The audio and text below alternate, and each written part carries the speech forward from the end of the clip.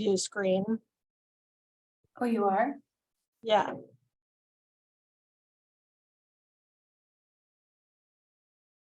There you go.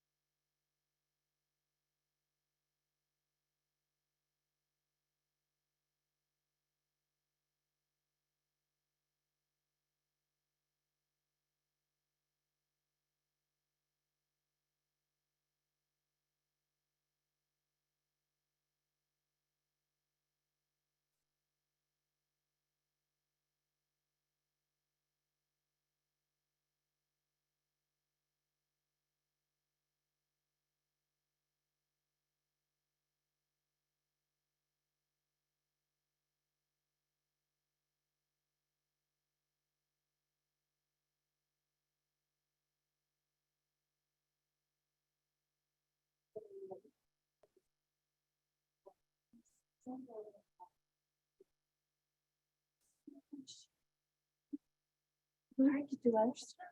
What? Since I'm sharing my screen, it's hard to do other stuff. Yeah, I Ooh, know. 46. Would you do a welcome? Yes. Sorry, we're running late. Check out the agenda and buy a. Yes, thing yes. with I'm that gonna do that right thing. now.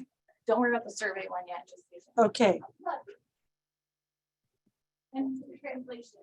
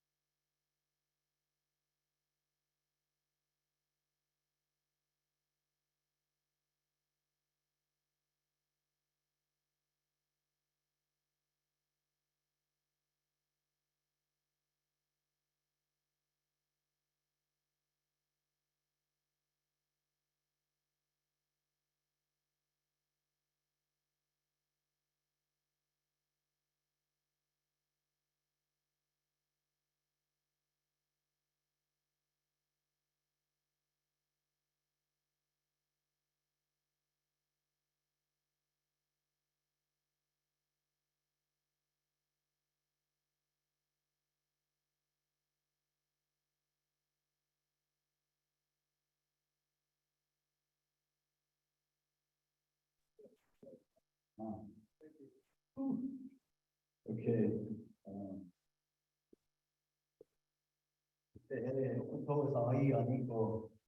So say hello, relatives, how are you? Our traditional way is not just saying hello, but how are you, how are you doing today? And that's our traditional greeting. I just spoke actually from my Coast Miwok dialect. And again, I want to thank the staff at Sonoma County Mental Health and everyone that organized this event, and also for, I'm humbled and honored to come and to share a traditional blessing with you all. My name is Dan Hoagland. I come from the Hukuiku Band of Coast Miwok, where my mother's from, a place called Marshall, California, in Small Bay in Marin County, and also Homo from Big Valley Rancheria in Lake County, and Yuki and White Lake on my father's side, and Round Valley, so I want to acknowledge, this traditional way, acknowledge who and where we come from. And again, we always have to acknowledge to the place that we hold space in. And today we're on the lands, traditional lands of the Southern Como, my Southern Como relatives. And so this has been, a custom that, has been in place for thousands of years. Because when we travel, we always ask, permission to where we go to, where we visit, and have good intentions. So this is why, it's now known as a land acknowledgement. But for us as indigenous people, it's always a custom and a way of life. How we, again, show that respect for our relatives, and come in a good way, go in a good way, and share in a good way. So I think that's what's going to happen today. So I'll let my mouth dry. So pretty special day for me today as I celebrate 31 years of sobriety.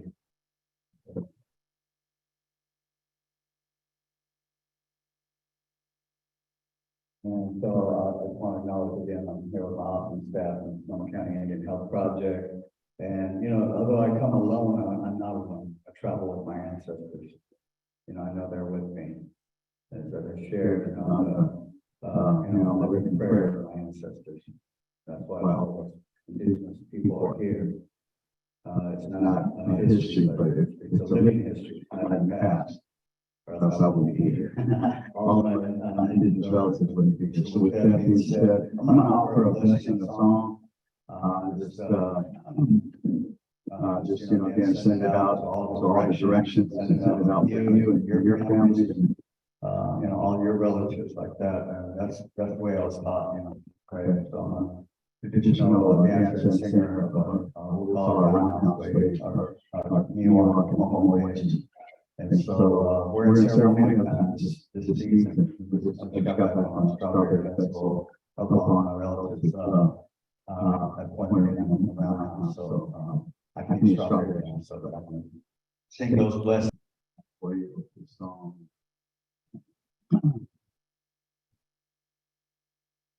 And when I sing your song, I just want you all to just think about what you want and what prayer, what is your prayer about?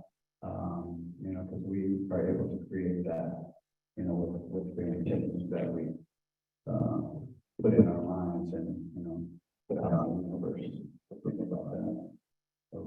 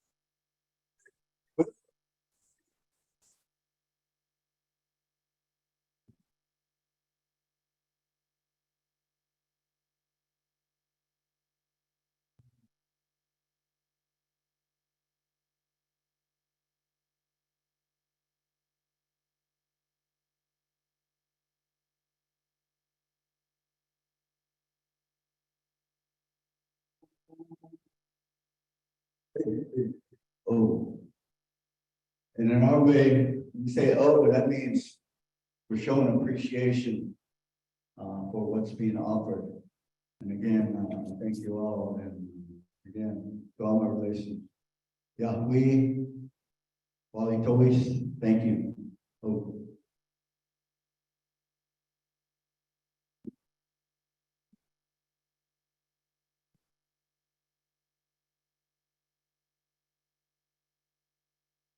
That was beautiful. Thank you, Dean.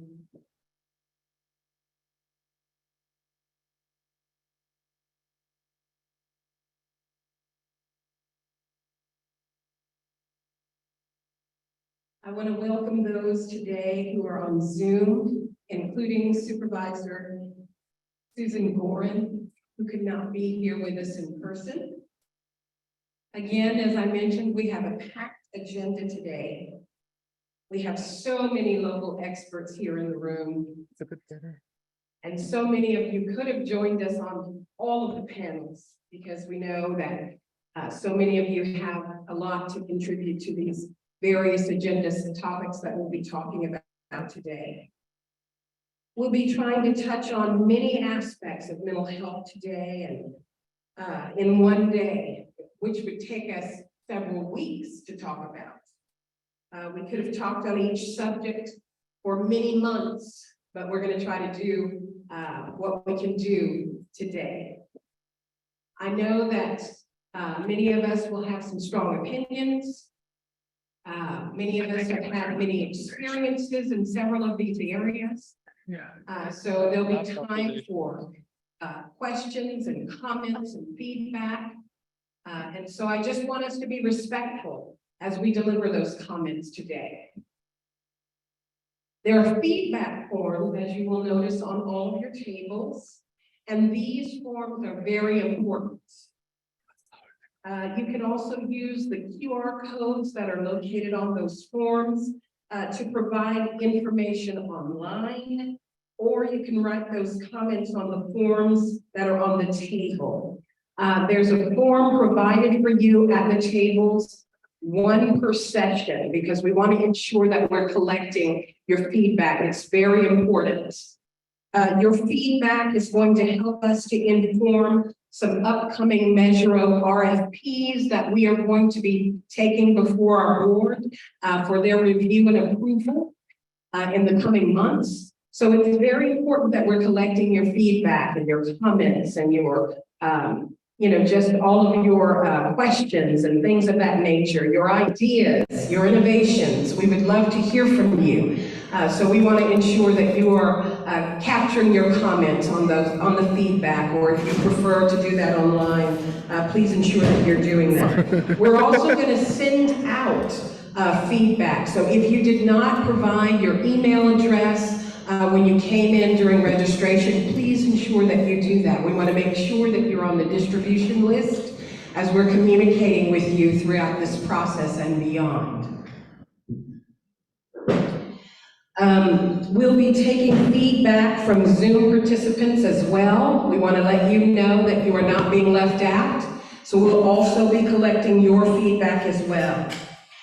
We do have translation via Zoom as well as in person. So of course, if you needed that, you'll hear in person. Headsets are provided for you. And of course, we have translation also via Zoom. Measure O, we are so grateful to our taxpayers here in Sonoma County who passed this tax measure, because Measure O is sponsoring this event.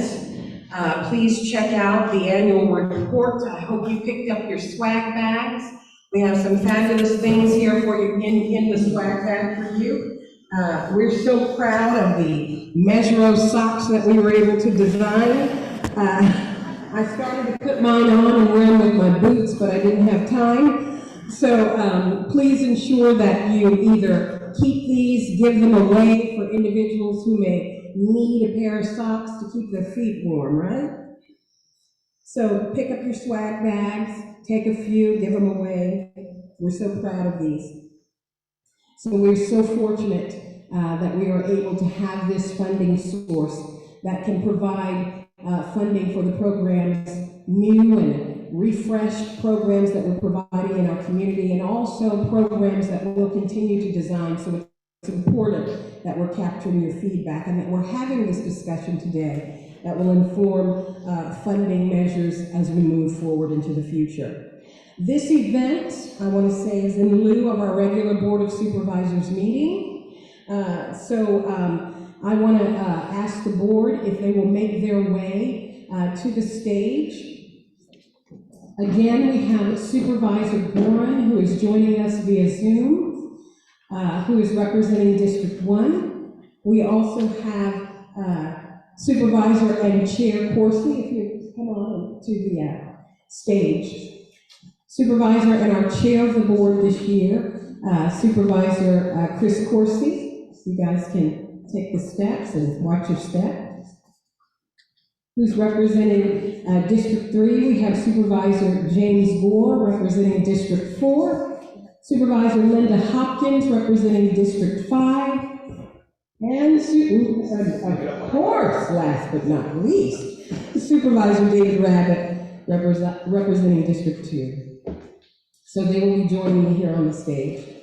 And I'm gonna, first of all, before we pass it to the board, the board is going to make some remarks with respect to their thoughts and feedback that they would like to share with us around this very important topic that we will be embarking upon today. But before the board, who is here present with us in the Finley Center, Community Center today, we're going to share Supervisor Warren's remarks with us via a video that she shared with us.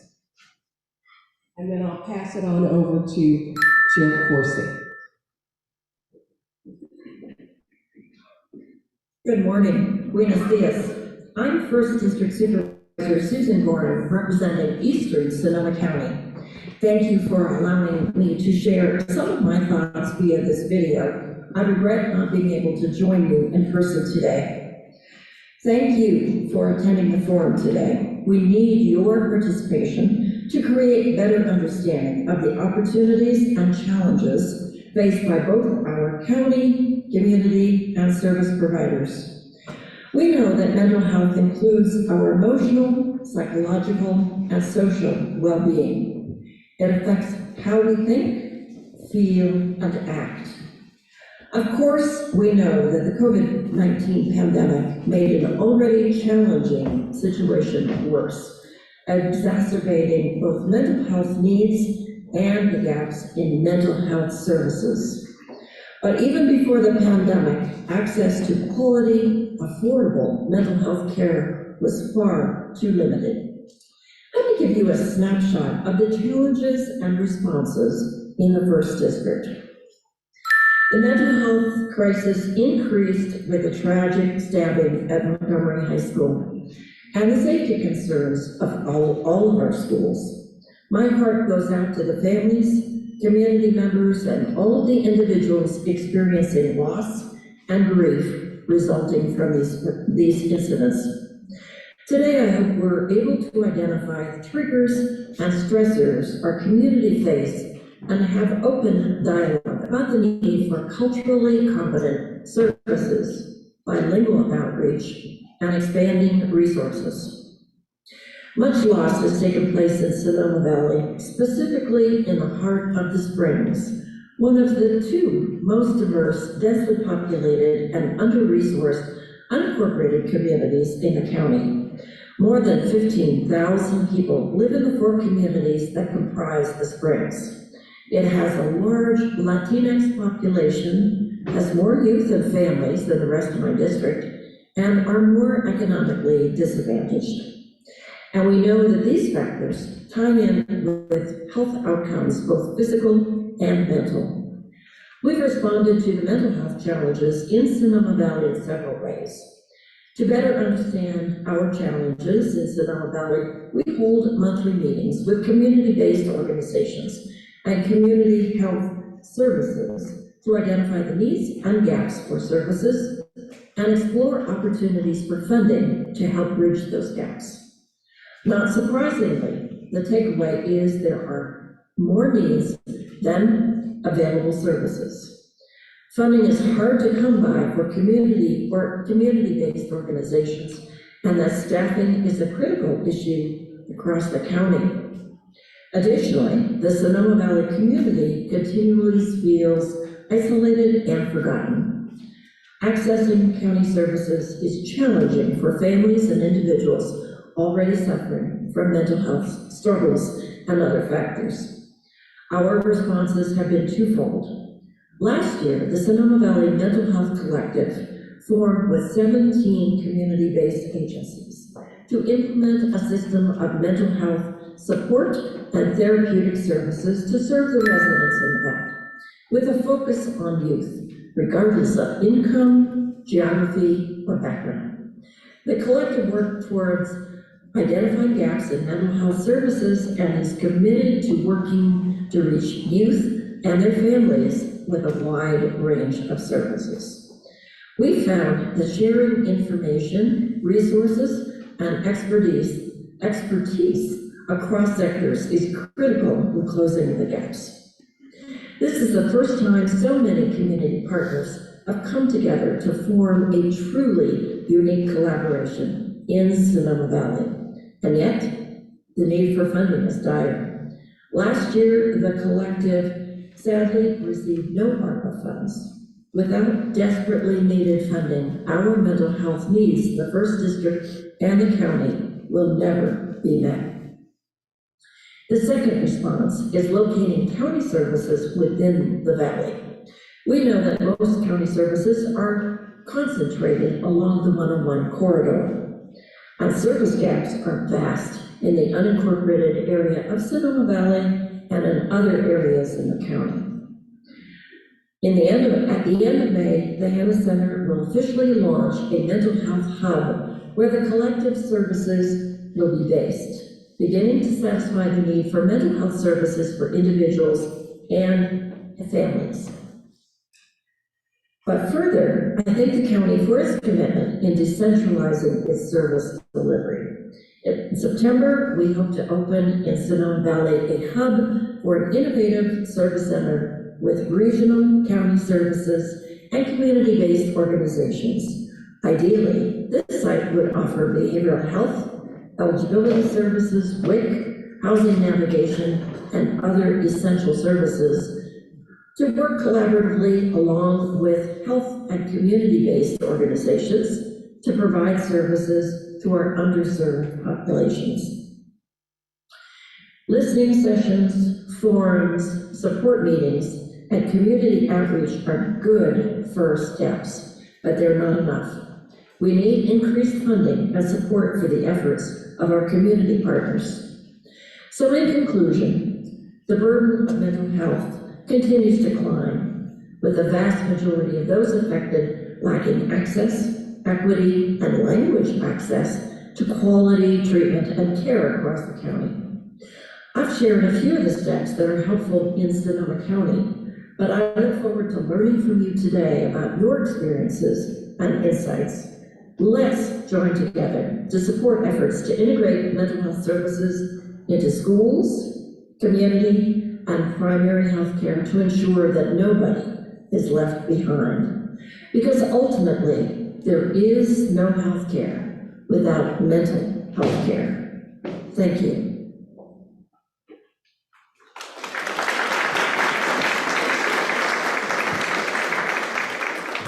I want to thank everyone for being here today. I know that you're not necessarily here to hear from the Board of Supervisors. We're going to get to our subject matter experts and panels very soon. But before we do, each of the supervisors wants to just say a few words and welcome you. Let's start with Supervisor Hopkins. Good morning, everyone. I'm going to start out on a personal note. I am the daughter of a parent with untreated, undiagnosed bipolar and substance use disorder. Growing up, what that meant for me was that my parents ended up separating and divorcing and went through multiple rounds and multiple years of restraining orders against my biological father. It's an experience that drives a passion for mental health awareness and treatment for me today and has shaped my life in ways that I can't begin to explain in the 5 minutes that I have. But it certainly makes me want to never see another child go through that again. I'm also the sister to 2 brothers who also struggle with mental health. But the difference between them and my father is that they have access to resources.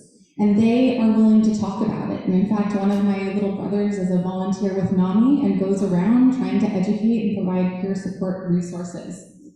And yet, even with access to resources, there have been times when those resources have been hard to come by. I was actually running for my first term in office when I wound up visiting my youngest brother in the county's crisis stabilization unit.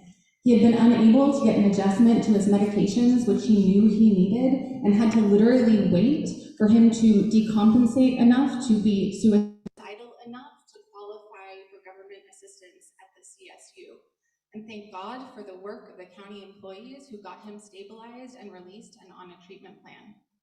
More recently, I visited my other brother last summer after a stay in what we call a grippy sock vacation, which is an in-treatment facility where he was actually able to get the help that he needed when he reached a crisis point. So I want to start out actually by thanking every single one of the people in this room, because in some way or form, you are part of the system that has kept my two little brothers alive so that I can keep loving them today. And that's really what this is about. It's about keeping people alive, it's about increasing the awareness, and it's about collaborating and working together. You know, this is personal for me, not just because of my experiences with my family, but also because of my job and the people that I represent. I can't walk in downtown Guerneville or downtown Sebastopol or Santa Rosa without seeing the impacts of untreated mental health and substance use disorders. It's something that we all confront on a regular basis when we are out and about in the community. And so I'm thrilled to be here today with my colleagues who are all very supportive of this work, with all of you who are part of this work and supportive of this work, because the only way that we are going to make the system, as everyone likes to call it, better is by working together and by having these conversations. So thank you all so much for being here today, and I cannot wait for these discussions on how we can make the good work that we are already doing even better, to keep the loved ones that we know need help alive and happy and well here in Sonoma County. Thank you.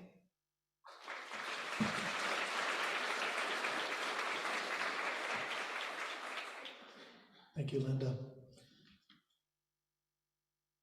We sit here today, and as much as we can talk about all the problems we have, mental health on the rise, the stigmas that persist, the organizational and legal challenges that wrap us around ourselves, the fact of the matter that in the causal chain of managing a mental health system, if one link falls short, many times that means a failure for that person that we're trying to care for. But at the same time, I also sit here earnestly and honestly with a lot of hope and a desire to put joy into this work. I say that because I look at our employees each and every day who are going to be here before you. We're actually in negotiations right now. We're hearing about retention and recruitment issues. I honor their work.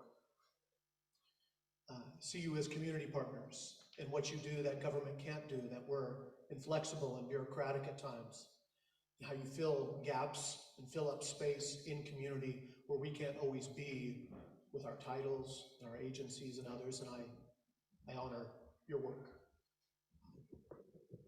I say that there's hope because I personally believe, as Supervisor Hopkins says, is that this is personal. This is not just systematic. In my 20s, I experienced for the first time mental health issues in myself. I went through what I thought was a second adolescence. Everything changed suddenly. And I was trapped in anxiety and depression in a crippling way. What did I find out at that time? That my whole family had it, and it was never talked about. It was masked in alcoholism. It was masked in pills behind the countertops, right? It permeated through my family. In one sense, it gave me a sense of relief to know I wasn't alone, that I wasn't just sitting.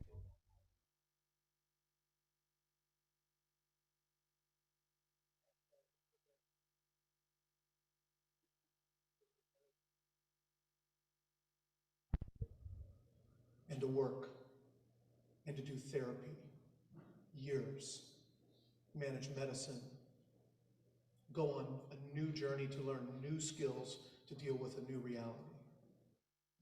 I say this with hope because for me in those darkest days that I had, and I still have at times, is that I remind myself that it's not just about spitting out the bad and getting rid of anxiety and depression and getting rid of more severe disorders and getting rid of inconsistencies in the system. It is about filling up with the good. It can't just be subtraction. You can't just delete the bad things in this world. You have to fill up with the good. So for the peer support networks out there, for those who imbue joy and compassion into their work and support people who have fallen time and time again, and you still get back up and try and find the energy to do it, I thank you on behalf of my family. I thank you personally, and I thank you professionally.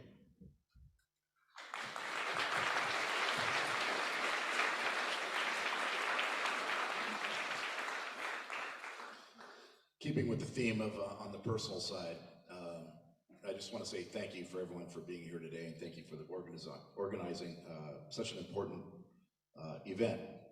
So I don't know of anyone who doesn't have someone within their family, whether it be extended or immediate, that doesn't suffer from some mental illness, substance use disorder, whatever it may be.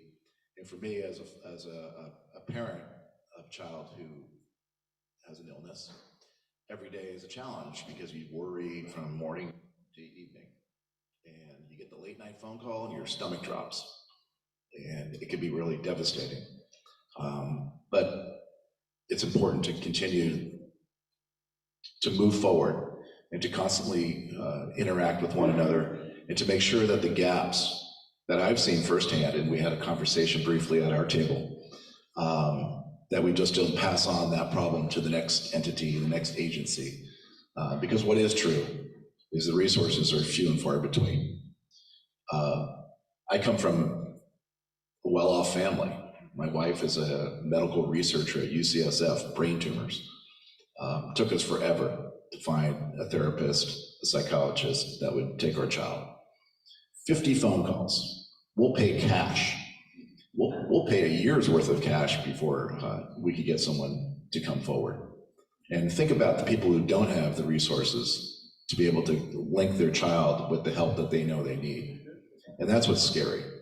And I think that's what we need here to work together to solve. You know, I will also say this as one of my roles that I'm most proud of, partly because of my experiences. At the Golden Gate Bridge, right now, we're building a suicide deterrent net. You know, every day at the bridge, you know, people come to the bridge to end their life. And some staggering statistics. In 2021, 220 people came to the bridge to hurt themselves. 190, thankfully, were stopped because we really invested heavily on bridge patrols, euphemism really, but sadly 30 people ended their life. 2 or 3 times a month, someone goes over the rail at the bridge. It's devastating to the workers on the bridge, it's devastating to the communities, and certainly to families. One family at our board meetings for 10 years, since September 20th, 2013, when their son Kyle, who was 18, stopped his truck mid-span and went over the rail. They've come to every board meeting, and they put Kyle's picture up at the end of the board table, and all they ask for is to continue working on the suicide deterrent net. And they've been instrumental to make sure that we found the funding to make sure that that net is secure. And even though that net is a stainless steel, it's still the safety net. And you know, we need to have as strong a safety net throughout the entire community as they do at the bridge. And I look forward to the day that we can really fill those gaps, get those resources, and really make sure that we can provide the services to those who need it, who just need that place to move forward, to see the light, that things are going to be better going forward. So I appreciate all of you today, and hopefully that we can challenge ourselves, because sometimes we all get together and at the end of the day, we will say we need to cooperate and collaborate much, much better, and we will. But let's also make sure that we go out there and build something that works, something that's strong, and something that will catch people, because I think that's going to be the most important thing to come out of today.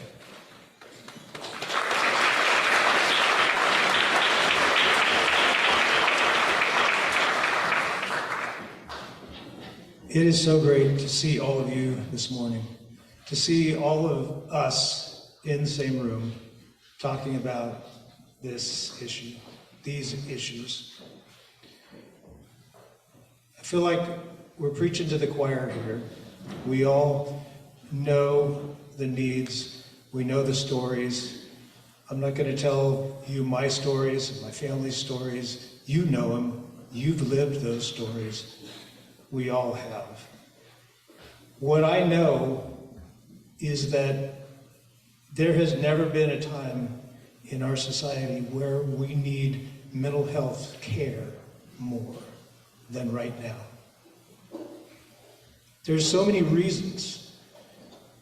Our economy doesn't work for very many people. Our politics don't work for most people. We have so many issues to deal with in our lives.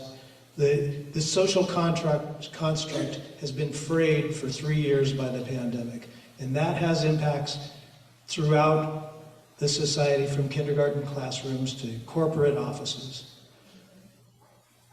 We have a war raging in Europe. We're saber rattling between our country and countries in Asia.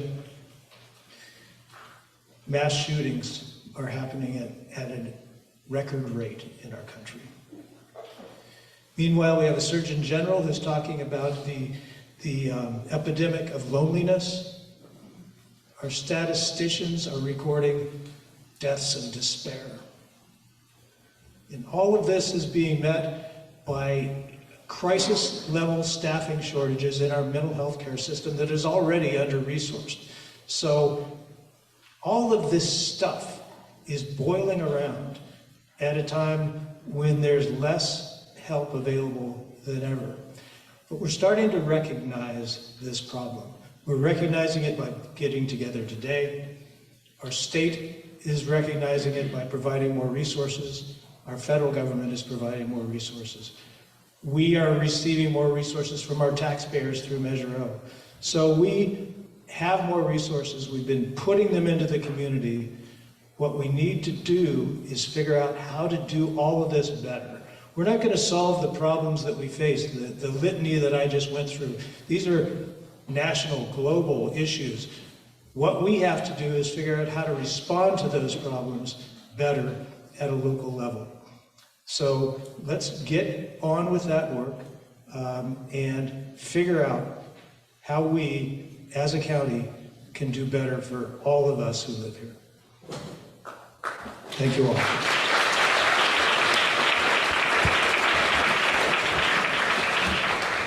Thank you, board. Before you all leave, I just want us to give the board another round of applause. And I personally just want to thank all of them for their work and for their advocacy, for their leadership.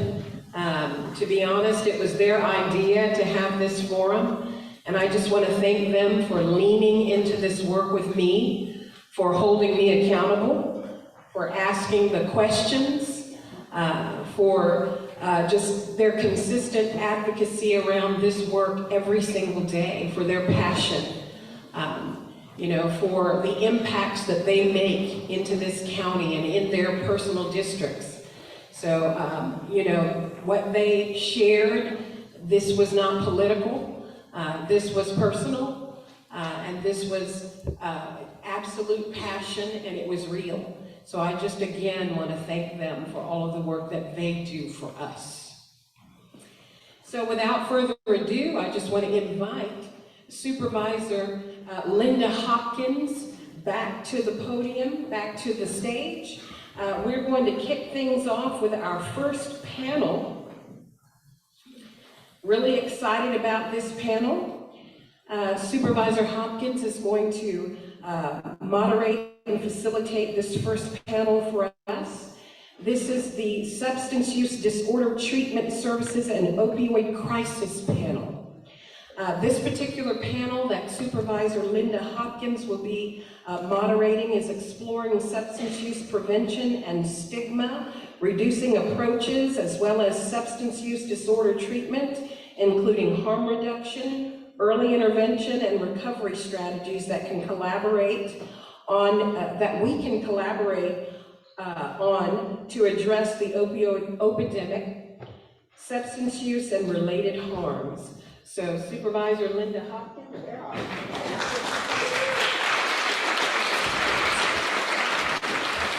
Thank you so much, Director Rivera. And I am actually going to be handing over the microphone to our fantastic Substance Use Disorder Services Section Manager, Melissa Struzzo. And so she is going to be providing a brief PowerPoint overview before our panelists join us on stage. So please join me in welcoming Melissa.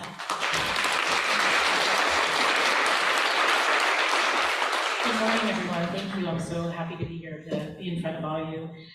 We do have just a short slide deck here, but I just wanted to talk a little bit about substance use and substance use disorder. As we know, it's a complex, multi-layered, broad-based set of issues that is significantly impacting our nation, our state, and here at our county, it's one of our top priorities to address this. It's a health crisis. It's become a health crisis. And so today's panel is really going to focus on some critical issues, 3 specifically. One of the issues we're going to be talking about today is related to perinatal substance use and what's going on in that particular arena. We're also going to be talking about the increasing rate of fatal and non-fatal overdose, opioid overdose, and drug overdose.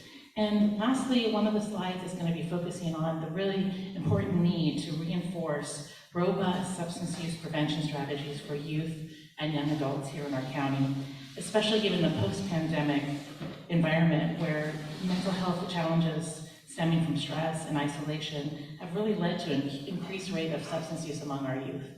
So to start with the slides, my slide there? Where is it? Oh, you have it. Okay, thank you. Thank you. Okay, so the first slide, as I mentioned, I wanted to just point out, it's probably hard to see some of the numbers, but what I wanted to show was that there is this increasing rate of fatal overdoses. Of drug overdose, over the last 5-6 years, we've seen about 168% related increase to all drug overdose.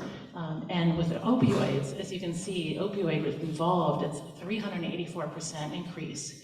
But most importantly is the fentanyl involved overdoses. As you can see, it's over 2,600% increase, and that's really what's driving much of the opioid overdose epidemic in our county. So wanted to bring that. The good news is that we are actually seeing a slight decline in 2022. So I'm hoping that that's the trend and will continue, and we'll be tracking that closely. Okay. Ooh. Sorry about that. Oh, there we go. Okay, so the second slide here is focused on youth substance use. And what I want to draw your attention to is that primarily is that the 2 most reported substances that are still continuing to be used by our youth and young adults in our county is marijuana and alcohol. And that's continuing to be what we're seeing. So out of 12th graders, about 27%, they indicate that they are using alcohol. And for 12th graders with regards to cannabis, it's about 22%. So we're still seeing a significant group of youth using marijuana and alcohol. And lastly, as I mentioned, we're talking a little bit about perinatal substance use. And we continue to see an increase in our neonatal abstinence syndrome. And it's actually been quite a big increase, as you see from the slide. And secondly, the other thing we're looking at is the obstetric deliveries in our county. Although the rate is maintained and sustained, it still continues to be higher than our California rate for this. So we're trying to intervene at that point. And really, in order to bring about change, real change in our community, we really need to be able to better address these growing challenges by coming together. And we need to collaborate and coordinate with our partners from all different sectors like law enforcement, SUD treatment, our health centers, our clinics, schools, all these different partners need to come together. So today, actually, on our panel, we have members from many of these entities, law enforcement, our schools, substance use treatment providers, and our agencies we're working with on youth prevention. So I also want to just kind of point out that there's an opportunity to really reshape our system of care here, our substance use disorder system of care. And just recently we went to the board and we got approval to be able to submit our application to the state to become a part of the ODS, which is the Organized Delivery System. And what that really is an opportunity for us to be more coordinated, to integrate closely with our mental health partners, and to be able to help us expand our current system of care here. So we're excited about that opportunity, and we'll talk a little bit more about it on the panel. So I'm going to turn it over to Linda, Supervisor Hopkins. Thank you.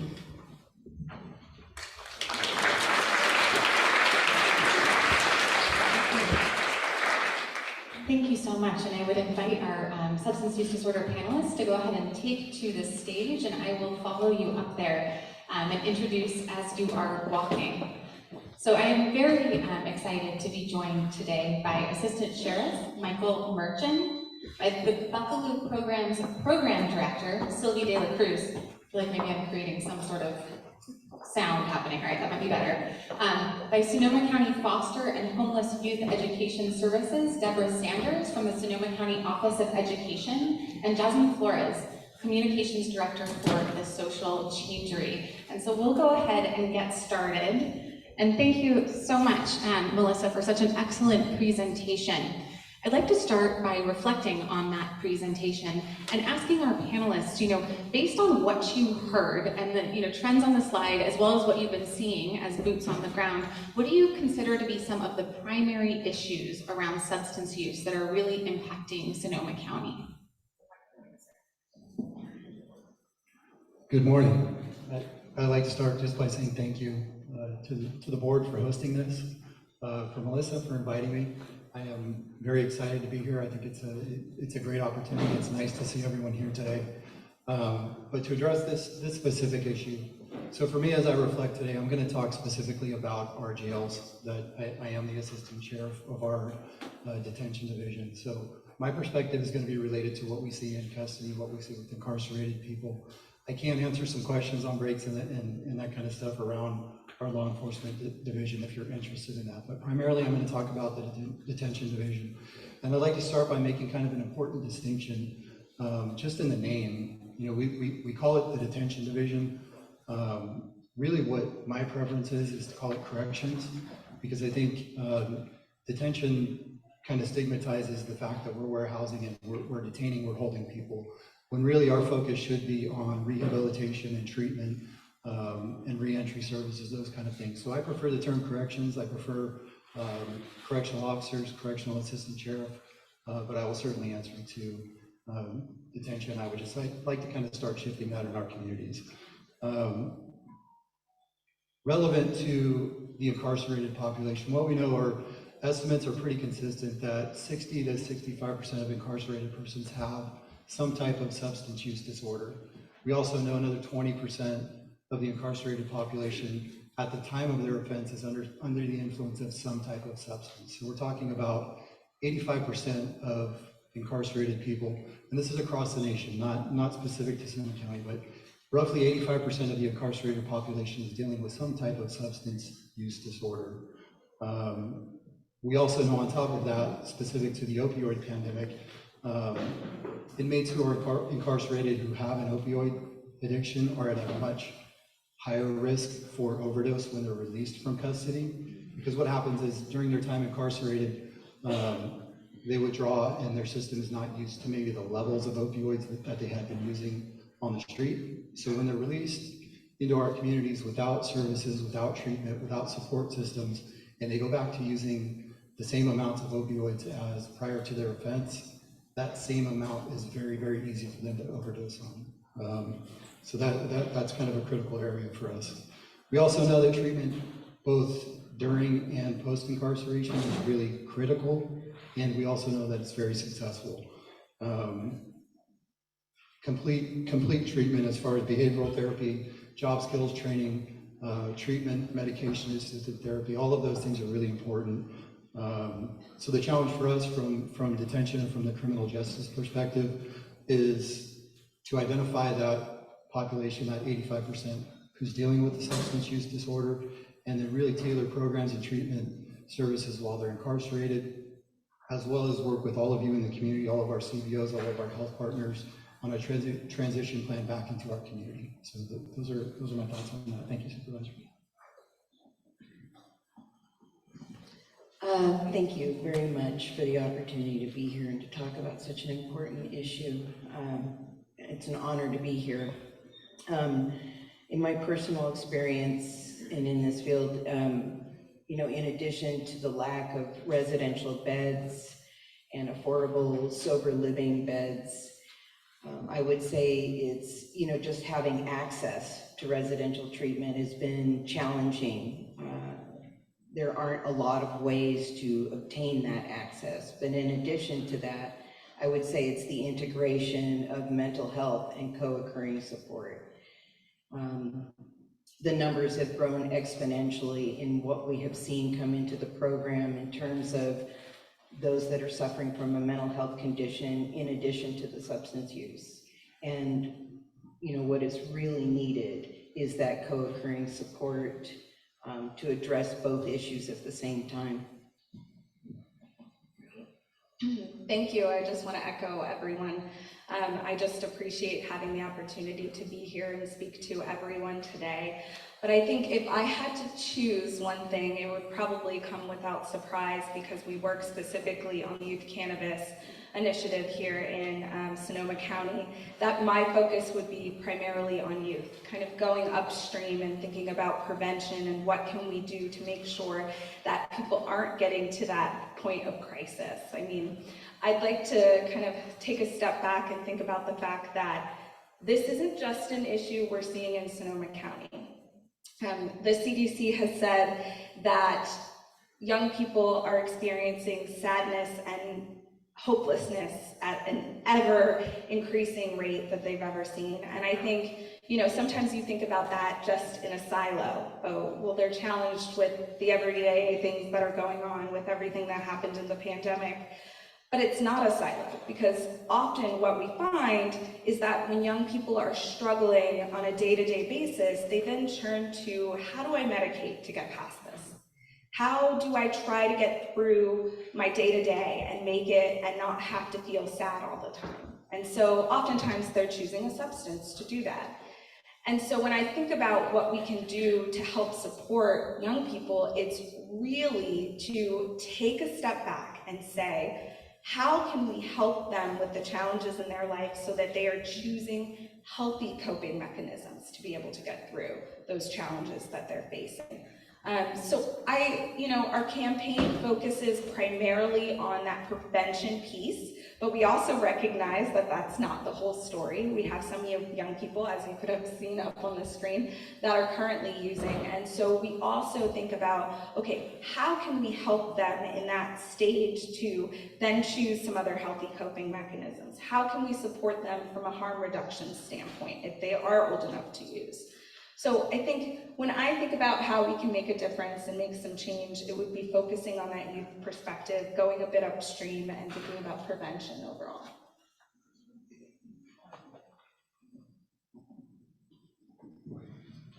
Thank you so much. And before I get to the next question, I just want to acknowledge that substance use disorder often exists at the intersection between health services, human services, and law enforcement. And I wanted to take a moment to acknowledge a couple of people in the audience. I just think of them as Brian and Carla, but they're more formally our district attorney and our public defender, and are even sitting at the same table, which says something about our relationships and collaboration in Sonoma County. And to also extend my gratitude to Sheriff Engram for his work on this subject as well. And thank you so much, Assistant Sheriff, for being here. And the next question is for you. I'm wondering if you could please describe the current state of the jail regarding substance use disorder, and particularly the opioid crisis and overdoses. And if you could give some examples of activities and ways that you and your organization are trying to go about addressing this crisis. Of course, thank you. So jails and prisons across the country struggle with preventing contraband and drugs from entering their facilities. Sonoma County is not unique in that regard. People are very creative about how they obtain those type of substances. So we do have, the jail population kind of mirrors what happens in the community. So the opioid crisis certainly impacts us. For our role, we view ourselves as having various roles. We have the issue of detection and intervention when those substances are introduced. We have the role of emergency crisis responder when we see overdoses. We have the role of education and treatment. So there are a lot of things that we do. There's a lot of things that I'd like to talk about. I'll try to be brief. But regarding emergency response, so in January of 2020, we placed Narcan in all of our medical response kits. In August of 2020, we gave Narcan to every correctional deputy to carry on their person. Since that time, in January of 2020, we've had 63 incidents where Narcan has been used. 62 of those were on incarcerated people, 1 on a correctional deputy who was exposed. As far as prevention and detection, you're probably familiar with the methods that we use. Physical searches. We have a body scanner that's very similar to what you would see at an airport. For anyone who's being housed, they go through that body scanner. We search incoming mail, try and detect it that way. And we do have a dog who's trained in detection. All of those things are somewhat successful, but clearly with 63 incidents of Narcan deployment, we do have an issue with detection.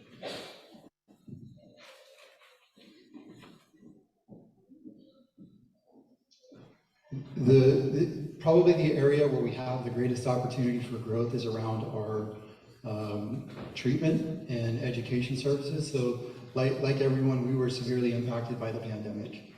Prior to COVID, we had a really strong SUD program called Starting Point through Health Services that was very, very successful. Congregate living facilities throughout the pandemic really restricted access to who could enter to try and prevent the spread of the disease. So all of our providers, all of our instructors, all of our volunteers were not able to come into our facility for that 3-year pandemic period.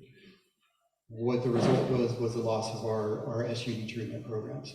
Fortunately, right now we have an active RFP for inmate programs and services, and we have one set to go live, hopefully within the next couple of weeks for SUD services. So we do have a really good opportunity to rebuild those programs. A couple of other things that we're doing with health. Melissa and I have had conversations about placing a vending machine, a free vending machine in the jail lobby. And we're also exploring with health and the state supplier actually issuing Narcan kits to every person on release. I think that's something that we can do pretty quickly. Right now we have a medication assisted therapy program. We have a MAP program. We started in January of 21. We started our MAP program, and at this time all we're doing is maintenance. So if an arrested person, an incarcerated person comes into custody and they're on a MAP program in the community, we have a program in place to continue that program. We're in talks with our vendor right now. Our medical vendor, WellPath, runs that program. We're in talks to begin initiation services, so hopefully that will happen. I don't want to put a timeline on it, but we should begin an initiation program for our MAT services soon.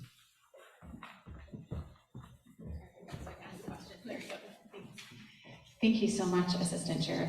My next question is for Sylvie, Program Director at Buckaloo. As in that role with regards to substance use and particularly its impact on pregnant and parenting individuals, what are some of the current strategies that Buckaloo is employing to support those individuals as well as families that are impacted by substance use disorder?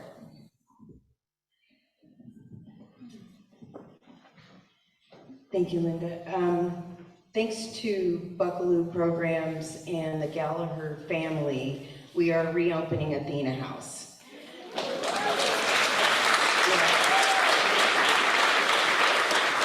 We actually just got our license Friday, so it was really big news and we're super excited. And also thanks to the Gallagher family, we are increasing the number of beds at Hope Village Sober Living for pregnant and parenting women. It is an almost 3-acre property with plenty of space for private family visits. It'll have a gym, sports activities, a pickleball court, and a play area for the children. We feel that it is important to have a healing and supportive environment. That is a number one strategy. Another strategy is the incorporation of including mental health, especially support from our in-response team, family support services, and our navigators into the programming, which takes into consideration the multi-layer and broad-based issues Melissa was referring to. Buckaloo navigators assist clients with connecting and obtaining all levels of need across our community system of care. Another strategy that we are looking forward to is increasing our work with our partners, like behavioral health, family, youth, and children's services, and the hospitals, to broaden our outreach and extend those support and services to reach more women.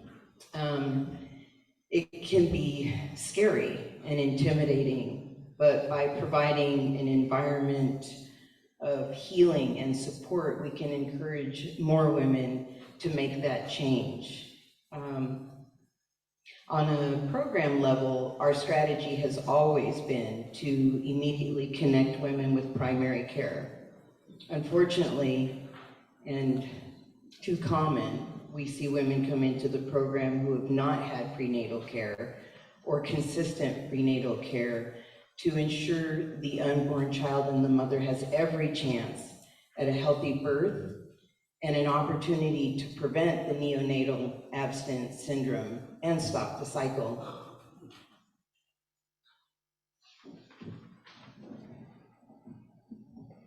Thank you so much. And my next question is for Jasmine. And by the way, thank you and congratulations. The reopening of the Athena House is such good news. And I know that that loss was felt so acutely by so many members of the community. So thank you so much for your work. Jasmine, when it comes to youth and their families, we understand that using substances can really, truly disrupt and negatively impact the entire family unit and community. What are some of the prevention and early intervention strategies that you are helping to implement through your work? And also, how do you ensure that the voice of the youth is really included in these efforts? And as a sort of additional question I'm going to throw that's off script, I would just be curious, like, how you communicate with youth. This is a new generation, a new style of communicating. How can I, convince my kids to listen to me, I guess is what I'm asking, Jasmine. So thanks for the parenting tips in advance. What's funny is actually working on a youth campaign, I'm starting to learn that I'm no longer a youth and trying to accept that and come to terms with it. So I'm going to answer the question a little bit backwards. I think, our campaign was created for youth, by youth, and it was intended to be led by youth. Working specifically with Melissa on this idea of bringing together a youth council, we wanted to create space for youth in Sonoma County to have input on the campaign.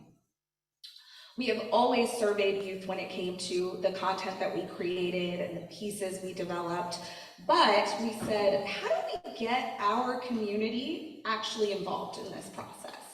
So we put out an application, and we now have a youth council where we have 6 youth from Sonoma County represented and actually help us to build the campaign on a regular basis. And those youth are a mix of youth that have struggled with substance use themselves and youth who just want to support their community. And so we have really great perspective across the board. And you'll see up and back of me, there are many different things on this screen, but I'm going to give a quick overview of kind of what our campaign does and how we reach young people and families. The campaign was intended specifically for youth, but what we recognized is that you can't just talk to young people and not talk to their parents too. So we needed a little bit of input in both ways. So we have the youth council that participates in helping us to build out, whether it's digital ads that we're running, and here's where I'm going to answer your question. And running things on TikTok and Instagram and Snapchat and YouTube, because we meet young people where they're at. The goal is not to create a campaign in which we're just sending out messages where they're not actually spending their time. So we kind of run this from the top down and saying, okay, let's take a step back. Let's have youth involved in the messaging. Let's have them involved in what the creative looks like. And then let's also have them involved in where we send those messages out. So I would tell you that you probably want to use TikTok to reach your young person, because that's where they're spending all their time. But beyond that, kind of bringing it back to the parent perspective, I like to think about our campaign in that we don't just try to create something that reaches the masses, which is what most mass media campaigns do. And in public health, we tend to focus on like, how can we reach as many people? But I always try to get people to understand that if you try to reach everyone, you reach no one. And so the goal is to truly reach those that are most in need of the information. And sometimes that means taking a step back and doing a local implementation process in which we're working more closely with community. And one of the ways we've done that is partnering with Child Parent Institute to do train the trainer model workshops in which we're teaching Child Parent Institute staff how to talk to communities, specifically parents, about youth cannabis use, so that parents can go back and have conversations with youth that are informed by how you actually speak to youth and how you have those conversations and how you're going to get through to them. But it is from this approach in which that we're working with community-based organizations that already have those relationships. So I don't have to go in and try to establish those relationships with parents because they are already there. Basically, what our goal is to do is to help them to be able to know how to have those conversations and teach parents to communicate with their young people. And then I'm going to do a little bit of promoting today, but we have a big event coming up on May 13th. And it is both a parent and youth event. It is a poetry and art through healing event that we're hosting from 10 to 2:30 on Saturday, May 13th. And there are flyers out at our resource table. But the event is intended to give young people the skills to look at what can I do that's a healthy coping mechanism to get through the challenges that I'm facing instead of using substances. So we're working through those critical thinking components, giving them the skills to be able to succeed, and really giving them some really nice artistic ways to deal with things that are going on in their life. So that's the youth component. And then next to that, we also have parent workshops that we are putting on as a part of that event, in which we're talking to parents specifically about how you support your youth and help to make sure that they are coping in healthy ways. So it's a mental health and substance use prevention event kind of combined in one.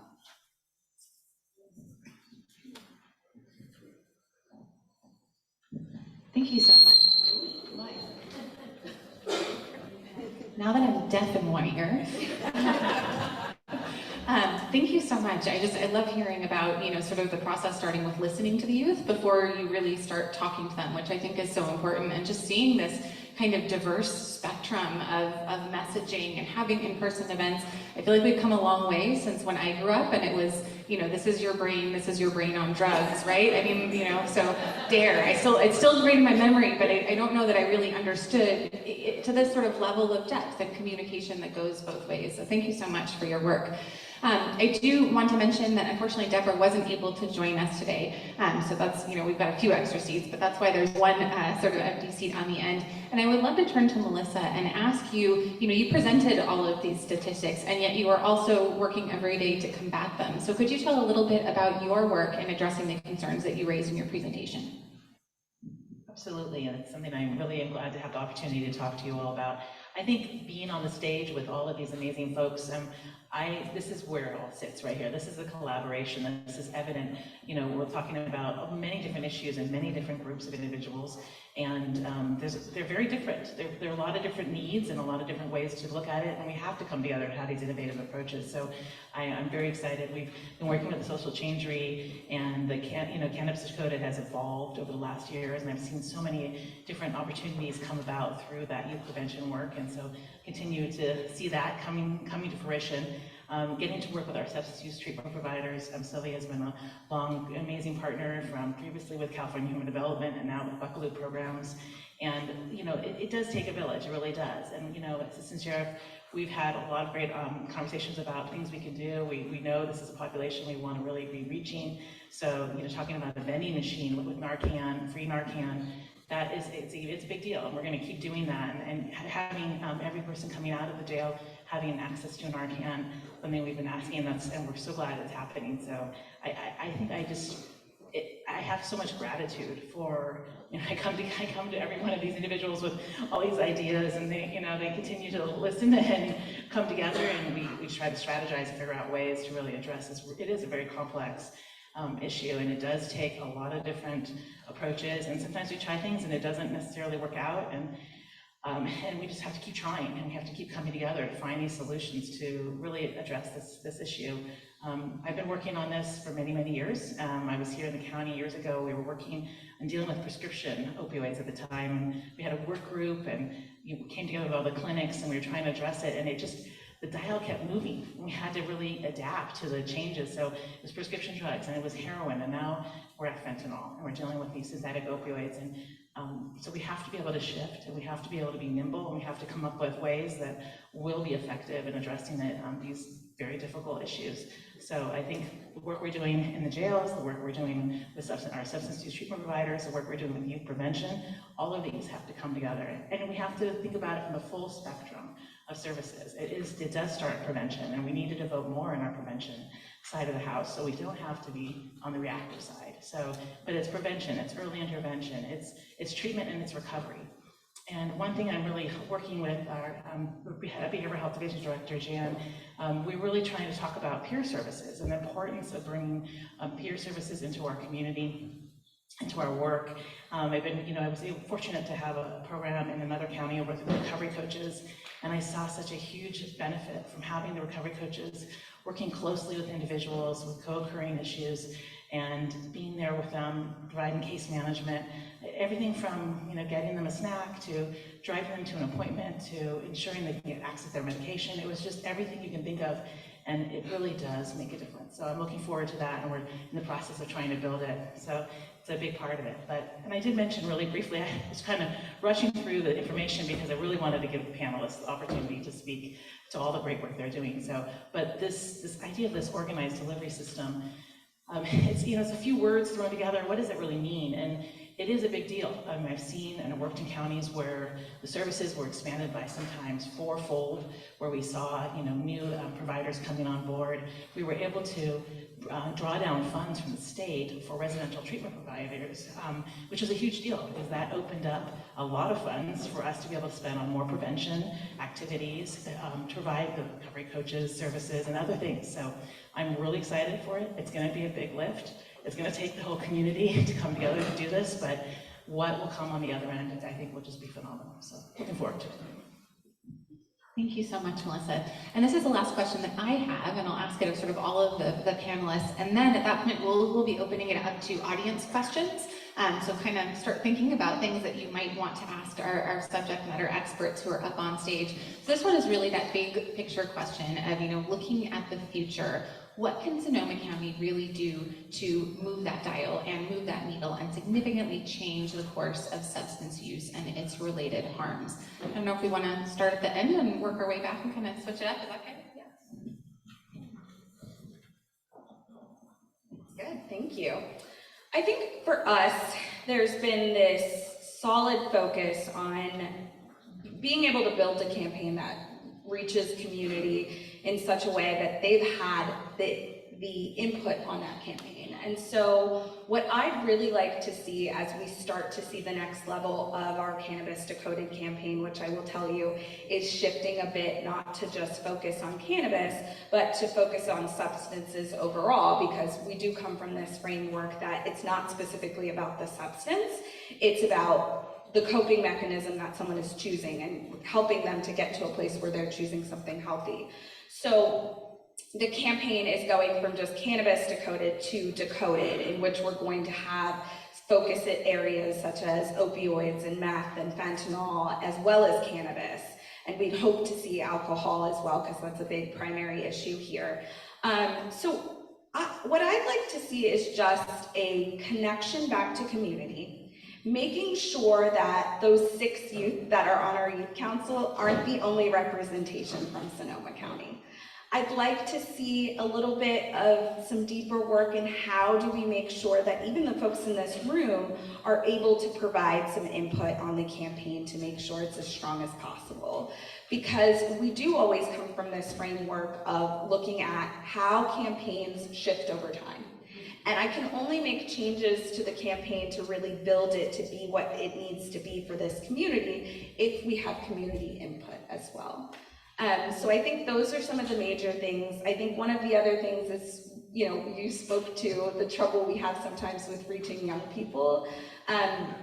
Luckily, that's what we do on a daily basis, is figure out how to reach young people. So just making sure that we have the methods and the ability to push out as much prevention messaging as possible to our young people in the community is really important. And I'd love to just see this grow. I think I'm just going to share really quickly, but for me, this isn't just work that we do on a daily basis. It's very personal. I have experienced my own struggles within my family with substance use. And so I just am always coming from this framework of how do people with similar challenges then have input to the campaign to really make it the best that it can be. Yeah, I agree, Jasmine, with, you know, bringing community together with all of us, with all the providers, with the county, in really addressing these things together, you know, as a team is critical. I think that Sonoma County's just taken the first step in moving that dial by approving the implementation of Drug Medi-Cal's organized delivery system. I think that will dramatically change the course of access on multiple levels of care. I think with payment reform and CalAIM, it really, it puts the focus on the clients and not the obstacles that we're used to dealing with. You know, again, access is really important. And informing the community of that access is even more important.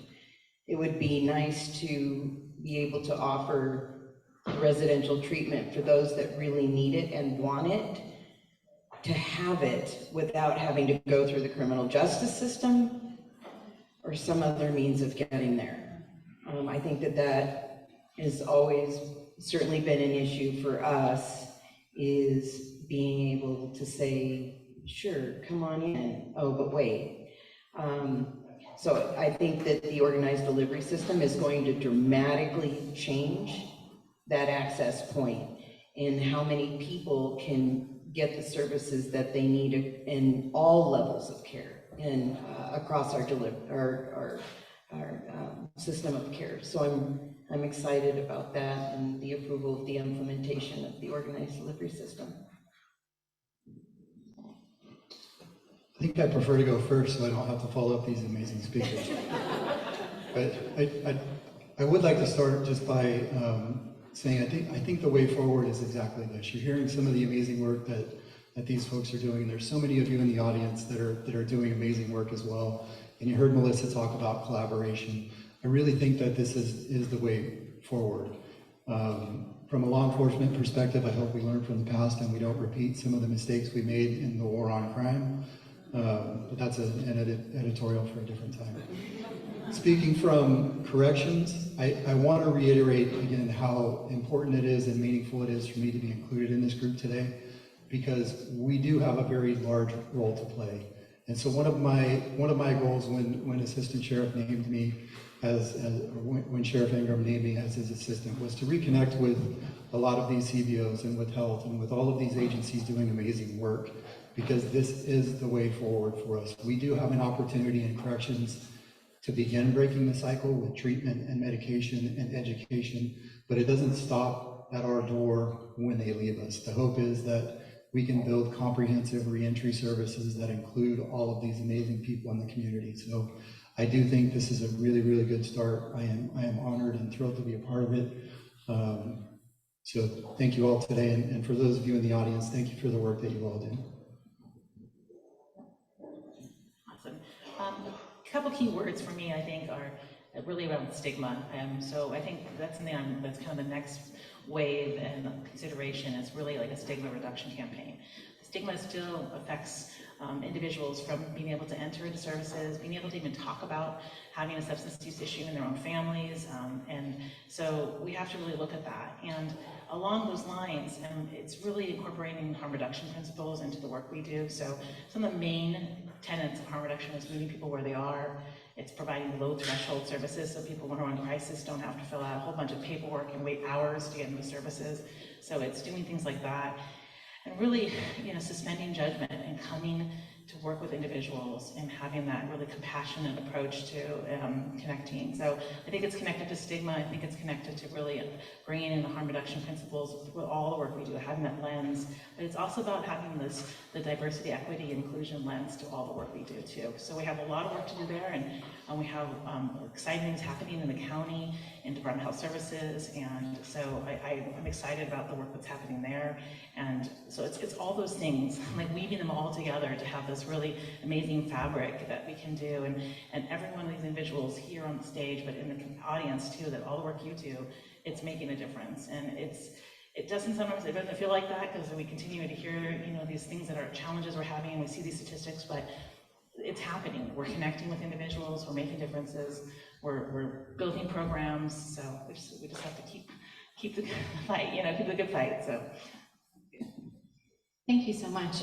And before turning to the audience for questions, and I believe that we will be doing in-person questions as well as sort of questions that are online, I just want to thank you as panelists, because I actually feel a tremendous amount of hope after hearing you all speak. And I feel like with Jasmine's brilliant social marketing mind and fresh ideas and fresh perspective, kind of working with the institutional knowledge in the three of you, that really is a new path forward. And I know I wasn't supposed to read all of your bios because it probably would have taken me 10 minutes to get through the list of your accomplishments. But I do want to acknowledge that the three individuals to my left each have more than 20 years of service in this field, and so probably have about 70 years of service between them. So thank you so much for just being here today. And if we get just a round of applause before we go to questions for these awesome people.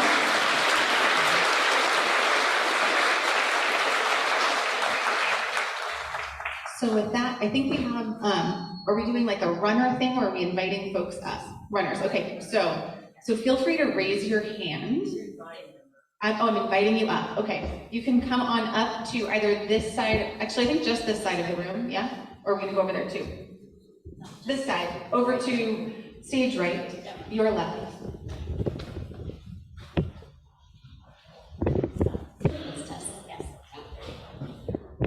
My name is Adrienne Lobby. I'm president of the board of SAVES, which is a homeless organization, service provider.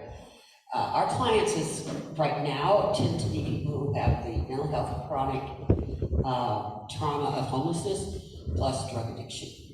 And my concern is, it feels to me like we have a sea change with the fentanyl. It's so much cheaper, it's so much more dangerous. And we've had overdose deaths in Sonoma County bigger than COVID deaths. But we don't have a state of emergency, we don't have all the emergency procedures. And as much as I really respect the 12-step programs and all the things that you all are doing and everyone's doing, I feel like our staff is in nowhere land. We don't have enough advice. We need something different than what we know to do. And I'm hoping, I'm listening to you all, and I would love to hear more. Thank you so much, Adrienne. Thank you so much for the work that you do for unsheltered folks.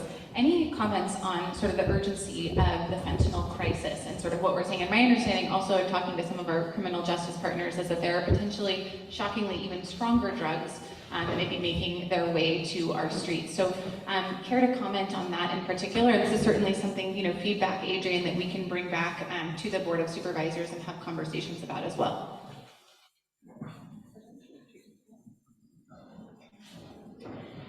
I appreciate your concern. It is definitely alarming numbers, and we're continuously having to learn about other synthetic substances that are out there on our streets. There's tranq now. Ketamine is really becoming an issue as well. We're continuously having training regarding things that are on the rise. in terms of treatment, I would say this: it is no longer just a 12-step based treatment structure. It really has evolved so that, sorry, I get passionate about this.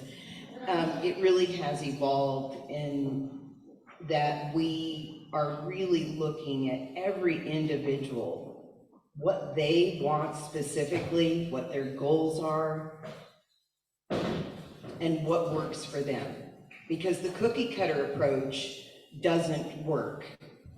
And one of the things we're really excited about in reopening the program is that my assistant director and I have really been discussing the multitude of different ways that we need to approach every individual and be open to what works for that individual, and not just the cookie cutter approach, not just 12-step based treatment, but the multiple modalities that we have open and available to us.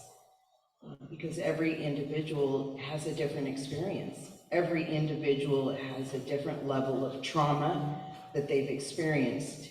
And it's that trauma that, in our experience, has led them to pick up those substances.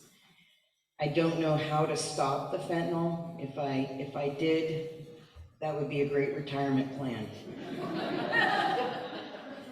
But unfortunately, the best that we can do is continue to be current in knowing what is trending and the different ways that we can help the people that we serve.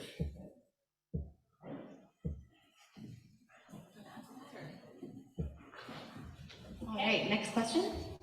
It's really not a question. My name is Kathleen Connolly, and my husband and I are here, Brian and I are here.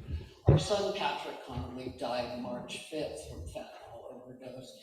And I was very disappointed in the crisis center. He went there to get help. They kept him one night. My husband and I went to talk to the therapist, and you know what she said to me? He's more of a drug addict than he has mental health problems. Well, those two go hand in hand. And because she released him, he was dead less than 24 hours. I begged her to get him reassessed. No, he's just a drug addict. Well, he's had mental health issues since he was 19.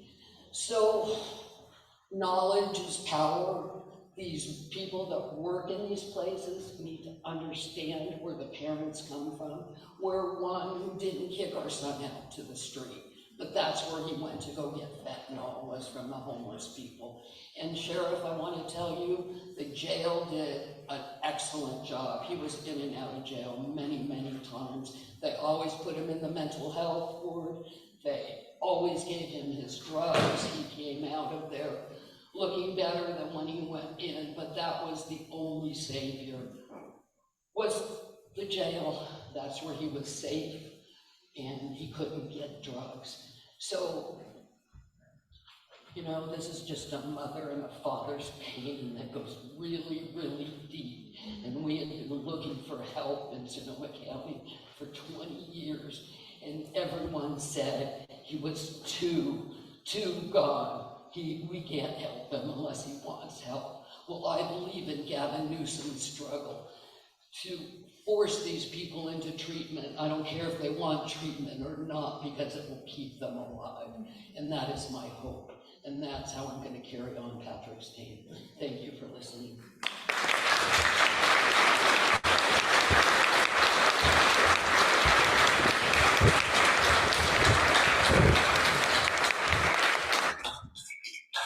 Hi, I'm Jenny Schultz, and I have a question about the subject matter.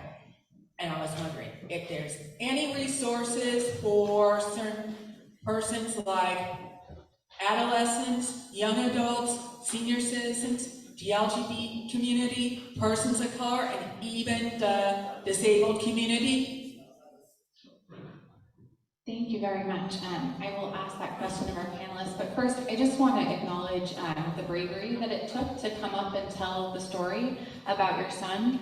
And I am so very sorry for your loss and would love to follow up on ways that we can do better and try to prevent folks like your son from falling through the cracks. So thank you so much for coming and sharing your truth, and I know that took a lot of courage today.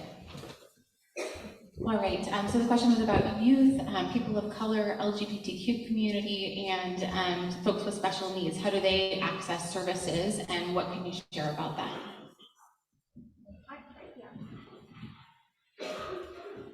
So I can talk from the youth perspective. We've created many different resources, which you'll be seen up on the screen. We developed some resources specifically for the LGBTQ community for youth that was focused on how do we take into account some of the things that the industry does, specifically when it comes to like rainbow washing and making young people feel like, hey, this is where you should turn, you know, you're different, so go here. And it just, for me personally, is just very disgraceful. So we tried to come from the perspective of how do we address that? How do we give young people the tools and the information that they need to be able to think critically about what the industry is doing specifically to them?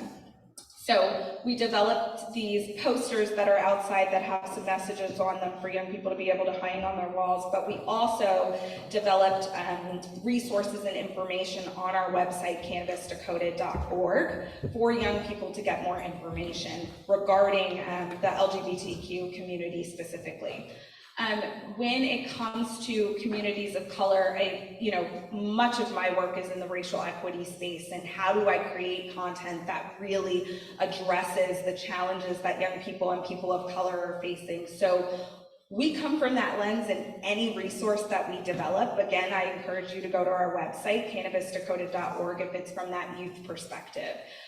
But in addition to that, on the parent portion of the website, which is hidden at the bottom on purpose because we want it to feel like it's for youth, there is a link to be able to get more information specific to parents and how do you talk to your young people. Right now it's very focused on cannabis, but as I said, we are going to be launching this, what we're calling the 2.0 of the website that will actually be in July. We'll be doing a soft launch, which will have much more in-depth content on everything from opioids to fentanyl.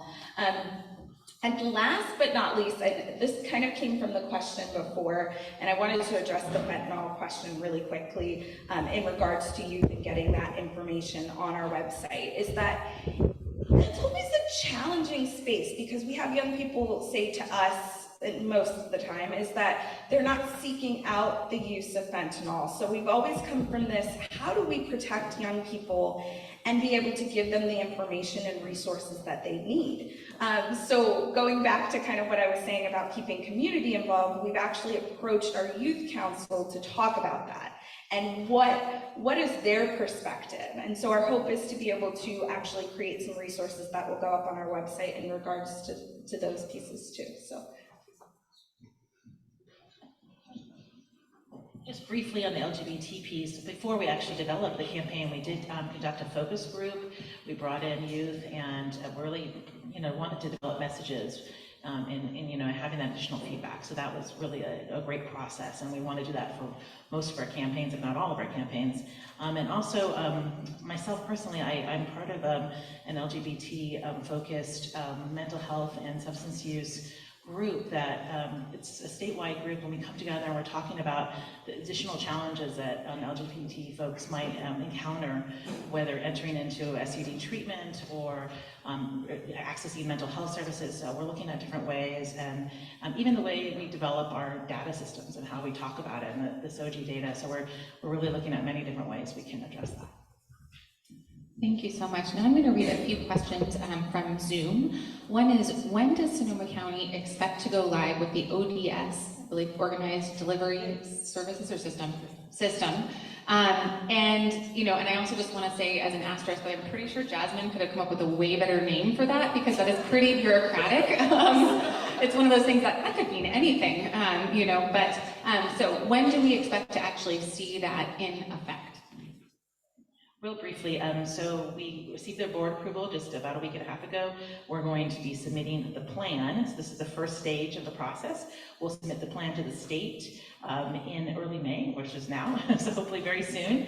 And then from there, it's really a conversation back and forth, working with the state to develop a contract and implement policies and procedures and getting our system ready to be able to bring this on. So it takes generally about a year from the start of the implementation through to the time we actually go live. So probably likely around July of 2024, realistically, but we're already doing things. There's currently an initiative called State Plan Parity, and it's really getting our current state plan county that we are closer to the ODS system. So we're already implementing some things. So we're on the way. Thank you. And the next question sort of gets at a little bit of the conversation and the comments that came up earlier, which is, how is substance use treatment working with mental health providers for co-occurring disorders so we don't see folks falling through those cracks?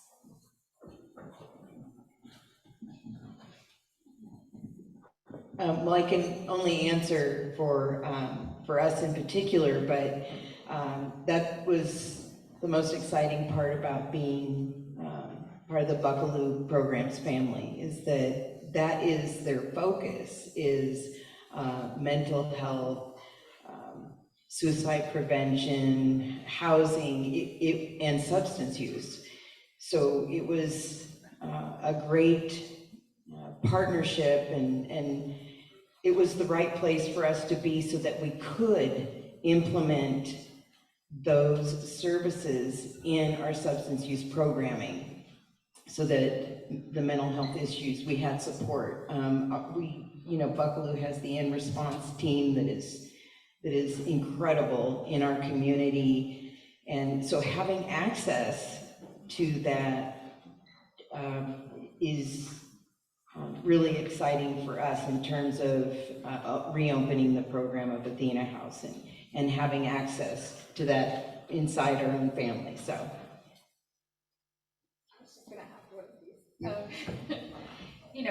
I keep talking about how the campaign focuses specifically on engaging youth, but we also, one of the owners and founders of the Social Changery is a mental health clinician. And so when we think about how do we integrate those two pieces into the campaign, she is vital to helping us build this out, because everyone on our team really are experts that focus in on how do we integrate everything into the campaign to make sure that it addresses all of the challenges. So. Yeah, being a part of a team with experts in that field makes all the difference. I would just speak to integration. I mean, part of not only just going towards the organized delivery system, but we, as a county, we've really been working closely. Substance use disorder came in and was folded into behavioral health, and there's really a strong effort for us to be able to bring those things together and provide services for co-occurring individuals. We have a couple more questions over here. Okay, great. Hi there, my name is Amy. I'm a case manager with the Behavioral Health Division, and I work on a team that serves folks with severe mental illness who are also homeless. And over the last year, we've seen a lot of our resources for inpatient substance use treatment have been gone. They've closed their doors, or our options are really limited. And I'm really glad to hear that in-house will be reopening, and that the organized delivery system, I think, that's coming on board. But my question is, what actions are being taken to increase our beds, the options now? Because, I have folks, especially men, who need treatment, and when that person is ready, you want to get them in the door. And I have almost no options. So I'm just wanting to put it out there that this is really an issue when you're on the ground trying to do the work. Thank you. Thank you so much for sharing that, and would love to hear from you. I can go quickly on that. So we are looking at a lot of different ways to expand and deal with some of the closures and things that are happening. So we have been looking into actually Buckaloo Programs as a program in Marin County, and we do already have an existing contract, so we're looking to add additional beds to that contract. And then we have a contract in Lake County with an organization called Hilltop, And we also increased the number of beds to help account for some of the beds we lost. So we're doing our best to increase the existing contracts and expand those contracts, but we're also looking to find new providers. So we're in conversations with other organizations to be able to expand that as well.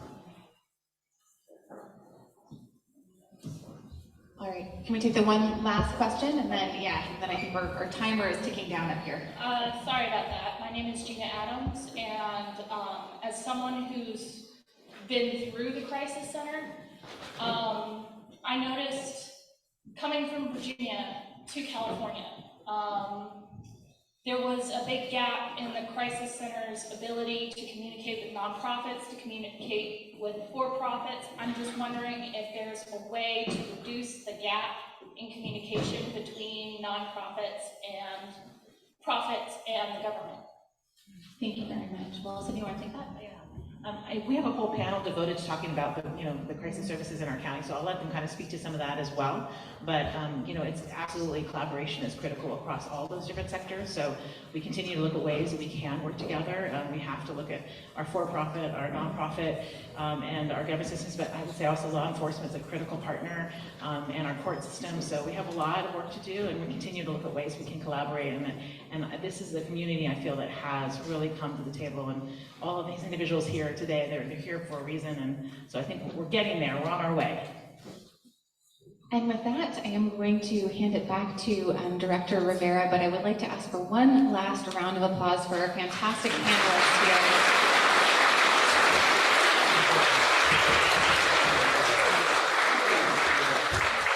In my opinion, it's such a testament to who we are in Sonoma County to have the assistant sheriff sitting, arm in arm with our providers and all really collaborating with compassion to try to create better systems and care for our community. So thank you all so much for what you do each and every day.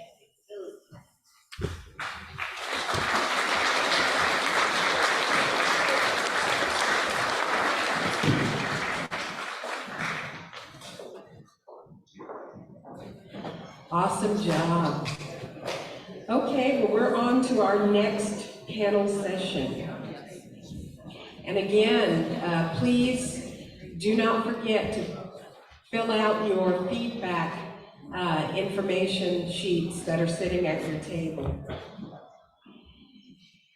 So this next session will be moderated by Supervisor James Ford. So if I could have him come forward to the stage. And this next session, is mental health and wellness needs. This particular session will be examining emerging trends in mental health in Sonoma County, including the impact of the pandemic and exploring innovative approaches that we can take together. So with that, I'll turn it over to Supervisor James Ford. Thank you very much, Director Rivera. I'd love to have the panelists join me up on stage. And as we go into that, I'd like to invite Karen and Wendy from our Department of Health Services to go through a PowerPoint to get us started.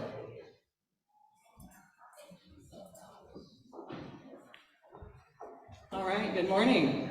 Can everybody hear me? Okay. So this morning, to get us started off and set the stage for this topic, Karen and I are going to make sure this is on. There it is. It's slow. It's not talking to me. There we go.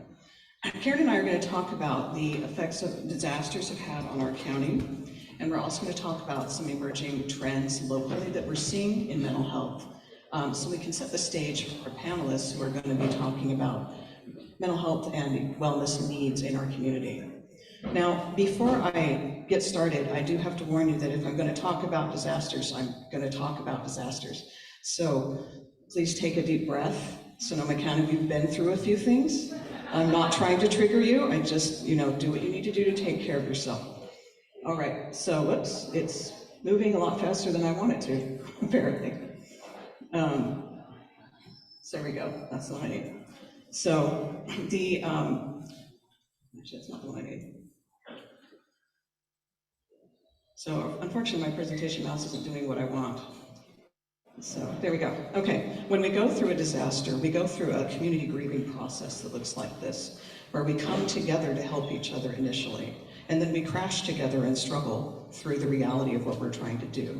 And then we come together again to rebuild, and this can take 2 to 3 years to complete. And the problem that we have in Sonoma County is that while we're working on this disaster and rebuilding from it, we then have this disaster before we finish that process.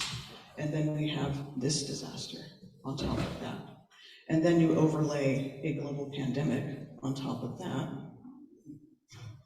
And while we were dealing with the global pandemic, we also had to deal with this fire and this fire in the same year. And as a result of this, we have this layering effect of trauma sitting on our community and on our safety network, where we actually haven't completed all of our processing before the next one lands. This is a lot, Sonoma County. We've been through some things. Now, I want to talk about what we're seeing now in mental health trends that are related to this. Maybe. Thank you. This slide is showing the results of the California Health Interview Survey. And it talks about the proportion of county teens and adults who have likely experienced a serious psychological distress in the past year. And you can see that in 2015 and through 17 and 18, 19, we're holding steady. But here's the COVID years, 2021. Do you see what's happening? There's the increase. Similarly, if you ask the question about distress in the past month, which it's not letting me do. There we go, got it. You can see 2015 through 19, we're holding here, and then the COVID years, we jump up to 8%. Now, one of the things we're particularly concerned about is the effects of isolation leading to depression for our youth and our families. So I'm going to invite Karen up to talk about that. As soon as I get this slide.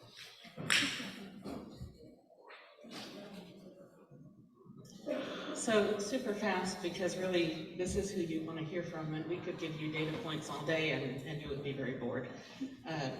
But I think it is important to look at these years and remember the slides that Wendy just had up about the disasters and the pandemic and the things that have been happening in our community. And also interesting to see that in 2022 and 2023, the numbers are going down a little bit. So there's a little bit of hope there. I'm hopeful about that. You know, there are some positive things happening, so that is something to keep in mind as we hear more from our panelists about what we're doing to try to make those numbers continue to go down. And then just a couple more data points, looking at prenatal and postpartum depression. These are important numbers. We heard a little bit about that from Melissa's panel. The top number is the state, or the top line, and the bottom line is Sonoma County. So in prenatal depressive symptoms, you can see there was a drop, but then it started climbing back up 2018 to 2020. With postpartum depressive symptoms, again, top line is the state, bottom line is us, and we've been climbing there. So that's definitely an area that we need to be looking at. That's a concerning trend. We want to try to slant that the other way. So with that, we just wanted to set the stage to remind us we've been through collectively many things. They do impact our community-wide wellness as well as the health of our first and second responders in our safety net system. And so with that, I'm going to turn it back over to Supervisor Gore so we can introduce the panel and talk about some of these needs in more detail. Thank you very much, Karen and Wendy. Well, I want to thank everybody for being here today. When we talk about disasters here in Sonoma County, or as it's been called, the new normal, sometimes a couple things come to mind, I think, for all of us. One is the externalities, the fires, the floods, the pandemics, the things that are done to us, but it also makes me think about the people you serve and some of the things that have come up within those disasters. Remember, after 2017, one of the glaring items that came up from study sessions was also how maybe the fire didn't discriminate, it burned indiscriminately, but the recovery did. the system and the cracks that were already there in the system were exacerbated, were shown. They became full-blown splits in communities. So I think the point here is really to ask you all to give us the ground truth of your work. Us presenting the slides, the other things, but what are you really seeing and feeling, and what do you need? And that's going to be the series of the 2 questions. So just, I'm going to introduce everybody. If you might just raise your hand, please. And then we're going to start. We have 2 questions, and each of you to answer those, but also make it your own. Make the answer your own. Make sure it's not just bludgeoned into what we want to achieve, but what you need to have us here and what we need to do.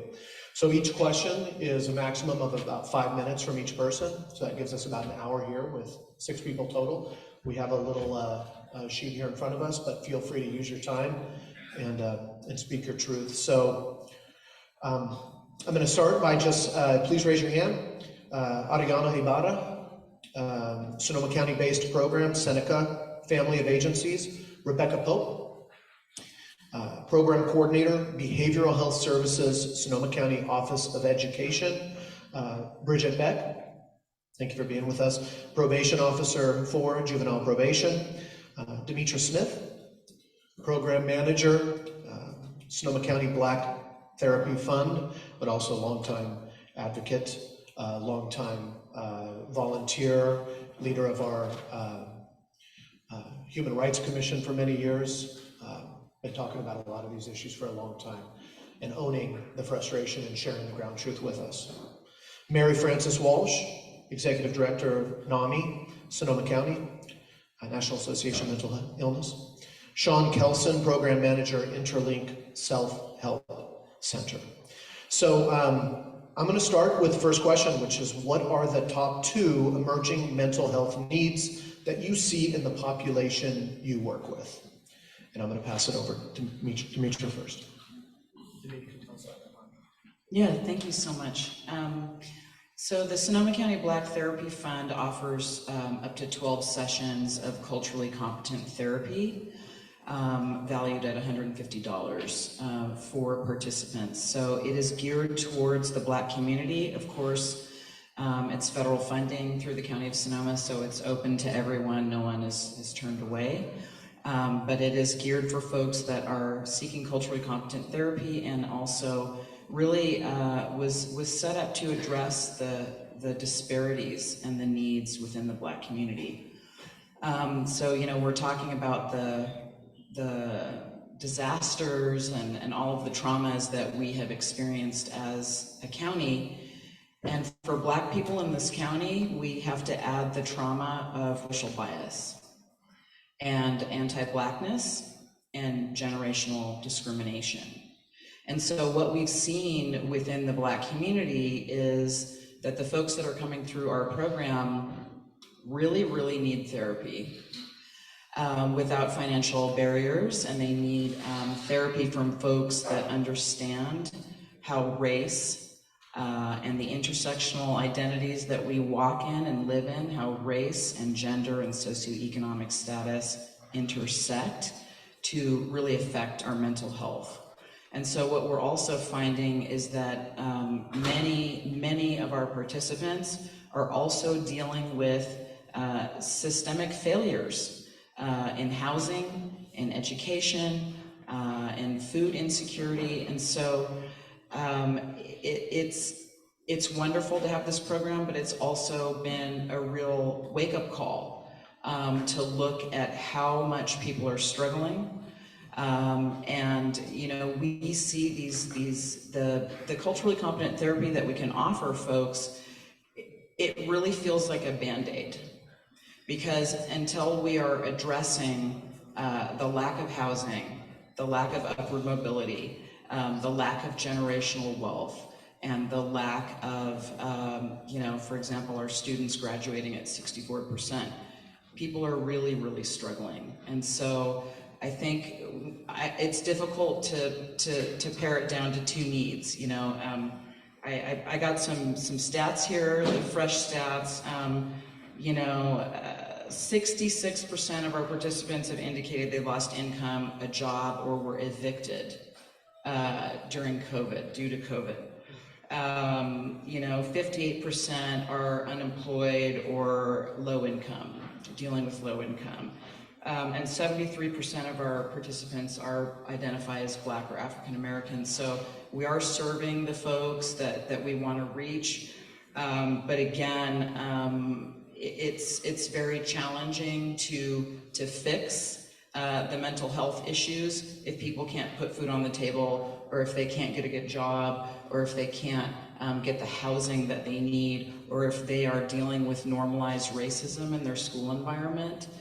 So we're seeing a lot of youth coming forward, but again, the need is very great, and it's an honor to do this work, and it's also heartbreaking to realize the fact that this is really the first program geared towards Black mental health in Sonoma County in the 150-year history.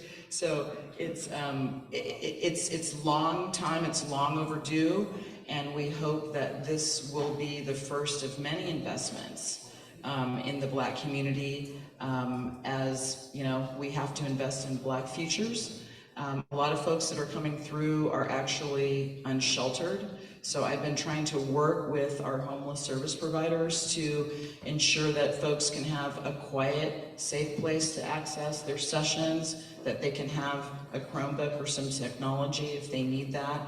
And I feel like when we're talking about equity, we need to make sure that the folks that are the most marginalized are able to access those services. And if they can, then everyone can. So as program manager, I've put a lot of effort and continue to put effort into ensuring that our unsheltered Black residents who, if we're 1.6% of the population, but we are representing 13% of the unsheltered population, we are disproportionately represented there. And so making sure that our unsheltered folks are getting access to these services. This does follow trends within the state of California of African Americans being overrepresented in the homelessness figures. But in Sonoma County, it appears to be even more significant and worse in terms of the reduced Human Development Index scores. So we are living 10 years less than any other ethnic or racial group in the county.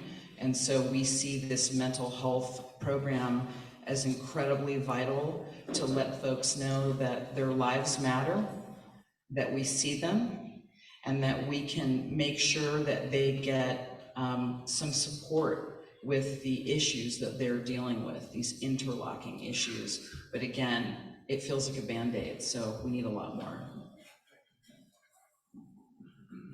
Thank you for the opportunity to be here. So NAMI stands for the National Alliance on Mental Illness. We are not a provider of clinical services, but we provide mental health education and support. And we've been in Santa Rosa, Sonoma County for over 40 years. Our programs are peer-led. So that means that the people who teach our education programs, facilitate our support groups, answer the phone on our warm line are people who have been there. And that level of understanding, the level of empathy is incredibly important. We recently had a woman call us and say, oh my gosh, it is just so helpful to be able to call and talk about what's going on in my family, because when I bring it up with my family and friends, they change the subject. That is very, very common because we still have so much stigma that keeps people who need help from seeking help, and fear of being judged because of their needs. What I see in terms of our crucial needs, we have some wonderful things happening in this county in terms of mental health services, but they're all small. We've heard again and again about the in-response team. There's also the SAFE teams in Petaluma, and there's our mobile support team. the county mobile support team, which has been in existence since 2010. They are fantastic, but there's not enough of them. And there are way too many people, families in this county, who don't have access to them because of where they live. We just simply don't have enough resources. We hear from families who've had somebody in crisis, who had to be held perhaps for days in an emergency department of a hospital waiting for a bed. And the answer is not many more psychiatric hospital beds, but places to go for people who have been stabilized in an emergency department or the crisis stabilization unit, where they can slowly regain their ability to re-enter the community. And we have a few of those. Progress Foundation runs 2 homes in Sonoma County, but it's a very limited number of beds. We just simply need more of them. And we talk with families all the time who have somebody with a serious mental illness who just cannot function day to day without support because they fail to take their medications, or they fail to be able to live in peace with their neighbors. They're out at night screaming at their neighbors, and because they need support. So we need permanent supportive housing. It's not enough to just put a roof over someone's head, but they need support to be able to take care of themselves in that housing situation, somebody checking in them, connecting with them. And because serious mental illnesses, and those are the family members that we are hearing from all the time, either on our warm line or taking our education programs or attending a support group, it burns families out because it's a high demand situation. So those families need support too, and that's where we can come in, and other support groups that are offered in Sonoma County. We cannot do this alone. We are small, and I'm so grateful for the number of organizations that we work with. But we need more of everything. We need more supportive housing.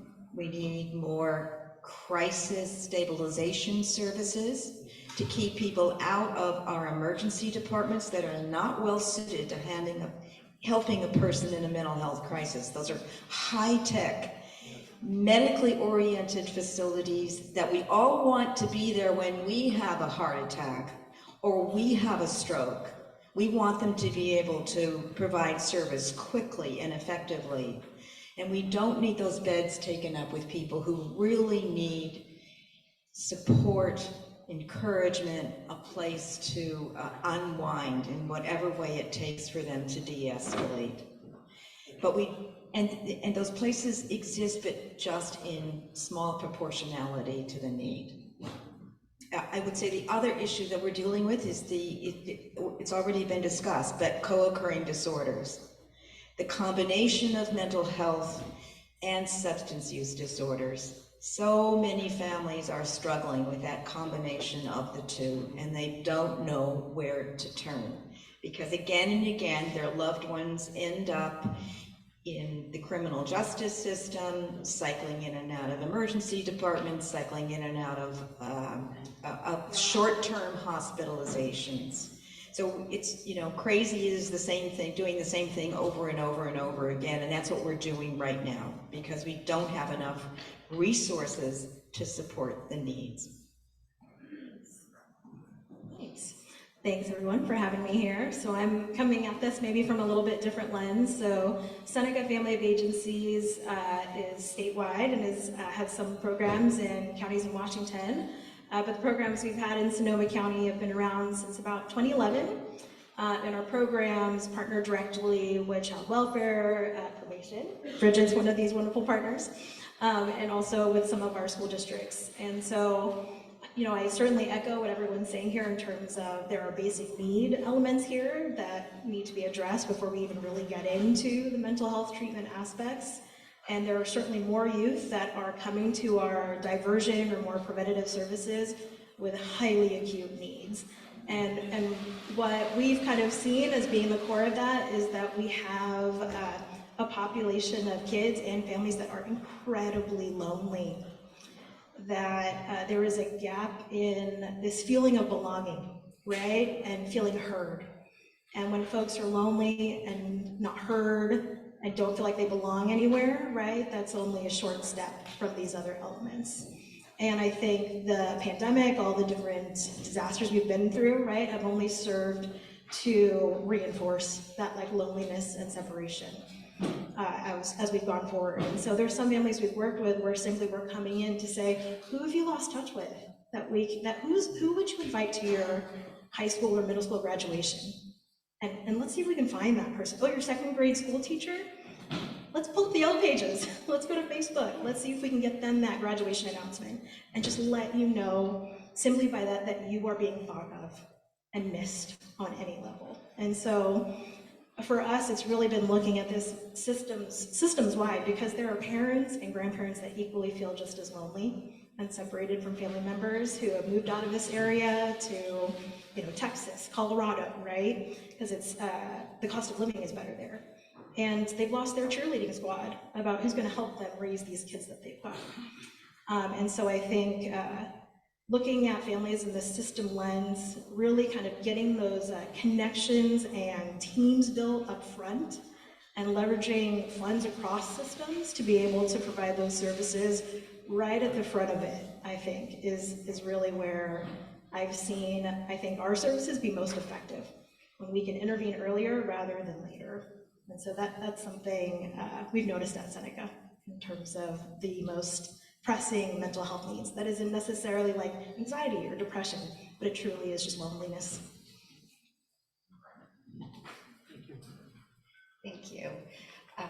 I currently supervise 6 fantastic probation officers who work in juvenile probation, and our unit encompasses the mental health population along with the families struggling the most. And so we do collaborate with Seneca and other community-based providers. But in terms of what we're currently seeing in emerging mental health needs, I did speak with all of the juvenile probation officers to make sure I really encompassed what we're all seeing, and it was really the number of diagnosed and undiagnosed youth coming into the system with mental health needs. It's really escalated, and most of the youth that are touching our system are coming in with high mental health needs.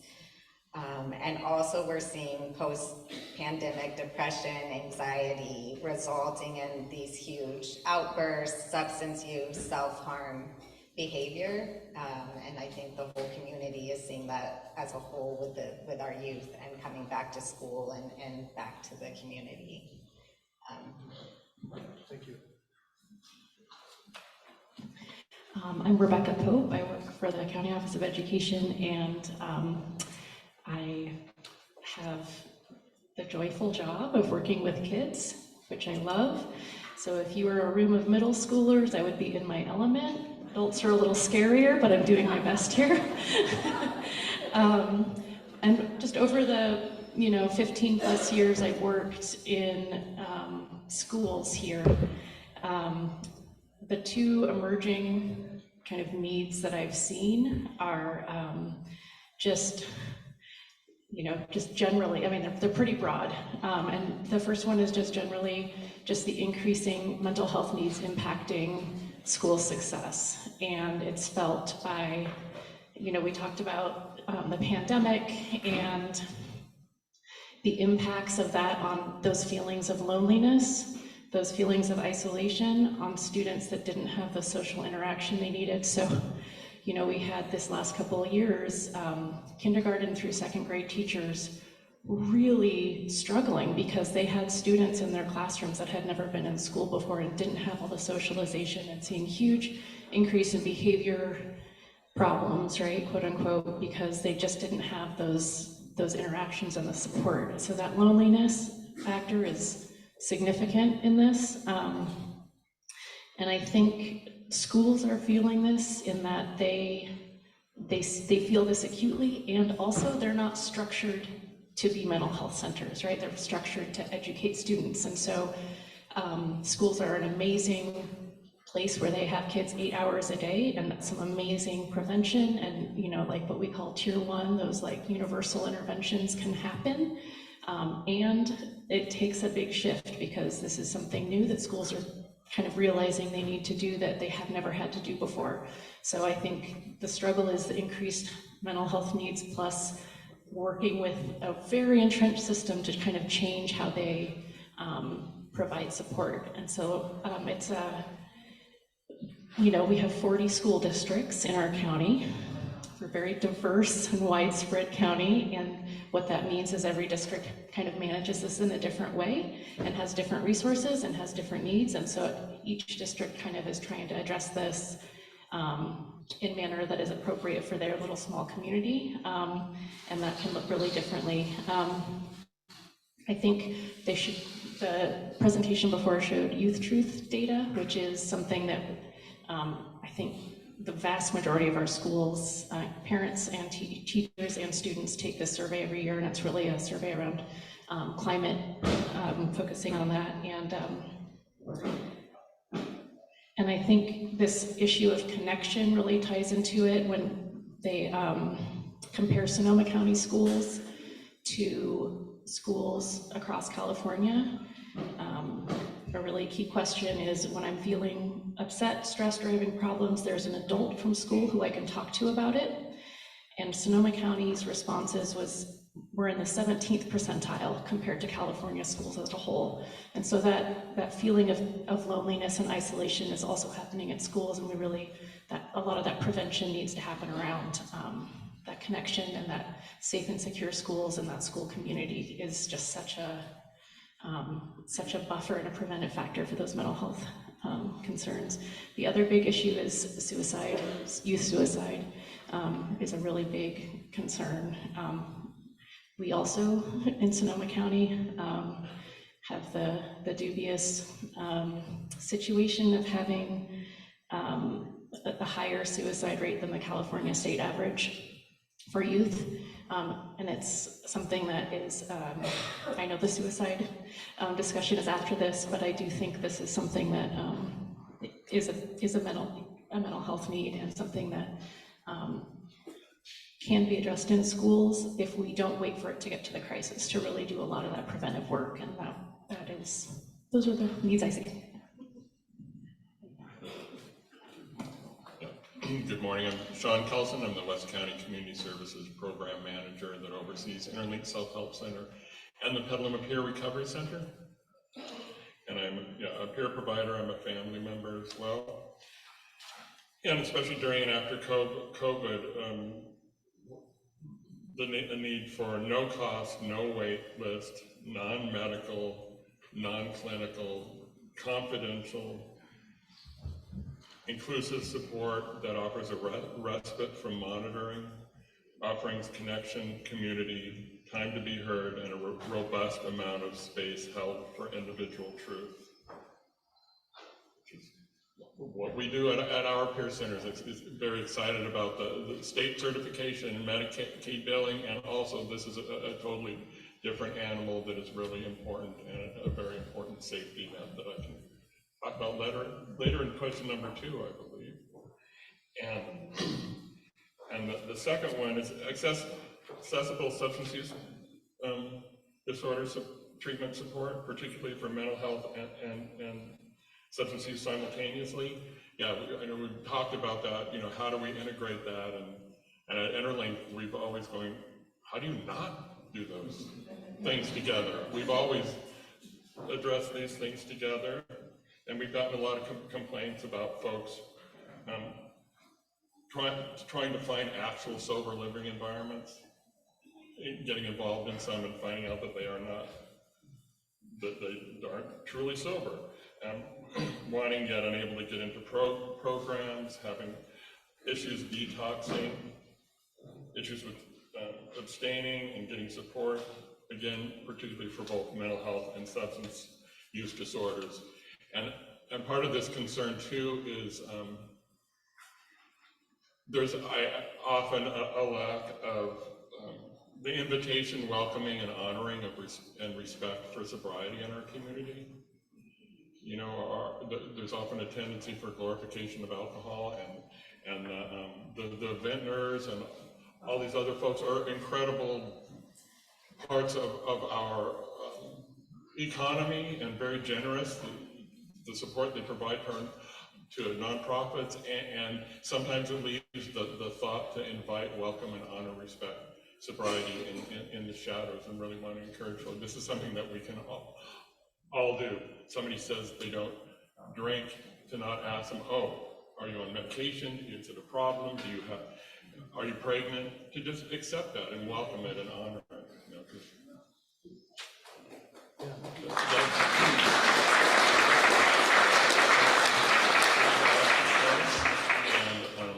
will end that for the moment. Thank you all. First of all, a round of applause for what we have here. I want to go into the next, put a little context and then go into the next session and really ask, request, challenge each of you to tell me, to tell this room, to tell those watching, what you need to be able to take your work from transactional to transformational. No. Yes, if there's funding, but also if there's not funding. What do you need from the community? What do you need people to know about your work, about the people you represent? And so, as was mentioned earlier today, the U.S. Surgeon General, Vivek Murthy, Dr. Vivek Murthy, I was just reminding myself and pulling up, I had a chance to meet him at a National Counties conference. And he presented at first on youth and really tracked mental health with technology, with the advent of technology. So the other thing, outside of all these environmental, the fact that we're connected more than ever, yet we're disconnected more than ever. And then the second thing, as Chair Corsi mentioned earlier today, is really his focus on not just youth, but on adults and everybody in this epidemic of loneliness. So I'm really interested in you all just contextually taking probably about 2 minutes apiece so we can save some time for Q&A and telling us what your calling is, what you need from us, whether it's monetarily, culturally, programmatically, partnership-wise, whatever that is. And I'm going to ask anybody to raise their hands if they want to go first instead of just going across. Yeah, voluntold. Yeah, it's like, that looked like me. The thing that I need, I think just to remember that just one relationship with any kid matters, right? We all encounter children all throughout our lives, whether that's like friends of kids we love and know and care for. Maybe it's the kid that the child you're caring for has remembered to bring an extra snack for at school that day, to actually ask and say, like, well, hold on, why are you bringing that snack for that kid? Do they need anything else? Can I meet their mom? It's that notion of it truly takes a village, and there are little acts like that that really reinforce those elements. Because I think we all know those kids that happen to come over after school because their mom's at work, and actually maybe they need a little bit more from us than we think. And we're all very busy, we've got jobs, we're trying to get our house in order and things like that, but just to take the step and be curious would be what I would ask. So be the connection yourself, Yeah. in essence. Yeah. Ask the question, be the one, as sometimes we say that if you see somebody whose car is stopped in the middle of the intersection, don't just drive by and say, I hope somebody helps that person get through, get out of your stinking car and push. Yeah. And actually ask. Yeah, Hey, do you need that anything? with kids, and thank you very much. Okay. This is where you can list for budget deliberations, what positions you need from the Board of Supervisors. Chief Fuchs already presented to us this last week. What do we need? We need a lot. I think the biggest gap, and it's been for my whole career, for youth, I've spent 16 and a half of my 17 years in juvenile probation. So is intensive substance use treatment for youth and a inpatient, short inpatient, outpatient. It doesn't exist in the county, and juvenile hall isn't meant to be that. And so I think that's where we struggle in juvenile probation and helping these kids and families. I could give you a list a mile long, but that's definitely a huge gap. And with the increase in serious drugs that have already been talked about, it's a real need, and getting these youth while they're young. And so that's what we do. As a follow-up, can we ask, what is, when a youth is in juvenile hall, and that disconnection, not just from substance abuse or trauma or whatever's in the home, are they disconnected from technology there too? Do they not have phones and access to all those other things?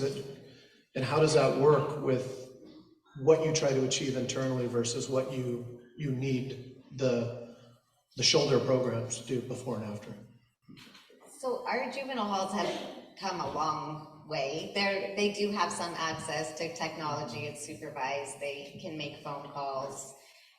They are receiving counseling when they need it, and there's some preliminary substance abuse assessments and things like that, but it's not the intensive treatment that's specifically focused on rehabilitation and how they can be successful back in the community versus, I would say our partnership with Seneca is really wrapping around the family and trying to figure out where the disconnect is in the whole family instead of just removing the youth and not working on the family as a whole and how to support that youth. So I hope that. No, that's great. Thank you very much. Would you like to go next, Rebecca?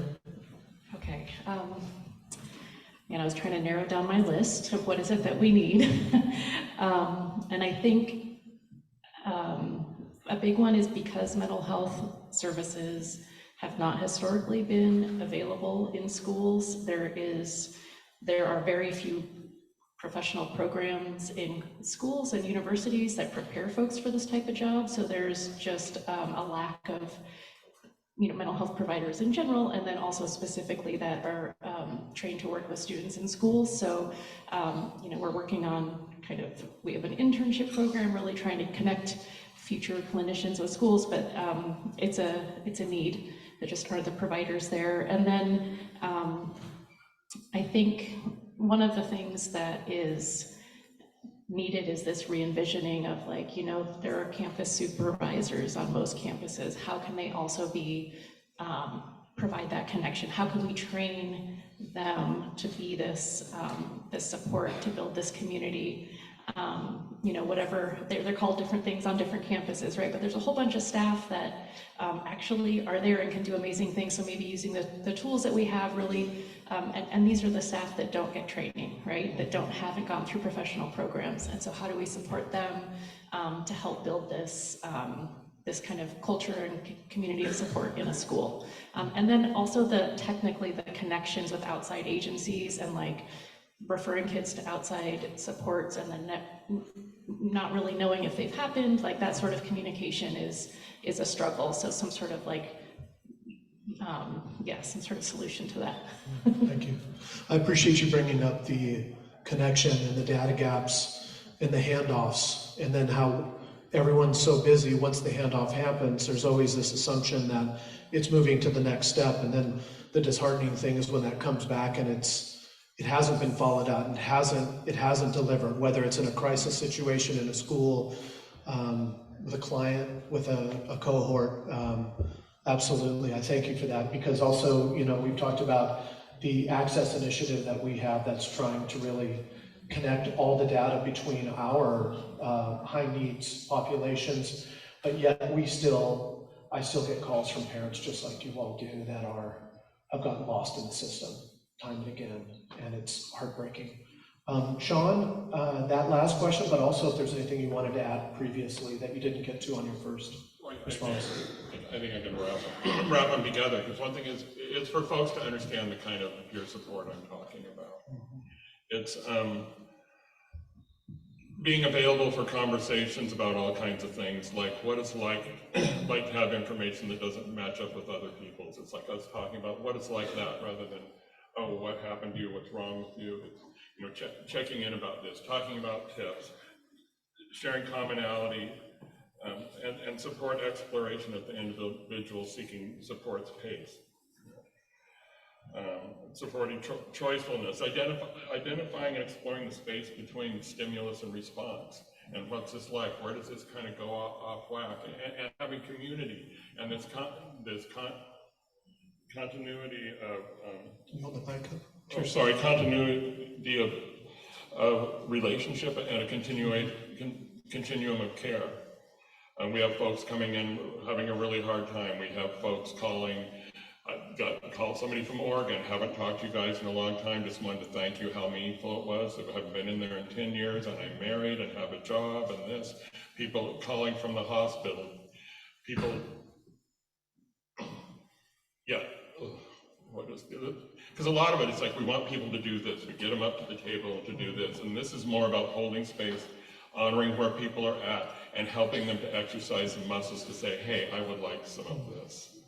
It's very different. I'm grateful that we have the luxury of time for doing this in our centers, and the important value of this. No wait list, we're there, and on the phone, in person, and the stuff like we do, like the smart recovery as well, which is people really like that as an alternative to just 12-step or in addition to 12-step. You know, and we have our warm line too, that we don't track anything, we don't write down people's phone numbers. It's anonymous, and they can call in and check in support, share successes wherever they are. Thank you. I really want to honor something that you say is that we all talk about. The best thing is that while we have our government representatives here, is that the community partners, the entrepreneurs, the civic entrepreneurs are out here, because one of the things I think we learned as we started with during the presentation on the disasters and the recovery is that we learned that oftentimes government says we, but it doesn't really act like a we. The we is too small. It's, you can't get involved as a community group because you're not certified under FEMA protocol or whatever to get into this, but we got this. And then when the community looks at us and says, no, you don't got it, then, and you really don't, because government can't do it all, whether it's interfaith networks, whether it's community-based organizations. So Mary, I think you see this every day, the coalitions. It's really about creating those alliances. What I wanted to say is what we think about a lot at NAMI is who is missing from the table. We have a lot of great programs. We can help many families who have someone that has been arrested. There are many ways we support and help people understand things like, how does conservatorship work? How does diversion from jail work? We can help them get information. But what's missing at the table is we are not reaching people who are Spanish speaking, and we are not reaching the African American population. And when I look at this audience out here, it may be simplistic, but there are not a lot of those people that I see represented here in this audience. We are not reaching many people that we need to reach. So it's a need to increase our access and our connectivity with the populations that aren't at the table right now. Thank you. Mitra. Thank you. I'll also try to narrow my list down. I need the County of Sonoma to declare racism a public health crisis, because it is. It is killing us. It is shortening our lives. So I need that. The erasure is damaging. When we look at the portrait of Sonoma, as Black folks weren't included before, we were told that we were statistically insignificant. That's like telling the town of Sonoma that they don't matter. So 10,000 people is not nothing. And when you begin to bring the data out and find that those folks are so disproportionately impacted by multiple systems, we cannot look away. So we need visibility. We need a Black community center and wellness center, cultural center, so that we can gather, so that we can be with each other, celebrate, so that we can have Black joy. We learn and heal differently. We need music, we need culture, we need food, we need spirituality. This is a big part of who we are as people.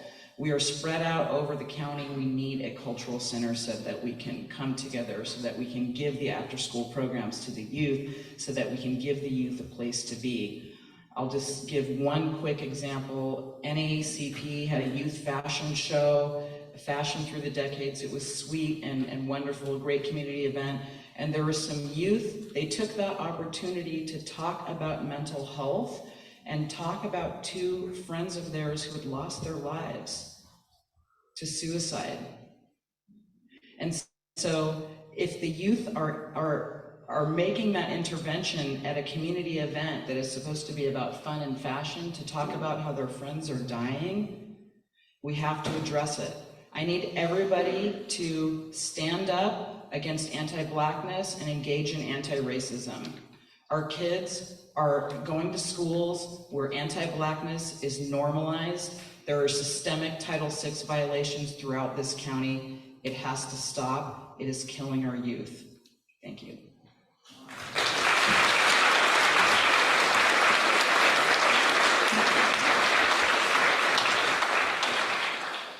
Thank you. I want to also reference something that everybody is saying, and also peaks at the end with Mitra, which is we do a lot of talking, right? Years ago, I was in a DEI forum before we created the Office of Equity, before we really started working on creation of the racial equity tool and all these other things. And we had a community member, a person of color, come up and say, you know what, I'm tired of being here. This conversation is becoming like old coffee.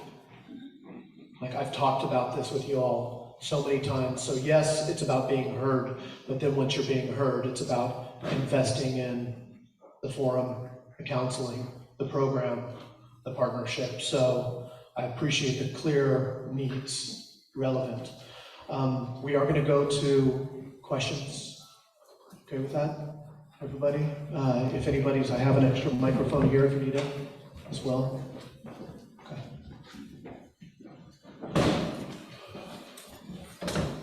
Great. Microphone right here.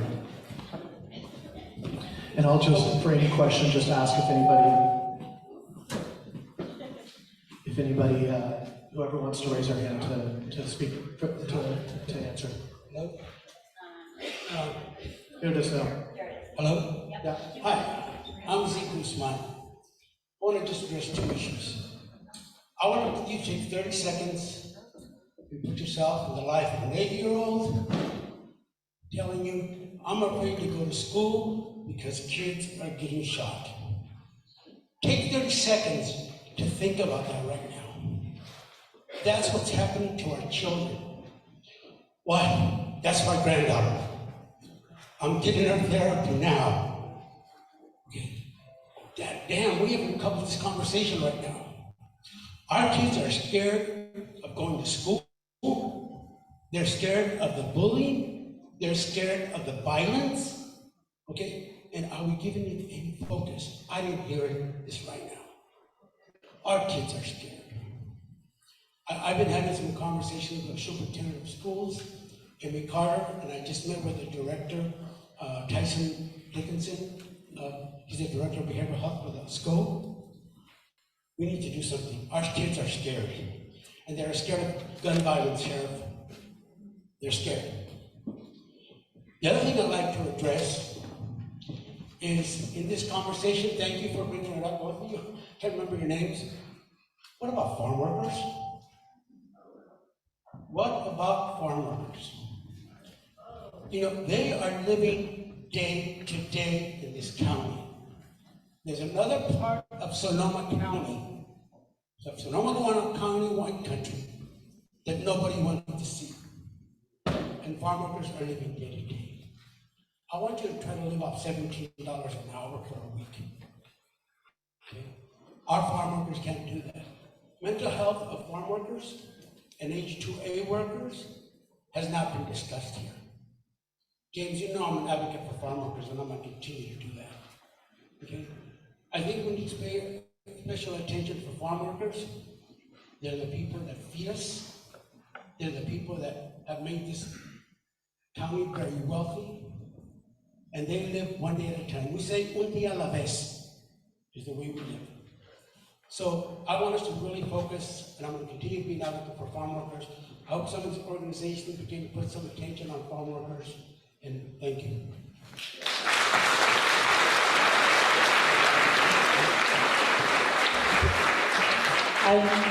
Thank you, and I will say that the Sonoma County Black Therapy Fund actually has bilingual therapists through On the Margins.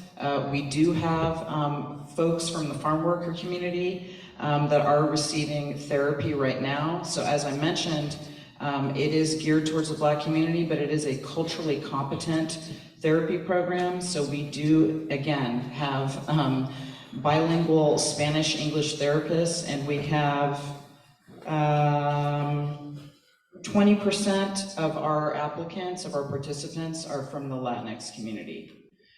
So as a co-founder of Food for All, Comida para Todos in Sonoma Valley, I do share your sense of urgency, and absolutely, thank you. Schools, do you want to talk about what you said with schools or?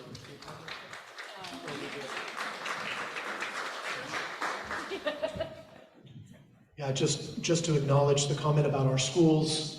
And recently, 2 weeks ago at the Board of Supervisors meeting, we did approve a program that was designed with, really by SCO, Sonoma County Office of Education, to do a new version of what used to be called the CAPE program, which provides direct behavioral health services in the schools.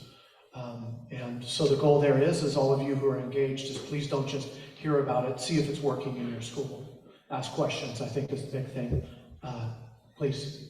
Hi, so just to piggyback on discussing about farm workers and oftentimes the lack of resources that are allotted for them, it's good to know that there are bilingual therapists available for farm workers. But I think some of the concerns that even their children may have is, one, the resources that are available to them, but then also oftentimes I find that being part of the immigrant community, how reluctant they are to take those services because their immigration status comes into question. So that's something that I feel like isn't really thought fully enough about, because as much as you want to get help and you acknowledge that you need help, how can you be focused on your mental health when you have 3 kids, you have to put food on the table, you don't have time for that. And then when you do try to get help, oftentimes you're faced with some sort of resistance or that fear of your immigration status. So how are we taking that into consideration? As it is true, you know, a lot of our immigrant community has made this county very lucrative, but how has that been paid back to them? Thank you very much. What I'd like to do to honor this is maybe allow each person who's still standing as a minute to kind of go through, and then pass it back if any of the panelists want to answer any of those questions, but I want you all to be able to be heard. Okay, thank you. My name is Adrian Lamy. I wanted to ask about the care court. It's coming. My fear is that it's going to sweep up a lot of homeless people and put them in front of judges who really don't know very much, and also take money away from peer support projects that Sean is involved in. Thank you very much. Hi, my name is Leah Gary. I'm the Clinical Director of Operations, Trauma, Critical Care, and Emergency Services at Memorial. So thank you. Thank you for being here. Thank you. I wouldn't miss it. What I wanted to just briefly say is that the mental health crisis is impacting emergency departments gravely. At any given day, we have 5 or more patients waiting for up to 60 hours for a crisis bed. Based on national benchmarking, we are approximately 90 beds short in Sonoma County. Right now, currently, 52% of our patients are seen outside of a room. So my plug is really around looking at funding to continue to support crisis beds. I do want to thank the CSU and Buckaloo, and in response, they do a fabulous job. there's just not enough to go around. Thank you.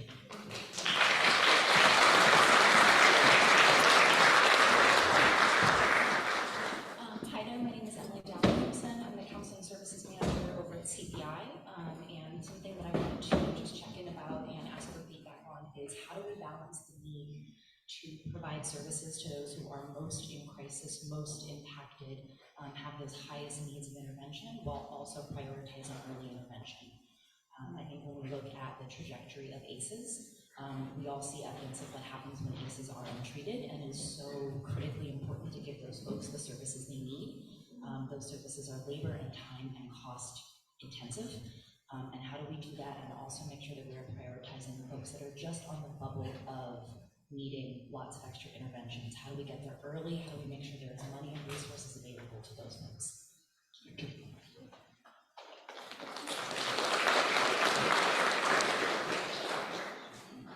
Well, I want to thank everybody for being here and say that my name is not important, but what I hope to ask you is to look forward ahead. I know people currently, some who've been in detention and not have mental health services either available or offered or under dire need, and also the fact that homelessness or housing, when the eviction prohibitions have been lifted, the people are vulnerable, and that vulnerability is definitely going to increase as people negotiate over what that situation is. So their homelessness, their concerns, their anxieties are going to be increasing, and I hope you can direct some of those services upstream forward of what their needs are. Thank you. Thank you.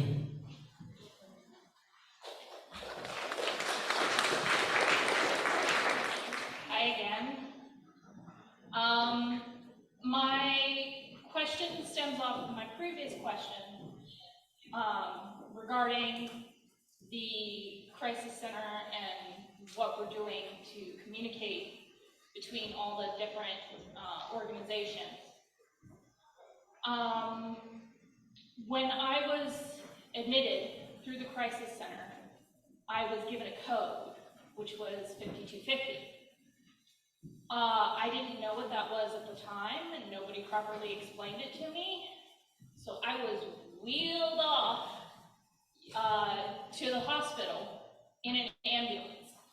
Now that ambulance ride cost $5,000, and they are still harassing me to this day for that $5,000, despite the fact that I cannot afford it, I do not have a job.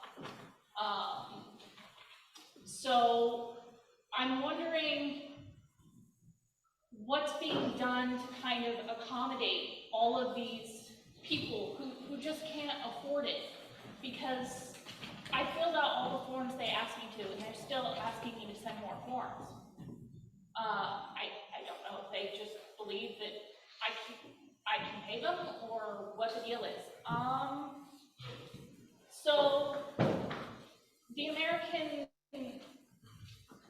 I think it's AMR that's been dealing with this, and I'm wondering if there is a way to connect the ambulances with low-income parties without hoisting them a bill. Gosh, thank you. Can't imagine after to have a bill after all that. I think there's two things. First of all, the two questions that really focused on crisis services, that is going to be the next panel, and I would just ask that we, instead of having everybody come up to kind of ask the same question, is that maybe supervisor is moderating it, or we try to figure out a way to address that with that area. I'd also state that we do, I personally with you is request that somebody connect with AMR on that way. I think what you're also looking for is not just a programmatic solution, but one that isn't just talked about for bureaucratic programs, but actually delivers. So maybe we can have a connection here right now before we depart.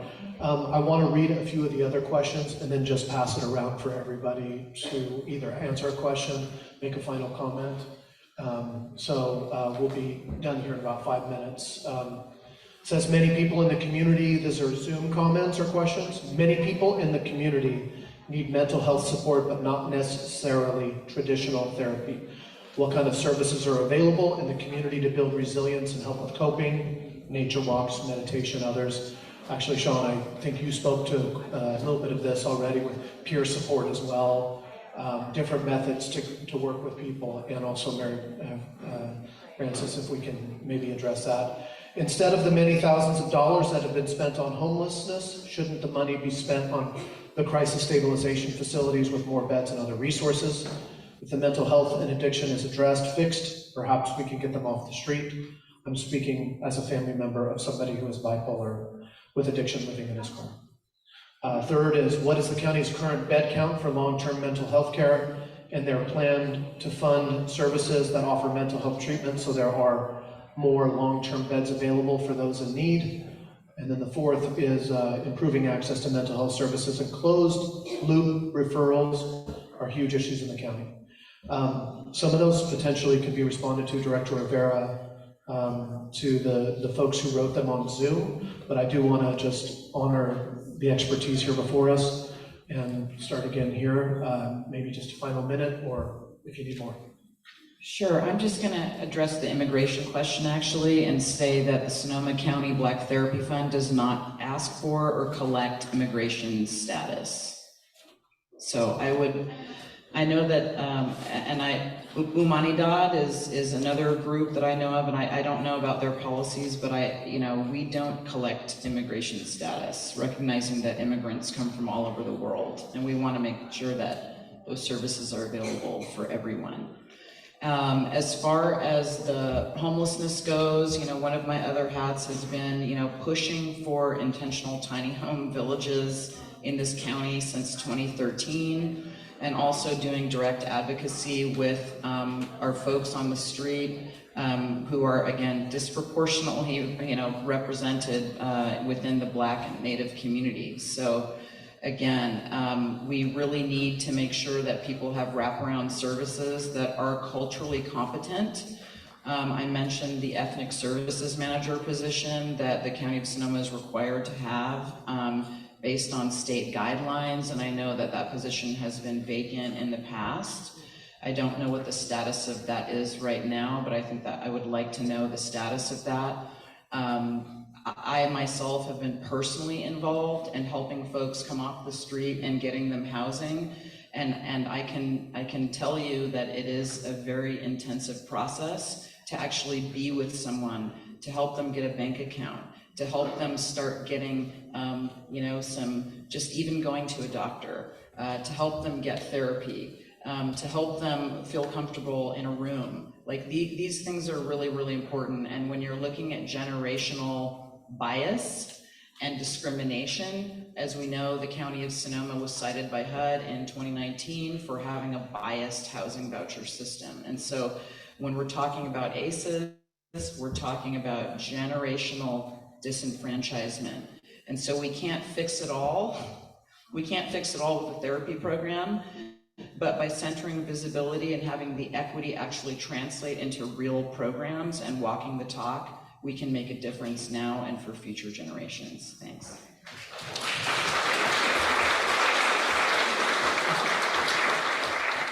I would just add that NAMI has support groups both for family members and for individuals who are in recovery from a mental health condition.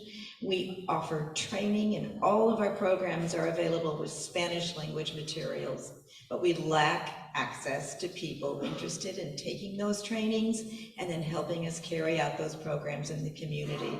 So we are looking for people who are bilingual, biculturally competent, who will help us expand our programs.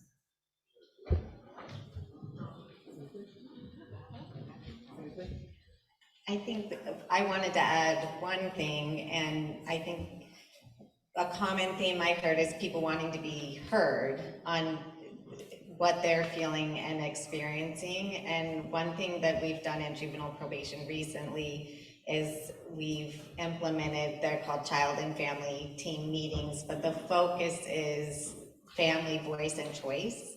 and really honoring the family as they're the experts, they know what they need. And so we hold those meetings from the onset of a youth being placed on probation, so we can really team with the parent and the youth to work on their goals and really hear what the family actually needs. And so I think I just wanted to point out that we are trying to hear the voice of the people we're serving and really wanting to help and change how we've done things in the past.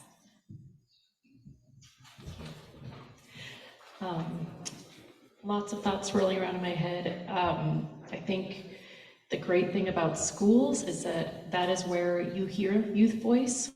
And I think one of the things that really needs to shape the services provided in schools is what students are asking for.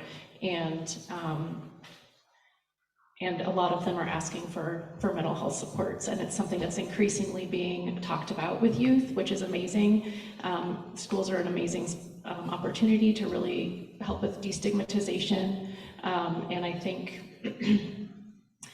it's our call to action. I'm very excited about Measure O. I know Karen and I have talked about this quite a bit, and also there's so much more to supporting students before they get to that crisis point, and it doesn't have to look like conventional therapy. It can look like affinity clubs on campus. It can look like a whole range of things that the kids can tell us, what it is that we need. And so I think just listening, incorporating that youth voice, youth advisory councils, which I heard, the campaigns, I think is our call to action.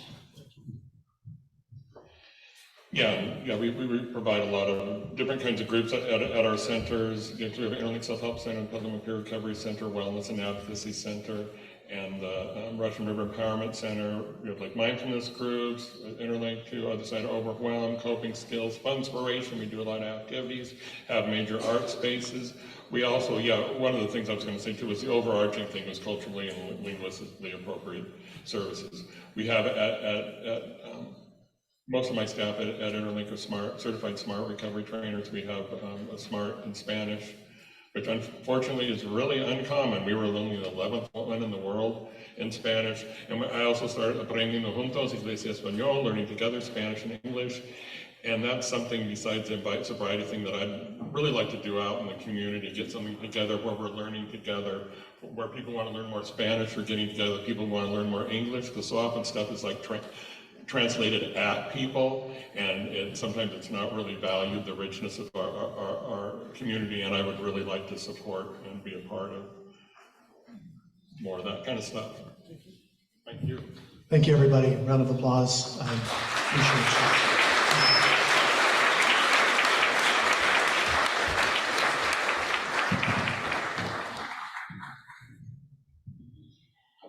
Okay, all right, wasn't that fantastic? For those questions we didn't get to, we will send out those answers. Adrian, you and I, we can have a conversation offline about care court, as we will with the other providers. So it is time for us to break for lunch. I know you're probably starving. So just some quick housekeeping. So lunch will be in the lobby and by your dietary needs. So we want to thank Backyard Catering for supplying the lunches. You're welcome to sit outside. I believe it stopped drizzling. Please be prepared to resume for our third session. I will start calling you back in here at about 12:35. We want to get back on time. Okay, so let's break for lunch, fellowship, network, and we'll see you back here for session 3.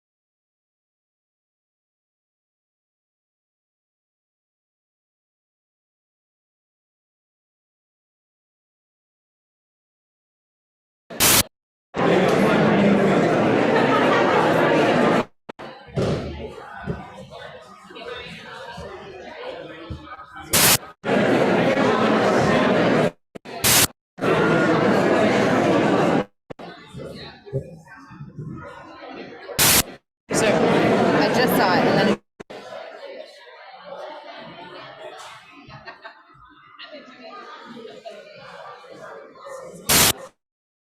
Oh, now it's on. I see you. Okay, but it keeps going out.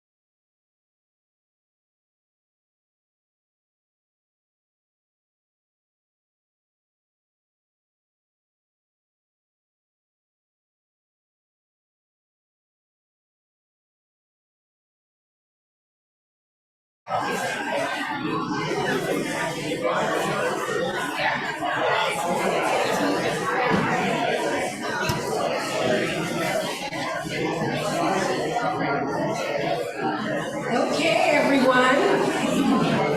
Welcome back. Welcome back. All right. We're ready to get started with session number 3. Make your way back to your seats. And this third panel session will be moderated by Supervisor David Rabbit And this is our Crisis Services and Suicide Prevention Panel. This will be about an understanding of the continuum of mental health crisis services here in Sonoma County and exploring strengths, weaknesses, challenges, and opportunities as we continue to build the system and strengthen collaborative approaches. So I'll turn it over to Supervisor David Rabbit. Thank you, Tina. Thank you, everyone, and I hope you enjoyed your lunch. If your stomachs are full, don't look too long at the disco ball that in this room perpetually spins, because you may fall asleep. But we have a stellar panel here, the largest one of the day. But first I want to introduce Sid McCauley and Melissa Loudrick. Sid is the acute and the forensic section manager, and Melissa is our mental health services act coordinator. I think they're going to play a brief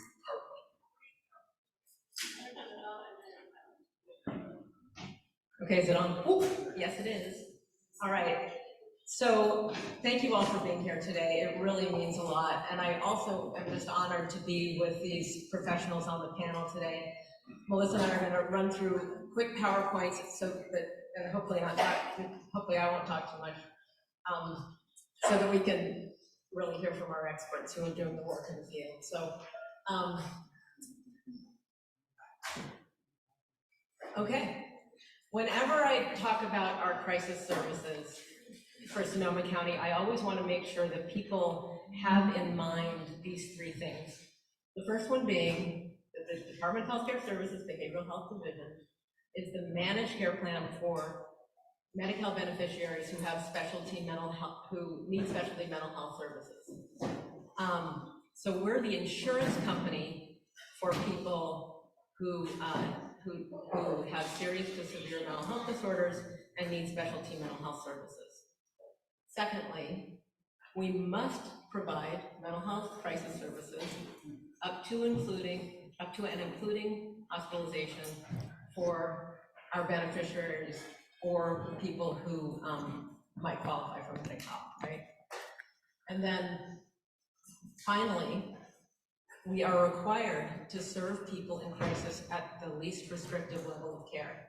And that's very important as we're talking about our crisis continuum, that we are always striving to keep people in the least restrictive, most voluntary level of care, as long as that's safe. So we need to keep people safe, but we also need to keep them in the least restrictive level of care. Oh, there it went, and there it went again. And, okay, here I am. Anytime anyone gives me a microphone, I talk about this thing, and a lot of you are probably familiar with Maslow's hierarchy of needs.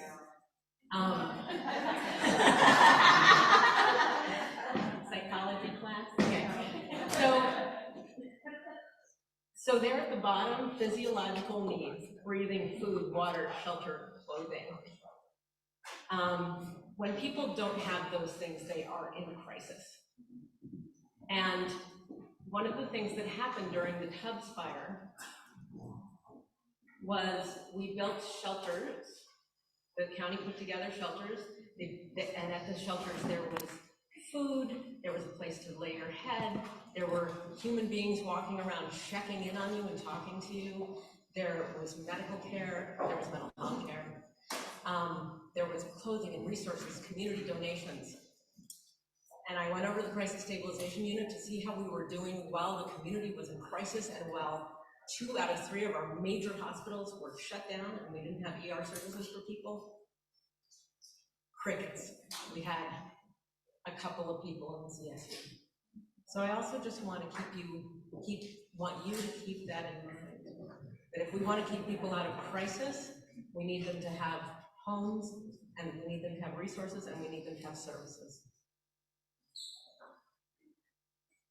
All right, so this is a little slide I put together because people ask me all the time, what's going to happen to my loved one if they're 5150, for example, or if they seek crisis services. And so we've got sort of a continuum here. At the top is the hotlines and the warm lines. And then at the very bottom is referrals for conservatorship, long-term care for people who are greatly disabled. And it can go in so many different directions, and much of that has to do with who's got bed availability, what kind of insurance the person has. So there's never one path, and also whether the person is willing to seek voluntary crisis services, or whether they are unwilling to seek voluntary services but are unsafe and need to be put on an involuntary hold. And all along this crisis continuum, there are opportunities for people to accept services voluntarily, or where the law, legal things step in and might put them on an involuntary hold. So I'm gonna, Melissa is going to talk about that first part, the least restrictive, where we do preventive work and some of our trends. Thank you. It is wonderful to see everyone here today, all joined together, really kind of thinking about mental health in our county. And I just thank you so much for taking time out of your schedules to be here. So if we look at the statistics on suicide data here in Sonoma County and we compare that to California, you can see that Sonoma County is significantly higher. California is at a rate of about almost 11 people per 100,000 are dying by suicide in the state of California. In the county of Sonoma, we're up to nearly 15 people per 100,000. So that works out to about 75 people a year dying in our county by suicide. So we really want to figure out what can we do to help reduce suicide, and definitely everyone on this panel is contributing to all those efforts. In addition to that, with the leadership of Jan, our behavioral health director, we started a suicide prevention coalition in October of last year that has gotten together with a number of partners, and actually a number of them are here. Our Sheriff's Department, we're working with the coroner, the Veterans Administration, Buckaloo Programs, NAMI, different community members with lived experience, Sonoma Office of Education, and West County Community Services are all here, in addition to a number of other providers, and Hannah is also here. And what the coalition is going to do is put together a strategic plan for suicide prevention in our county that's really tailored to us based on our very specific data. Right now we're in the stages of developing goals through a survey, and we have a work group that's going to work on that and then develop the strategic plan, and we actually have funding from the Board of Supervisors to make that plan happen. There's $700,000 once we have our plan together that we can present to them to go ahead and help our community become suicide safer.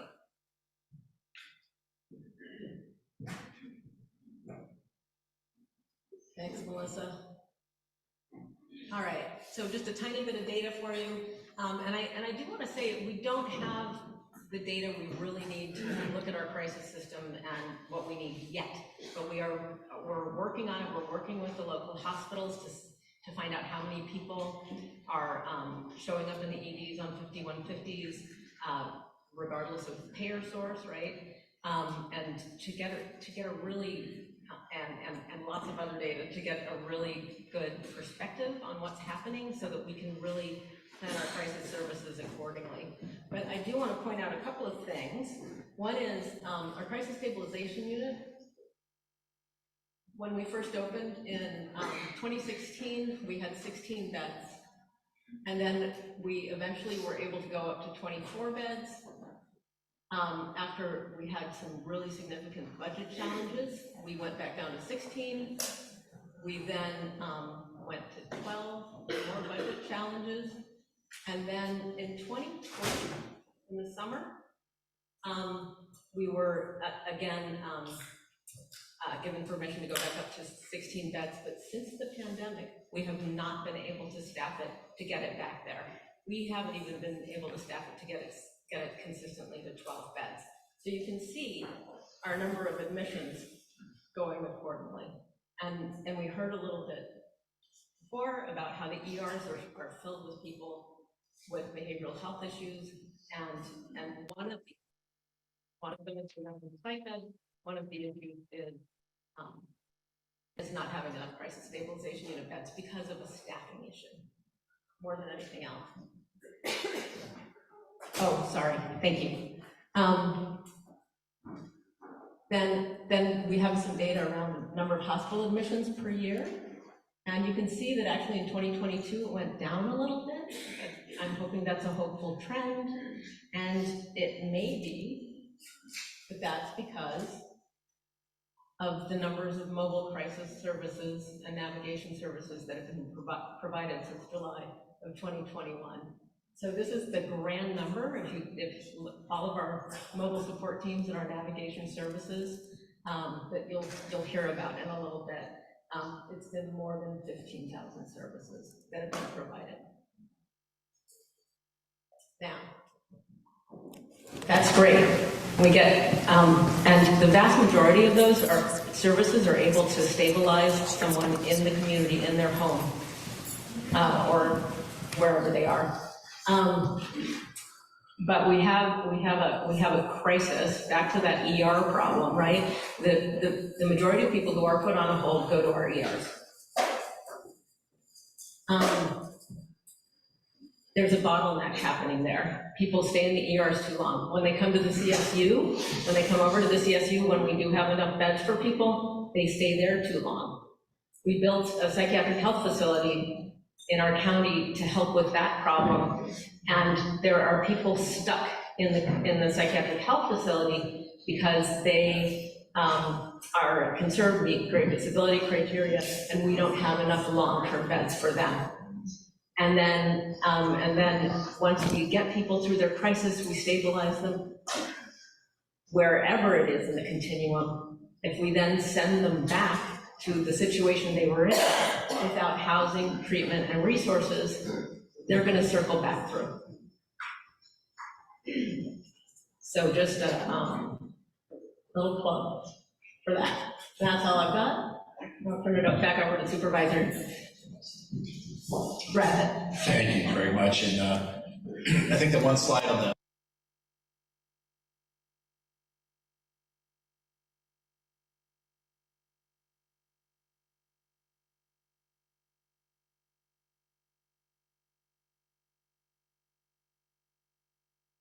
I can't help but think that wouldn't it be great if every hospital that was ever built had a psychiatric wing?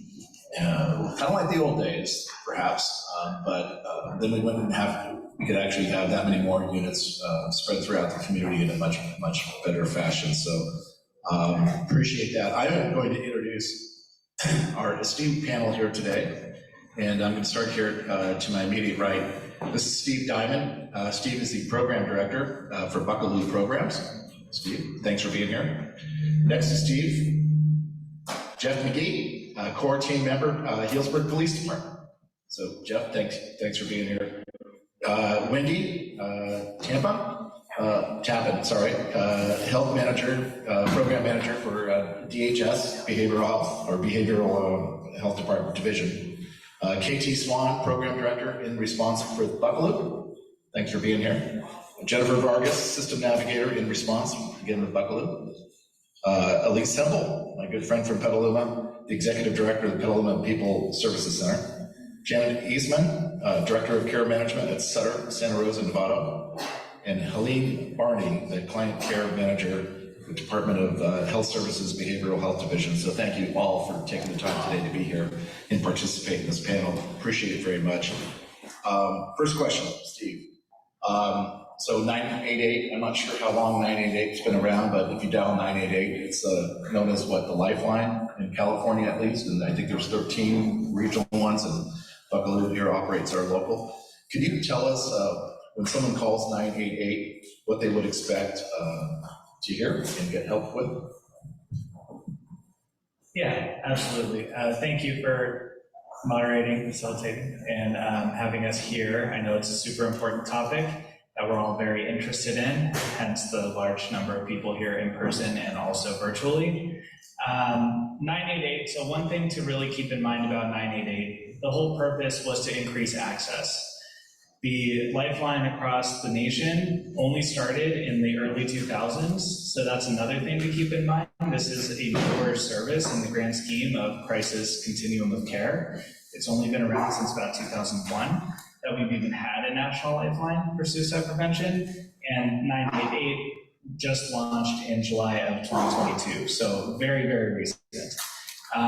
Within that, the whole goal around it was access. So instead of multiple different phone numbers that people would call to try and get in touch with the Lifeline or to try and reach their local number, if they could just remember 988, then that could be a quicker, easier thing to remember. If anybody here has ever experienced a severe, significant crisis, or even if you haven't, if you experience let's say your most intense workout that you've ever had in your entire life, and you're just exhausted physically and emotionally, and then someone starts lecturing at you or asking you a bunch of questions with a bunch of details, chances are you're only going to remember 5 or 10% of what that person is saying, right? So 988, 3-digit number, easier to remember than a 7 to 10-digit number, right?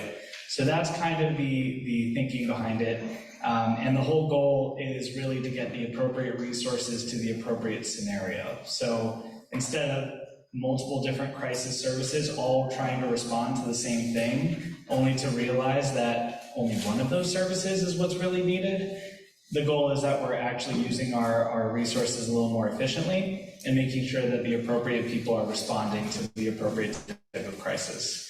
And that frees up everyone else's time to do the amazing services that each country does, and really, ideally, reduces the strain on our system as a whole. So that's kind of the thinking behind it. As far as what to expect, it starts with a connection. You make that phone call, you're going to have a trained hotline counselor who responds. All of our counselors and volunteers receive about 40 hours of training initially before they're even on the hotline, with all sorts of different topics, including de-escalation, safety planning, risk assessment, all different types of topics. I could go on forever, but we don't have time for all that. But yeah, you're going to start by kind of connecting with that person. There'll be some level of risk assessment. Is this a high-level crisis that needs immediate in-person response, or is this somebody who's just trying to navigate the system and doesn't know where to start as far as accessing mental health services?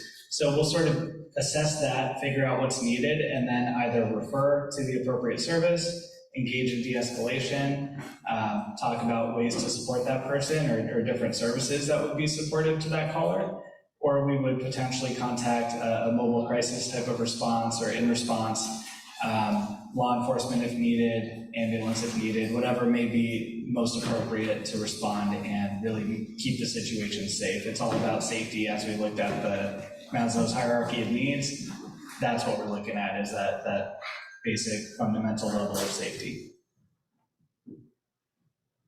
Thank you, Steve, appreciate that. Next up, we have Jeff McGee. Jeff, so when someone calls 911 for a mental health crisis in Healdsburg, what happens? Lead us through that. So I want to start by saying I work specifically with the Healdsburg Police Department. So my program was developed as a response for, similar to In Response Safe Team, but how to address a much smaller community. We're talking about 11,000 people total, and my jurisdiction is limited to the same jurisdiction that the police department would be. So in response to that, Healdsburg brought me in. I'm a licensed marriage and family therapist, and has trained me into the police department to work directly with officers for a co-response model. So the way that typically works is we get a call through dispatch, and just like an officer, I wear radio, I'm radio trained, I can respond the same way they do, I have my own vehicle. I'll co-respond with an officer to that site, so wherever the call is. When we get there, officers ensure safety, so their job is to make sure I'm not going into anything dangerous, and then we go in together and we talk to the individual in crisis. We try to figure out what's going to work for their situation, and in my experience, no two calls are the same. Everybody needs a unique solution towards their problem. So we go, we address, we try to come up with the best solution. If it's called for hospitalization, we get the proper ambulance to come in, they can take them to the hospital they're choosing, or where their insurance provides. But then the beauty is my program allows me to follow up. So typically law enforcement resolves the issue, creates a safe situation, and they're done, and they kind of move on to whatever they do next call.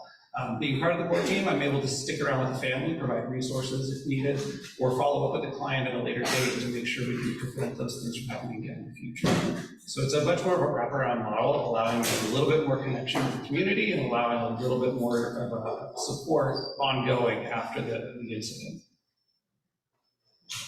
Thanks, Jeff, appreciate that. Wendy, So obviously in this county, and one remembers Jeremiah Chase in 2008, and the Board of Supervisors at that time and with the Department of Health Services went ahead and instituted or brought forward the county's mobile support team. So can you talk about the county's mobile support team, crisis response, what happens there? Absolutely. Our current mobile support team, we work in most areas of the county, and we are a co-response law enforcement team. So if somebody calls 911 and requests a welfare check or a mental health response, and it's with Sheriff's Department or any of the police departments that we work with, which is most areas of the county, and the law enforcement goes out and feels that it's a mental health crisis, then they can call us and request that we come and respond. Either a clinician or a alcohol drug counselor and a clinician will come out and assess the scene. We respond in pairs of 2, and what we do is we do everything we can to ensure safety at that time for that person. And similar to like what was said before, no situation is the same.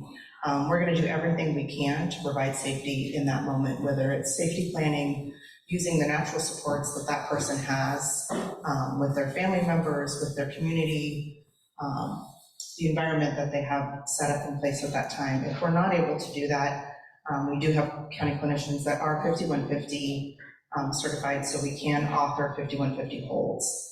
At that time, we work with law enforcement to do a 5150 as what's the word I want? We want to do it as therapeutically as possible for a situation that historically has not been very therapeutic. So we try to do a warm handoff with the hospitals or with CSU. We try to get that person in get them to the appropriate level of care in the best way possible. And Sid talked about getting people to the lowest level of care. That's what we're always going to try to do at those times. The county is big, it is large, and we are understaffed at this time, so that's been the biggest challenge. We have been around for, like you said, we've been around for a long time. It's been an amazing program, and we've done amazing interventions. It's made a huge impact on the community, and we've absolutely loved the work that we've been able to do. But we have been limited in the sense of that the county is so big, and we haven't been able to quite expand the way that we've hoped we've been able to.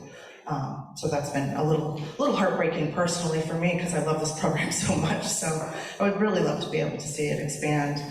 One of the things that has been really beautiful, though, is that we have been able to partner with the in-response team in the city of Santa Rosa, and we've been able to have our clinicians be a part of the expansion of that this last few years, and see what a different type of model could look like. That's not just a co-response with law enforcement, but see what it looks like to have a response that could be a mental health clinician, and then a paramedic and a homeless specialist, or homeless outreach engagement specialist, and see what a non-law enforcement response could look like. And it's been absolutely amazing. So I'll let KT talk about that and what the in-response model looks like. But yeah, so that's what you can expect to see if you call the traditional mobile support team.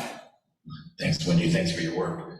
Speaking of KT, can you tell us what that mobile crisis response in Santa Rosa looks like with the in-response team? Yeah, absolutely. Thank you. Thank you all today for being here too. I really appreciate that we're coming together to talk about mental health and access. So in response is a little bit of a different model, and you're here about our models across the county. So we're a partnership and a collaboration of 6 different organizations. So we work with the Santa Rosa Police Department. We work with the dispatch team on a regular basis. We work with the Santa Rosa Fire Department. We have paramedics on our team. With Wendy's team, we work with the behavioral health clinicians, the MST clinicians from the county. We have an engagement specialist that specializes in homeless services and resources through Catholic Charities. We have a system navigator through Humanidad Therapy and Education Services that provides wraparound care. And then with Buckaloo, who I work through, and Jennifer works through, where we provide system navigators and wraparound care too.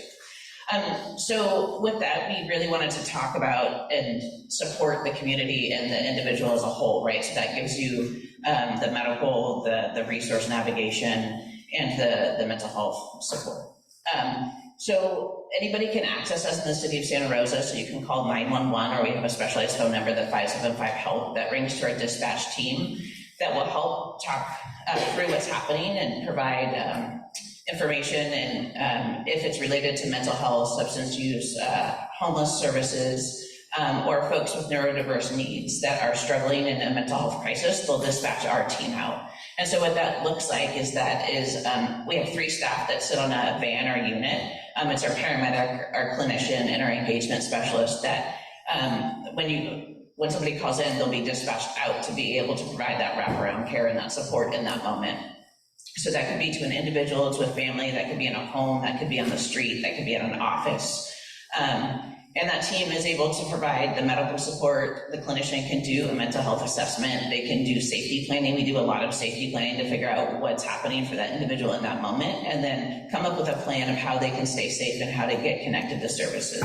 At times when the individual feels like they can't stay safe, we can, our clinicians can write a 5150 hold, and we can then help transport that individual to the crisis stabilization unit or to an ER to be able to get a further assessment to figure out what's happening.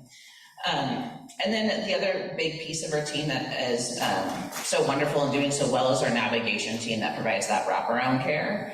So when our team goes out and works with somebody, they can refer to our navigation team, which is a peer-led team. So it means that myself included, we all have a lived mental health experience or supported somebody with a mental health or substance use challenge. And so they are able to provide wraparound care, the support, education, and system navigation to help people get connected to the right services. So that could be a psychiatrist, that could be a primary care doctor, that could be to county services, to pathways to housing. It's a wide variety. Some of our successes is that we have been up and running for a little over a year. We've done a lot of work in our community to have folks understand who we are, what we do, that we are mainly a non-police response. So if it's safe for us to go, if there's no safety concerns, our team can be dispatched out without law enforcement. At times where there's some safety concerns, we can partner with law enforcement and co-respond to really help offer the appropriate service at the right time. I think big piece is talking about mental health education and stigma reduction, right? We're seeing more and more folks call for support for our team as time goes on because we're doing a lot more conversation around that. To just briefly talk about the challenges, there's a lot of challenges in accessing the services at the right time, right? So we'll get folks who need a higher level of assessment, mental health assessment, and they'll go to the ERs, and then there's a challenge of getting those folks to the next place, right? Because we have limited hospital beds, we have limited services. With the pandemic, it's taken longer to get folks connected back to primary care, to psychiatry, to therapy. So all of those throughput issues are some of the challenges we face. But we have a lot of opportunity there too. We're all coming together internally on our team and with our community partners to start to look at what that looks like and what our system challenges are and how to address those and create creative ways to solve some of those problems. Thank you for that, KT. Thank you for that, KT. Very much appreciate that. And we heard earlier, and I just saw Sean sit down, Sean Kelson from Interlink, about peer services, and I want to ask Jennifer Vargas about how do individuals and families access care and support through the in-response peer navigation services? Thank you, David. Hi, good afternoon, everyone. Buenas tardes a todos. I'm bilingual, bicultural, and I want to emphasize that our navigators are a team. Majority of them are bilingual and bicultural as well. And so when individuals and or families access our crisis services, like Katie explained, there is a referral process that goes directly to the navigators. And from there, depending on each person's expertise, either through their own lived mental health experience or experience providing support to a family or friend, we divide it up and see who the best person would be to take on that referral. And so each referral looks very different. I know a lot of people have talked about just everything is very unique, and I feel like I really like that about this position because it gives me a chance to learn a lot more about different crisis moments, and then just also putting my own lived mental health experience and then providing that additional peer support to the person, one-on-one, whether it be the individual, because I do have that individual mental health experience,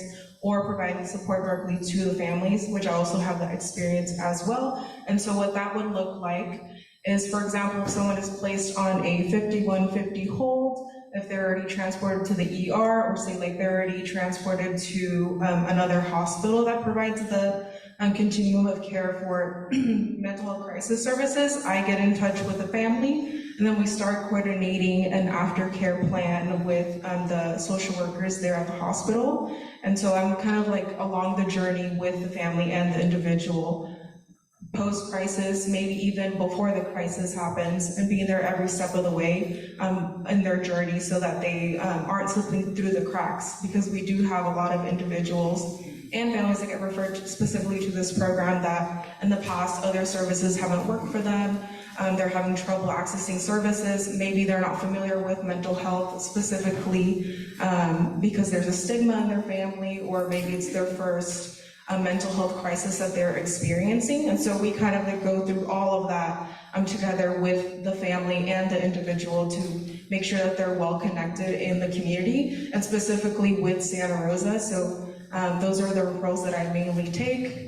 I have a lot of experience working with youth, and now that's increased a lot more in the community. I go to the schools, talk to staff, see how they're supporting the students. I myself, I said, have lived mental health experience as a youth. I can also provide that one-on-one support to the person, be like, hey, like, do you want to get a coffee together? And just have a very like informal conversation about anything that they want to talk about. So that's how I provide services to individuals and families. And I also wanted to give a shout out to Family Service Coordination Team. They're part of Buckaloo programs. I'm with Buckaloo as well. And so they're also another way that we provide a referral source to families that are supporting a loved one that has a mental health challenge. So they're a big part of us for providing that continuum of care. And because us navigators are in a temporary role, we're not case managers, but someone could be in a crisis and come back to us. Thank you, Jennifer. Appreciate that very much. And moving down to the South County for my friend Elise. Elise, what response would be expected from the SAFE team in Petaluma, Roanoke Park, Cotati, and at SSU? At SSU, we're the first outside crisis intervention team on a state university campus, and we're very proud of that.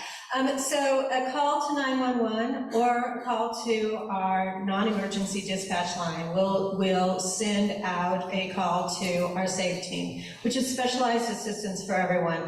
A little history, just so you know, in 2021, March of 2021, there was actually an incident, a police incident in Petaluma that involved a call going a little sideways. And so the city was listening to young people in our community who kept saying, we need cahoots for youth for cahoots in Petaluma, youth for cahoots for Petaluma. And it was this chant that you would hear at city council over and over and over. And so the city started to do some research, PPSC started to do some research, they brought in a consultant, and they realized that out of Eugene, Oregon, there was a crisis intervention team that is modeled, In Response is modeled after it, and so is the specialized assistance for everyone. So in March of 2021, the city council approved it. In July 1st of 2021, July 1st, it was a long 4 months, July 1st of 2021, we launched the SAFE team initially in Petaluma. So that call to 911 is dispatched out. It can be a dispatch to just send our crisis intervention team, which is made up of a crisis intervention worker who has AOD licensing or has experience or training in other modalities that are around mental health, but also has a lived experience. One of the partners is always bilingual, bicultural, and the other partner is an EMT who may be working towards their nursing degree, an EMT who is working towards becoming a firefighter, but our EMTs are a core part of how we respond to these calls. We respond in a non-emergency looking vehicle in our t-shirts and our teal colored uniforms to tap down the stigma to what those calls were like. And one of the things that was very important to us when we were designing this program about the stigma around these calls is we wanted it to be something that when the white van pulled up into your community, it wasn't a trigger for everybody else. And that comes from a lived experience that I had. I lived on a block where a young man was in mental health crisis, often called 911, and in Petaluma they would send 2 or 3 squad cars, and you would come home from work and there were 2 or 3 squad cars on your block, and that's triggering for everybody. It's traumatizing for that young person, it was traumatizing for the family, and there was never ever really kind of any resolve to what was going to happen to this young man. So in the design of our programs, which again are in Petaluma, one specific team in Petaluma, one specific team in Roanoke Park, Cotati, and Sonoma State, and those teams do respond. They can co-respond, very similar to the in-response team, with police if the dispatch decides that there is a possible safety concern. The team then goes in, does an evaluation, does the safety planning, does all of the analysis that needs to happen to make a decision on what's best for that person that they're serving at that time. Our goal is to de-escalate to the point where the individual can choose to voluntarily move to wherever they want to go. Maybe they want to go to a shelter, so we will work with coordinated intake and get them into a shelter. Maybe they do want to go to the ED. Maybe they have recognized that they need additional supports that weren't available. At a certain point, as part of their safety plan, we'll also introduce our navigator, again, a bilingual, bicultural navigator who is able to work with them to get them access to all of the services that are available to them so that they can continue to live safely in the home or the location that they want to live. So that's kind of the key to how we're doing it. I will tell you that since July 1st of 2021, we've responded to over 8,923 calls in Sonoma County. Not all of them are behavioral health. Many of them are well checked.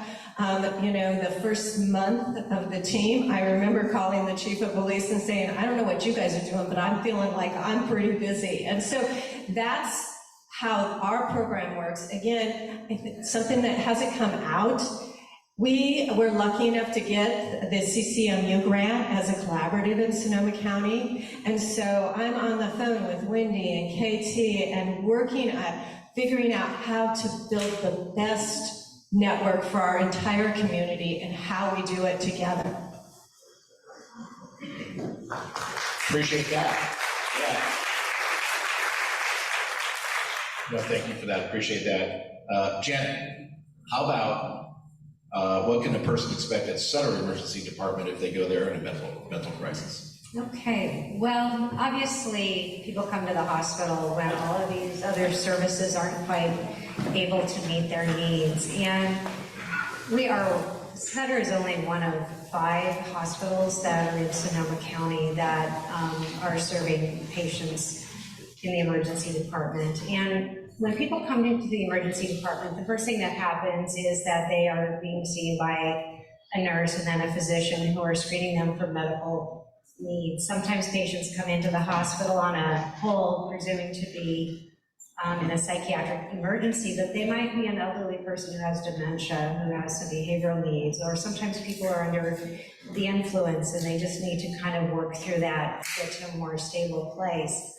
Once the physician clears the patient, then because we don't have psychiatry services on staff, a live psychiatrist rather, we do use telepsychiatry services who further evaluate the patient to determine if they need to be placed on a hold or if they are able to have their hold released if they come in on one.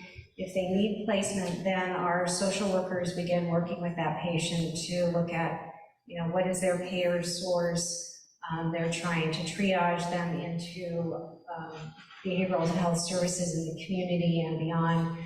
Sutter, we're kind of lucky because we're part of a larger system that does offer inpatient psychiatric services, so we can do that triage fairly quickly. We also work closely with CSU, and sometimes we get patients from other parts of other counties who come in because they might be in a facility and then decompensate. Now they need medical care, and so we have to stabilize them and get them to where they can be sent either to an acute psychiatric facility or back into outpatient services. I think our biggest challenges are, one, the volume of patients that we've been seeing. And it seemed like during COVID, it really blossomed. It wasn't uncommon at that time in our 13-bed emergency room to have 11 patients who were on a psychiatric hold. And so we had patients on gurneys in the hall, patients who need our medical care are sitting out in the tent in front of the hospital. We've since expanded our services, which has helped with that, because being a patient in a psychiatric emergency in a busy, cramped emergency room is not therapeutic in any way. And I know I've had my leaders come to me and say, well, why is Sutter getting all of these patients? Why aren't they going to Memorial? Well, I can guarantee you they are at Memorial. When we're full, they are, as well as is Kaiser and other hospitals. Where we get stuck is that, again, as Sid was alluding to, there just aren't enough hospitals out there. And so it's not uncommon for patients to sit in our hospital anywhere from 24 hours and beyond. Sometimes we have patients sitting there for 7 days, 10 days. People who have a disability or chronic medical condition have an extremely difficult time accessing psychiatric services because their threshold for managing a medical need is very low. And so unfortunately, those patients oftentimes will just sit in the emergency room, and we do have telepsychiatry seeing them, trying to stabilize them. The social workers are working with them, trying to find an alternative, and so a lot of times they do end up going back home without really having perhaps the service that they need. We also, the hospitals see really high acuity patients, so patients who have who behaviors are extreme, they're violent, they're lashing out, might need to be in restraints. Those patients we cannot place until they're out of restraints and their behavior is controlled for a certain period of time. And so all of that tends to delay our services in transitioning patients through the hospital. So if I had a wish list, I would love to see a higher acuity unit out there where, one, patients can be managed who have medical needs, and for those patients whose behaviors are beyond the control of just your typical CSU or psychiatric facility. I think the staffing challenges that all of the agencies have experienced have been kind of a barrier to programs being developed, but there's definitely a need out there. And we're starting to see things shift a little bit. I do see our volumes coming down a little bit. I like to think that programs like In Response and the things that you've all been talking about are starting to have an impact, but it continues to be a huge challenge for us. Thank you, Janet. Helene, so what happens when a person goes to the crisis stabilization unit in the mental health crisis here in Sonoma County? Well, basically what everybody's talking about, you're hearing the word safety a lot. So one of the primary objectives of crisis stabilization is to assure that the individual is safe. So the person is welcome to the crisis unit, and we start immediately to assess the individual, to begin to get a sense of what it is that's prompting them to have a mental health crisis. Working with our multidisciplinary team, we have psychiatry, we have nursing, we have behavioral health clinicians. We also have a few senior client support specialists, and we're also in the process of bringing on peers. So the whole team becomes involved in consulting with one another, working with the patient, excuse me, to get a better sense of what we can do to problem solve in the immediate and to make a safe discharge plan for that individual. So sometimes I call the crisis unit a way station. Sid points out that we're not just a way station, but we also help to stabilize some people. Sometimes a person might just be needing that safe space to get past the crisis, a little bit of time, and maybe they need to initiate some medication support. Maybe we can spend some time with them around kind of developing and thinking about their social supports in the community and what their med regimen could look like, and getting them connected to outpatient services. We also are working a lot with their collateral supports, their social supports in the community, to see what kind of things we can bring together to be able to have the individual go back to the community and back to that, what we call the least restrictive level of care, again, which is one of our mandates. We also, we work closely with the 16-bed HUF that we recently contracted with, and we can send people to the PUF or to other hospitals.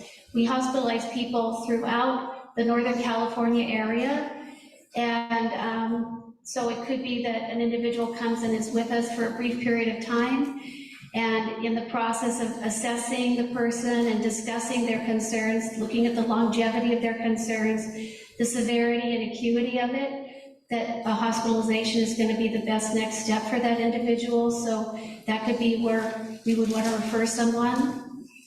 People, our services are designed by intention to be up to 24 hours, or just for a very brief period of time. And during the pandemic, one of the things that happened was we started seeing a lot of people and not having the ability to stabilize them and get them to the next place, because so many resources were compromised during the pandemic. Even our outpatient programs were really struggling to provide adequate outpatient support services. So we had people staying longer. And that overstay situation, we call overstay, is a significant impact, because what it does is it impacts our local partners in the emergency rooms and hospitals, because the hospitals and emergency rooms end up holding on to people longer than they should. And by the time a person gets to us, maybe they're really in a bad way now psychiatrically, because they're distressed because they haven't gotten to the care they needed, and their families are concerned. And so we have a lot of challenges around supporting them in that regard. I want to point out that one of the things that I really appreciate about the way the crisis unit functions is that it's a group of people that are always involved in problem solving and resourcing for the individuals that we're taking care of at any given time. And there's a lot of inventiveness and imagination that goes into caring for folks. There's also a lot of times where we don't have what we need out there in the world, like we don't have an ambulance. So what's going to happen is we're going to send two people in a caged car with somebody who's on a 5150 hold to get to the hospital they need to go to, so that we can get them to timely care. So we do a lot of this kind of problem solving. Yesterday, my medication nurse realized that a case manager wasn't going to be able to support a conservatee to get into a placement quickly. And so she went ahead and put together the entire packet and navigated with the local placement to get the individual going with that referral. And today he's at his placement. So we do a lot of kind of in the moment inventive things, and it's largely as a consequence of our inability to staff ourselves to the level that we need to have all the resources we need to have at any given time. So it really presses us to be really creative and kind of just figure it out as we go along. Every day is different. The other thing I wanted to mention about people coming into the crisis unit when they're in crisis is that, I'm sorry. We have crisis residential units that we utilize which have 20 beds. And as Mary Frances was pointing out, we have a little bit of everything we could probably need, but we don't have enough of any of it. And one of the major needs that we have for crisis services is a soft landing for people that are coming through. We don't want to discharge a homeless person back to their same situation. If we can give them a soft landing at our crisis residential unit, give them a little period of stability and support in this wonderful home-like environment, and get them connected to our outpatient services, we'd much prefer that.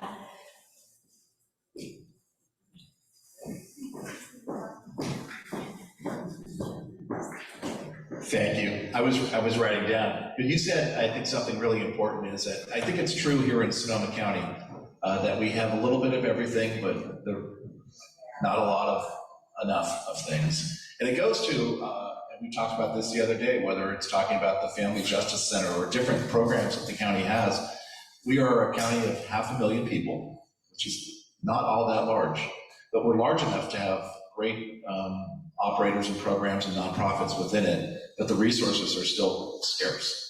And I think at the end of the day, it always comes down to that. So thank you all for all of your work. You change lives, you save lives each and every day, whether it's through 988, the core in response, SAFE at the CSU, et cetera. Thank you so much for all of your work. Really do appreciate that. I think we have a few minutes for some questions if there's folks that would like to speak. And if you could hold the microphone close, that would help on the virtual world.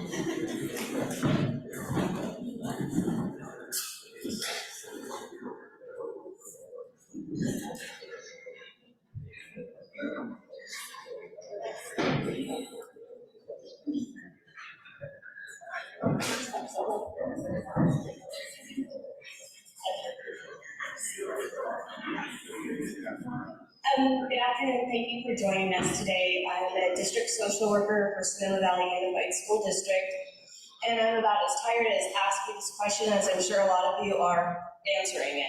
When are we going to get some crisis services to our valley? When we call for support and we have sheriffs responding, it really re-traumatizes our undocumented students. So we have kids that are suicidal being re-traumatized instead of being supported. When we call the CSU, they're full of adults, and we understand that that's not the place we want to send kids. We need a crisis stabilization units for youth. When I've called the KEEP team, they were an amazing team. I was working in the elementary level at that time. I was told we didn't have a contract. It was only for the high school. When I call the mobile support team, I have to watch the clock and wait till it's 12 o'clock to get anybody, and often have to wait with the sheriff while we're waiting for the mobile support team. We don't have an in-response team. We don't have a SAFE team. You have 2 overwhelmed district social workers trying to manage the care of students. We did 111 suicide assessments last year, and we lost 2 kids. When are services going to come to our valley?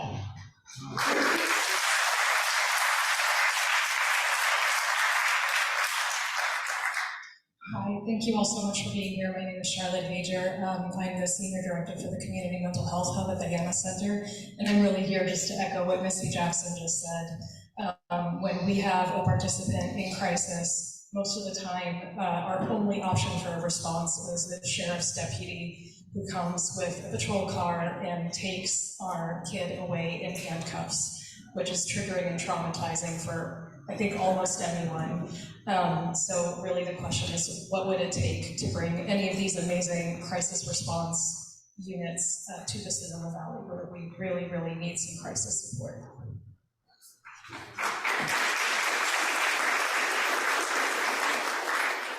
Hi, my name is Scott Rocco. I'm the Meeting Manager at Santa Rosa Memorial. Nice to see you, Sid. My question is about capacity. So looking back to 2007, the county currently has less than 50% of the capacity for crisis that it did at that time. What is the plan moving forward on creating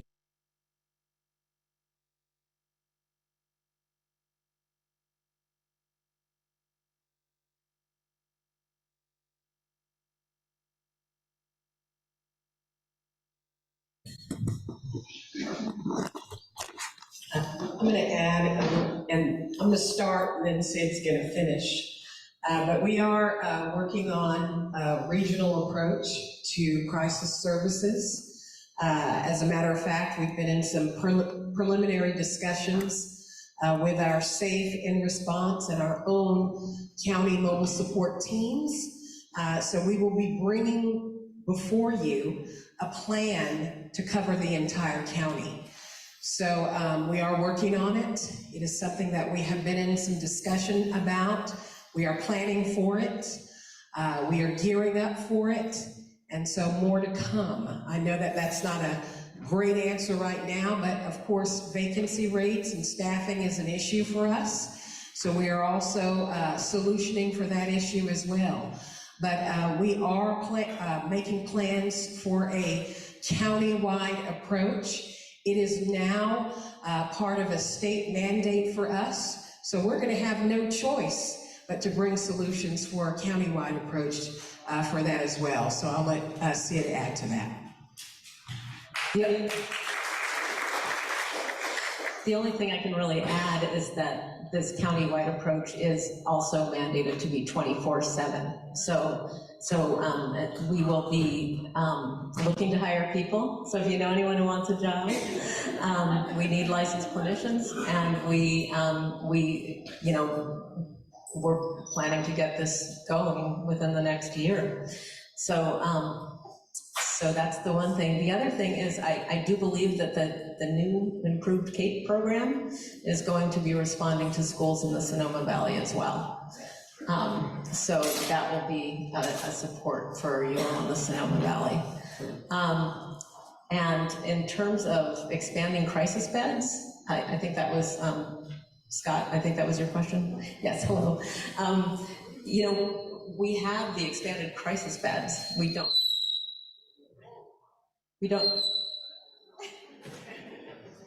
I'm having microphone problems today. It's getting the staffing. And so, as you know, we've had ongoing recruitments. And as it seems like as soon as we hire someone else leaves. So we have sometimes we're staffed pretty well, but then if the next shift only has 2 licensed folks on the next shift, because of call-offs or whatever, we can only have a certain number of clients there. So we have mandated ratios, and getting enough people to be there enough of the time has been just a huge struggle for us since COVID, but we are working on it.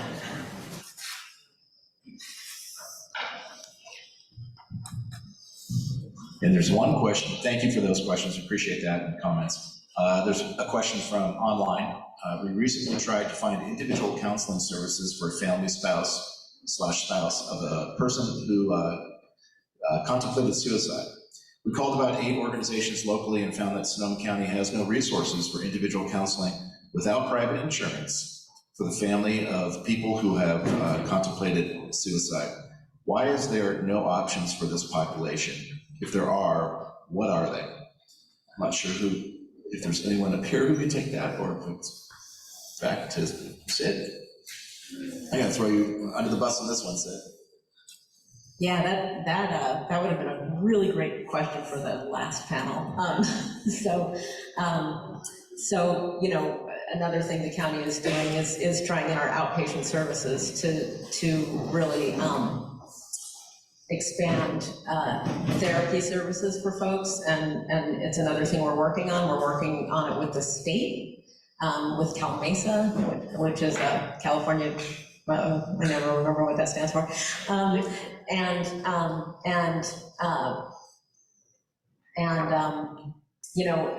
folks who meet serious to severe mental health disorders, we serve, and so we're looking for resources for that.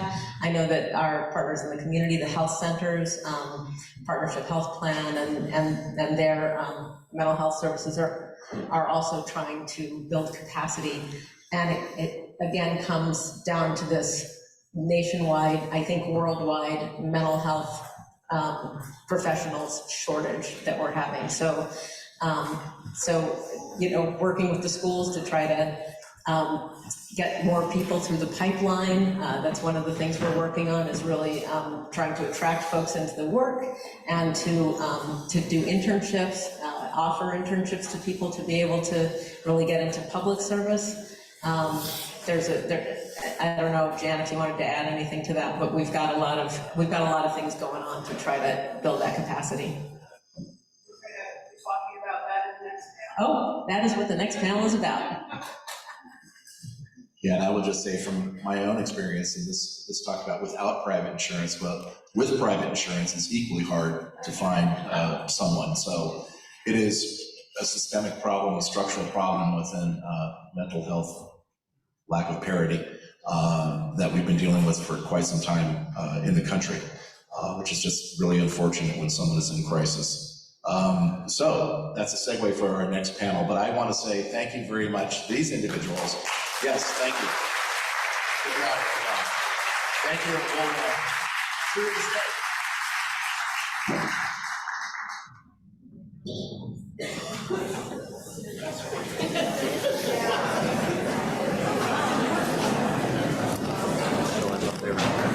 What the fuck?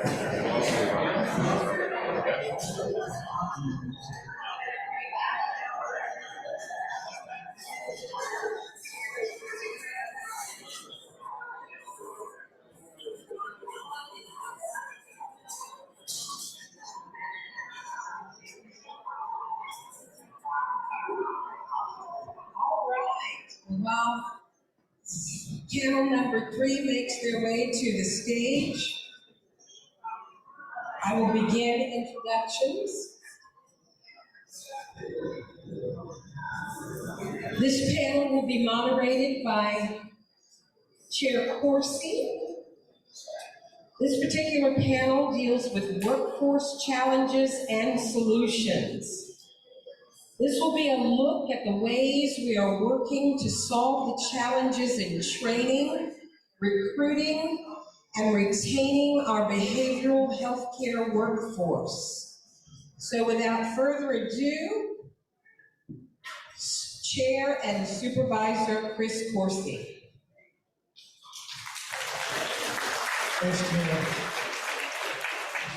Thanks to all of you who've stuck around for the most important panel of the day. Did you hear that there's a staffing shortage? That's what we're going to be talking about. We're going to get right to it.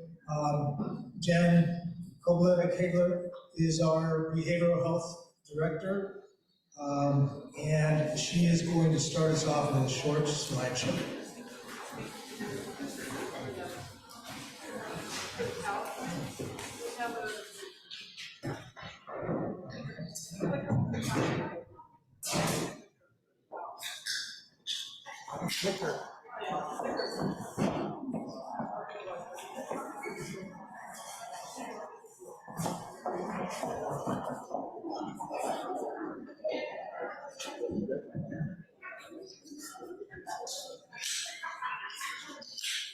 Hello.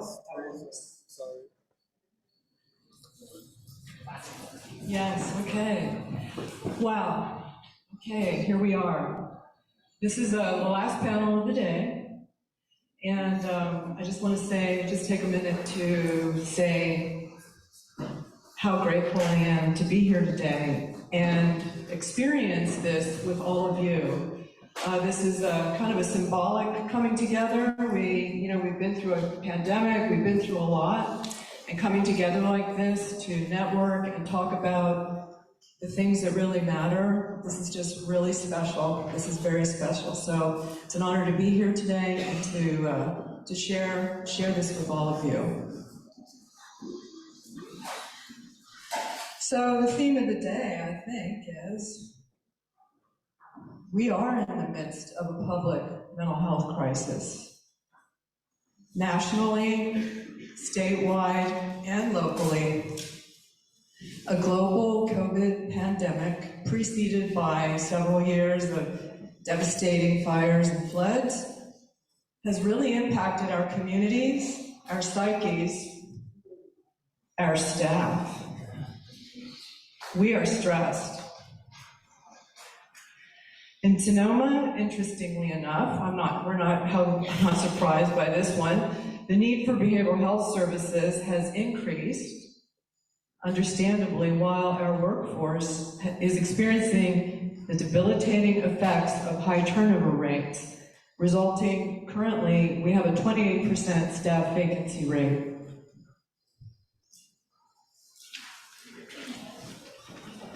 So staff recruitment and retention challenges are impacting all aspects of our behavioral health system. Administrative, clerical, contracting, clinical. And this is not specific to Sonoma County. This is a national shortage caused by workforce shifts driven by the COVID pandemic. We've heard a lot about it today. It is the theme. It is what we're living with right now, all of us. So during the pandemic, on this slide, you can see that our Medi-Cal enrollment increased 15% in California. So back in April 2020, we were at 12.6 million. 2 years later, in March, that had increased 2 million to 14.6 million people. On the other hand, on the other side of the slide, you can see that behavioral health workforce decreased by 20%.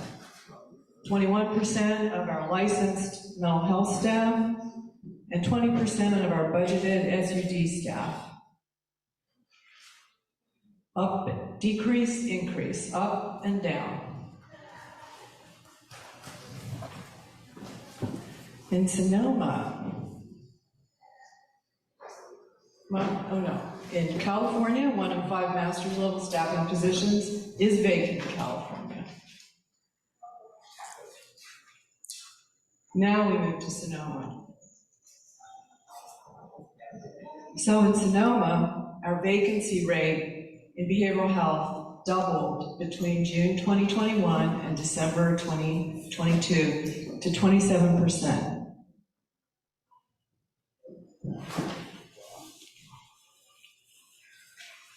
Kind of sobering to see these statistics, but I really feel like to have this discussion and really work towards solutions and kind of figure out what are we going to do about this, we have to know what the playing field really looks like. So let's look at barriers to recruitment. So this is some data that was put together by the California Behavioral Health Directors Association. It's a survey of counties in California and CBOs, and looking at what are the barriers to recruitment statewide. So there's about 10 categories up here on this slide. We'll just go down through the top 4. And number 1 at the top is the inability to offer competitive pay. So 87% of mental health staff endorsed that one. 93% of our substance use disorder staff endorsed that one. Second highest barrier to recruitment is a lengthy hiring process. Our third is location, and the fourth is our high cost of living.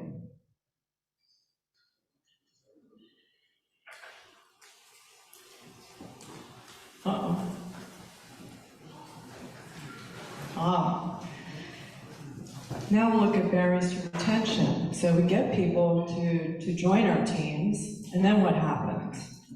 So the top reason for barrier to retention is similar to recruitment. 72% of mental health staff endorsed the inability to offer competitive pay. And the remaining top 3 were a little different from those interfering with recruitment. We have extensive documentation requirements. Any of you who work in the behavioral health field know the kind of documentation that we've had to do would understand that one. Number 3 is burnout. Big one.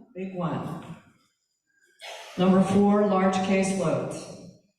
And I'll just mention that location came in at number 5 as compared to number 3 with recruitment. So those are some sobering statistics that I think really important for us to be looking at this today. that is the end of my slideshow, and I'm going to turn this over to Supervisor Corsi. I'm really looking forward to hearing from our panelists. I met with them a few days ago, and they just inspired me and filled me with hope. I feel very hopeful when we're all coming together like this to look at solutions. So thank you very much.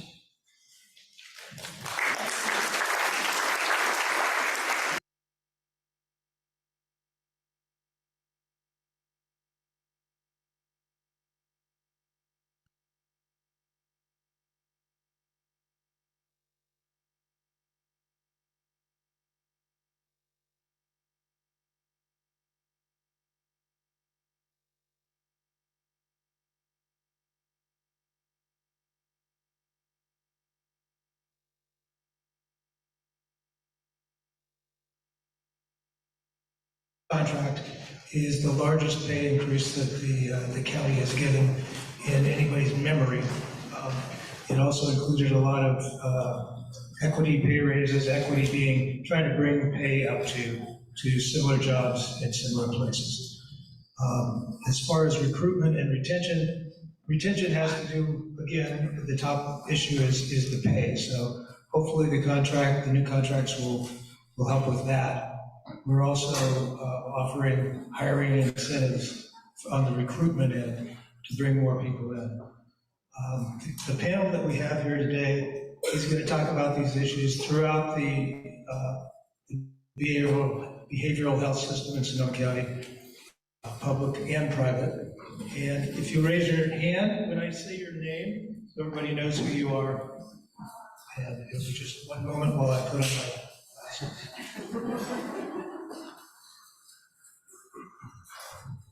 That's not my glasses. I need my glasses to find my glasses. Okay. Maria Juarez Sanchez, welcome. Maria is a behavioral health director with Alliance Medical Center. Eliza Cervantes. Eliza is community engagement manager for Latino service providers.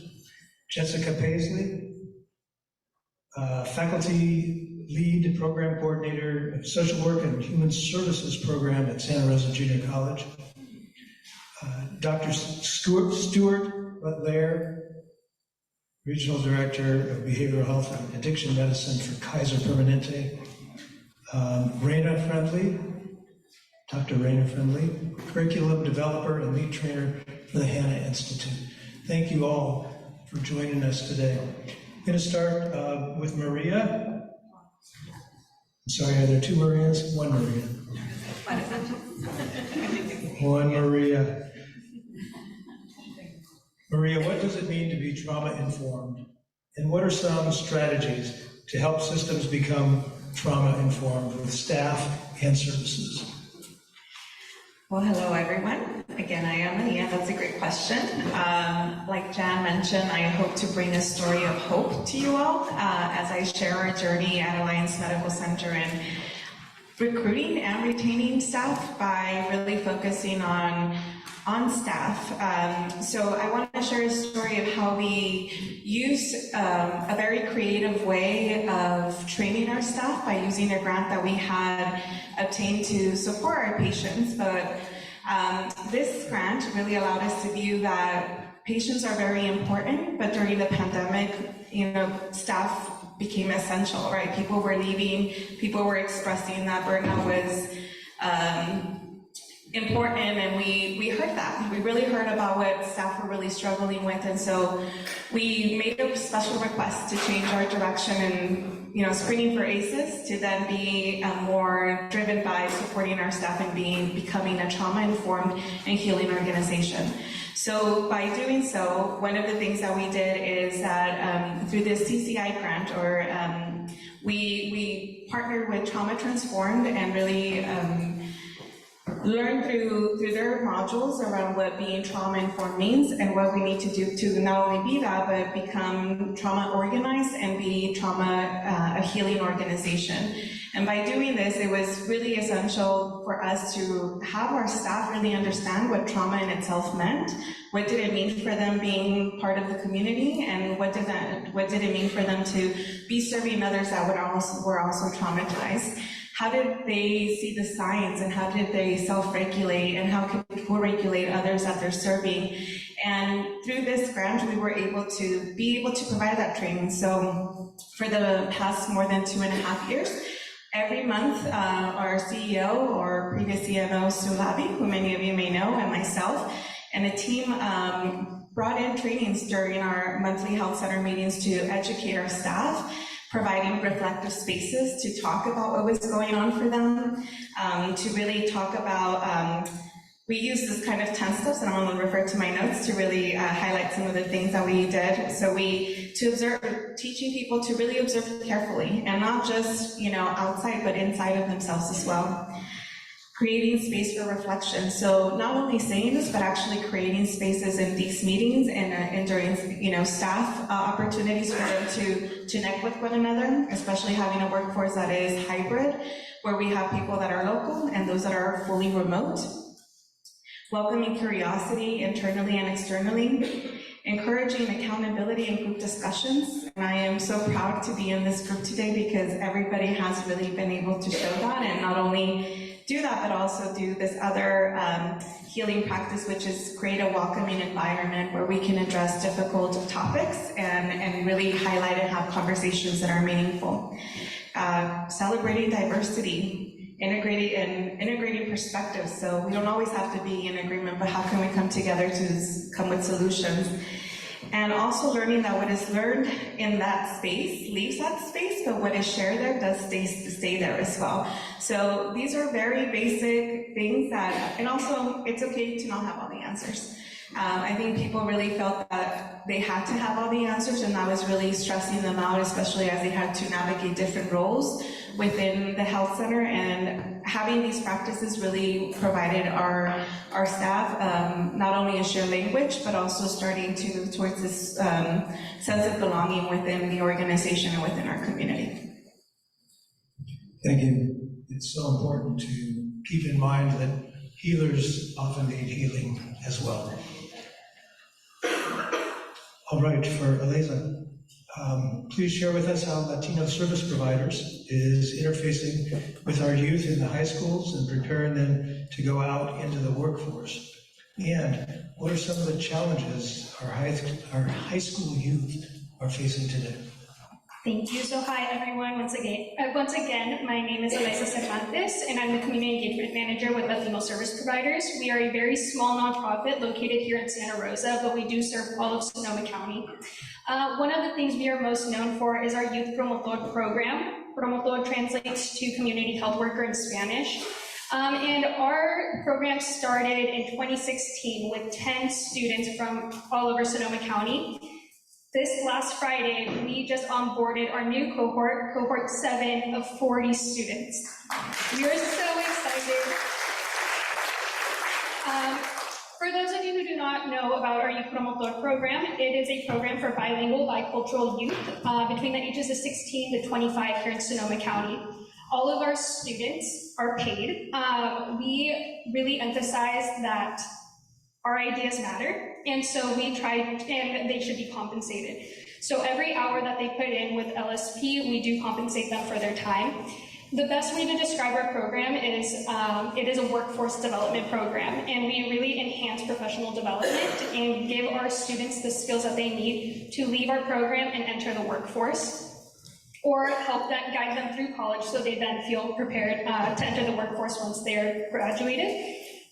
We do this in a couple of different ways. So we have a monthly meeting. That is the one mandatory thing that we do with our students, where we invite trusted professionals from our community. We try our best to make sure that they are, that our presenters are BIPOC, or from the BIPOC community, so that our students feel represented and they see themselves in the professionals here in Sonoma County, so they feel empowered to enter those spaces as well. We have started to address, or I should say that the Youth Promotor program started with a mental health focus and destigmatizing mental health in the Latinx community. Since 2016, we have now branched out because we realize that our students are affected in different capacities, such as environmental, environmental anxiety. We also realize that Sonoma County is faced with a lot of emergency and natural disasters, so we focus on emergency preparedness. We also focus on the housing crisis and civic engagement, and then we do focus on mental health to this day. And what we do for our students is we try to provide them with the resources that they need to help alleviate the stress on different professionals here in Sonoma County. So we train them on QPR, which stands for question, persuade, and refer. And we also do mental health first aid training with our students because they have expressed to us that as much as they would all love to turn to professionals, they are tired and they want to be there for their friends and their community. So they are taking that initiative to take on those trainings so that they can be of support and hopefully do some early intervention so that we can avoid having to get to the more serious steps. The second part of your question was, what are challenges that our youth are facing today? One thing that they have expressed to us is that they feel like there's a lack of preparation. They have to spend so much time trying to get into college, and that is such a competitive process because they are having to do sports, extracurriculars, some of our students have to work, and then of course they have to go to school. And so what we try to do with our program is by compensating them and giving them these skills beforehand, we are hopefully condensing some of this, giving back some of their time. And then our students don't know where to start oftentimes. Their families have not been in these spaces. What's really unique about our small team of 8 is that we are all bilingual, bicultural, and we are all first generation students. So we understand the challenges that our students are facing to this day, and we try to be that person that they can lean on or help them connect to someone they feel comfortable connecting with. And then also, our program really gives our students the opportunity to gain those experiences that they need. So interviewing skills, resume building, and making those connections with people so that they can then go into separate internships or have a job lined up. Some of our students have had that opportunity, which is amazing.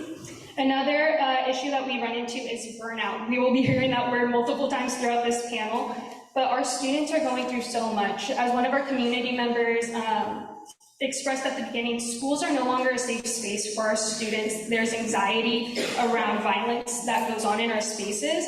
There's also the climate anxiety, financial stress that they are experiencing within their families, first generation expectations, academics, social anxiety due to the pandemic, and also social media, which has become an echo chamber of negativity for some of our students. And then there's also still the stigma around mental health, either through our families, through our friends, or not being able to access our services. So what we do to help alleviate this is we actually partnered with SOS Therapy to provide free services, 10 free sessions for all of our students who would like to. We do mid-year evaluations just to see how our students are going. And out of our 60 students from our past cohort, 55 students opted into taking their 10 sessions. 22 already had a provider, either that we referred them to or they found someone ahead of time, and 23% were not interested. So we are doing our best to connect them and getting them those services that they need. But overall, LSP really tries to just create a space where our youth feel empowered, where they are ready to go into the workforce whenever they are ready, and making those connections so that they can build their social capital to continue working once they leave our nest. But I could sing LSP, the Youth Promotor praises all day, so if you'd like to know more, please reach out to me. I'm happy to talk to you, and please open your doors to our youth. They are ready, they want to work with y'all, but they also want to be heard, so thank you.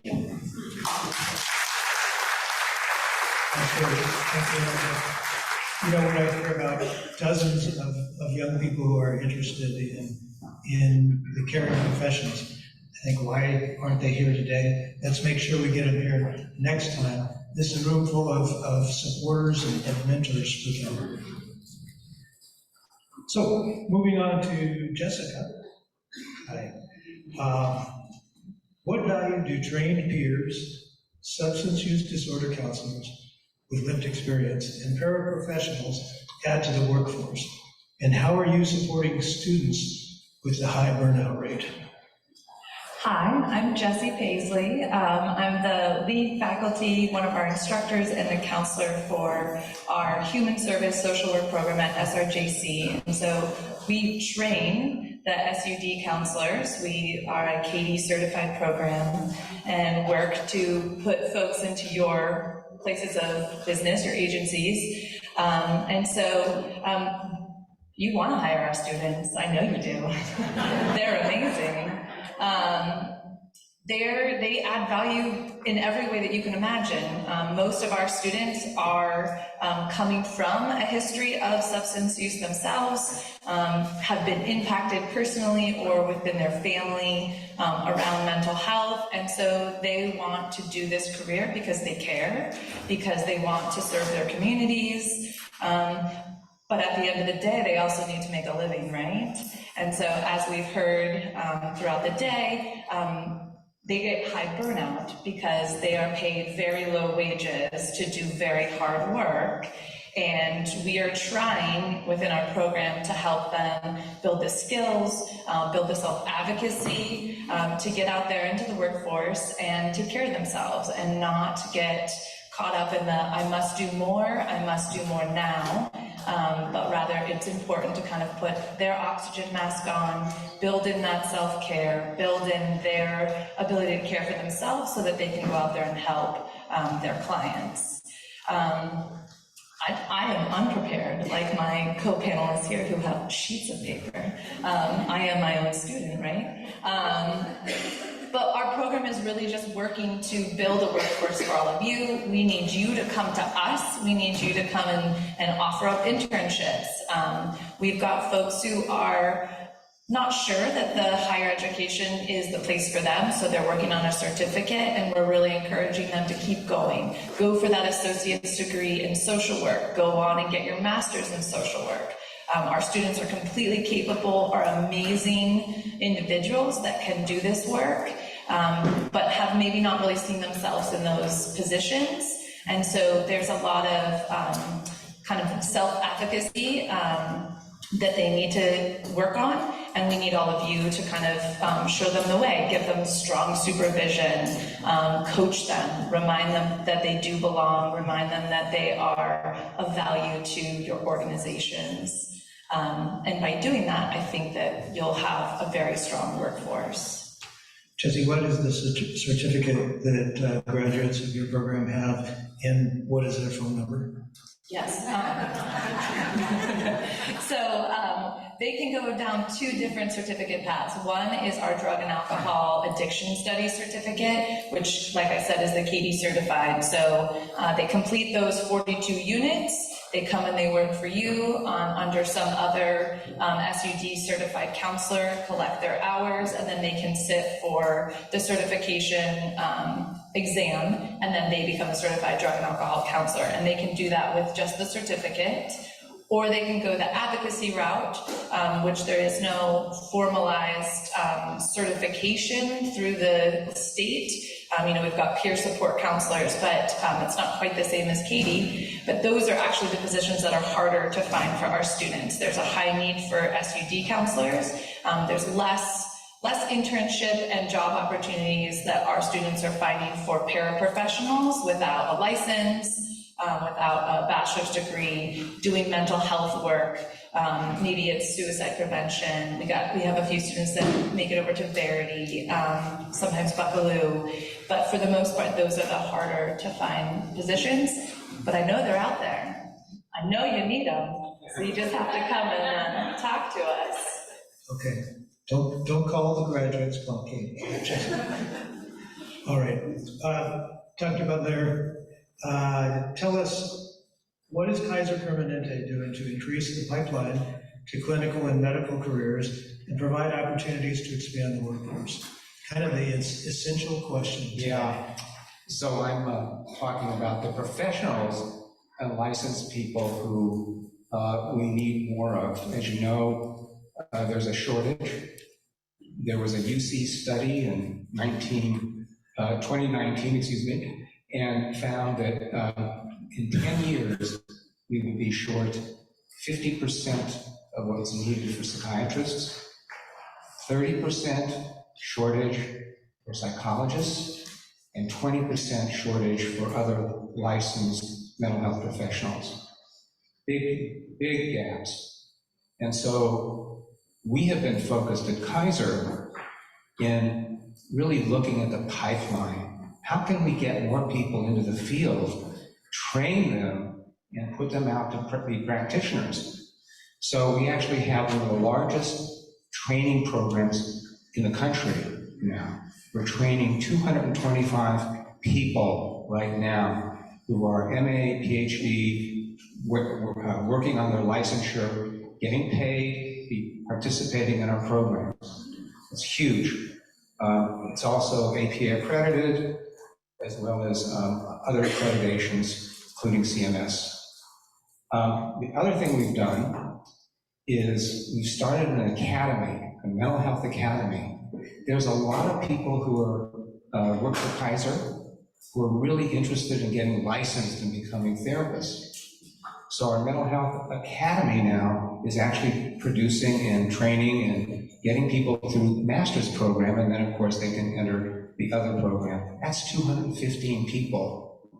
Quite a few people would want to be therapists. So not only are we training people who later become Kaiser therapists, but a lot of them want to come into the community. They want to become providers for nonprofits. So I think we're supporting the entire community in these programs. Additionally, in terms of psychiatrists, we now have 2 residency programs, one in Oakland and one in San Jose, and soon to be in Sacramento, training psychiatrists. We're short, and we need more of them. In addition to that, you may know we have a medical school now. I don't know if folks know that. In Southern California, Kaiser actually developed its own medical school, and I'm a little bit upset about it because the tuition is free. I just put my daughter through medical school, and it was not free. I can tell you that. So I'm still helping her pay it off. So that is a big thing. If you have any kids who want to go to medical school, apply to Kaiser Medical School in Southern California. I think it's important. The other thing I wanted to mention is that we're trying to help other community organizations. We have an MHSA community fund that provides grants, and we are looking in Sonoma County for those bilingual Spanish-speaking individuals for organizations to help them acquire more staff and help them along. Also, you may know the organization One Mind. Kaiser has been given a really substantial grant to One Mind to provide services in the community for those who are experiencing first episode psychosis, which is near and dear to my heart. I was on the state MHSA board looking into early psychosis. So those are some of the things that we're doing, and then there's the whole issue about retention that people are bringing up here. And that's, we've all gone through, people have talked about it, we call it the great resignation, right? People have resigned their positions. Why? Well, some of it is, rethinking their lives, but the other has to do with what I call, the vicarious trauma, third-hand trauma. Firsthand, think of it like smoking. Firsthand smoking is you're smoking yourself. Secondhand is you're in the same next to somebody. Third-hand trauma is you smell it in the car that somebody smoked in. You walk into their house and you smell it in. So third-hand trauma is what a lot of therapists go through. They're taking on their clients' troubles. Emergency room doctors have taken on their troubles and quitting because of the substantial burdens that they're going through. So some of the things that we're doing around that help develop what I call the buddy system. So when anybody starts at Kaiser now or in the emergency department, we get them involved with a buddy so who they can go to talk about what's going on with them, someone who they can trust. A lot of people don't want to go to EAPs, frankly. For whatever reason, they're fearful of being exposed in some way.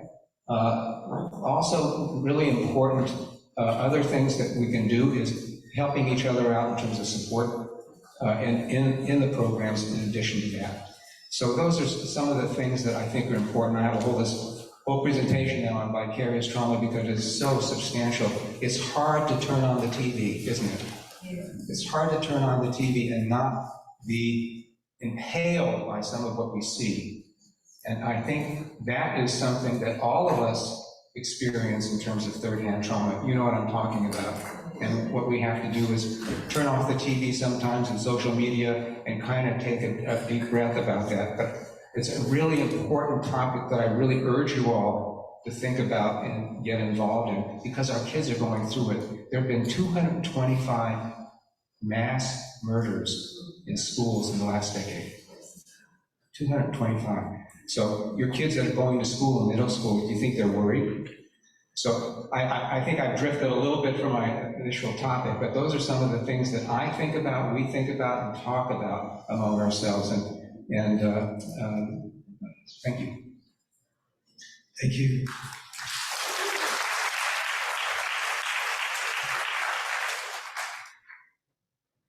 Dr. Raina Friendly. What are the pros and cons of building a remote workforce in behavioral health fields? Wow, thank you for asking. Hi, everybody. Comes as a surprise. Yeah, what? So yes, my last name is Friendly, actually. And I am very happy to be working at the Hannah Institute, which is part of Finley Center in Sonoma. Does anyone know that? Yeah. Oh, thank you. Thanks for coming. And just curious in this room, how many of you have enjoyed doing remote work in some form or another lately? Yeah, so you can see one reason why there's pros to remote work is just there are some large preferences for it.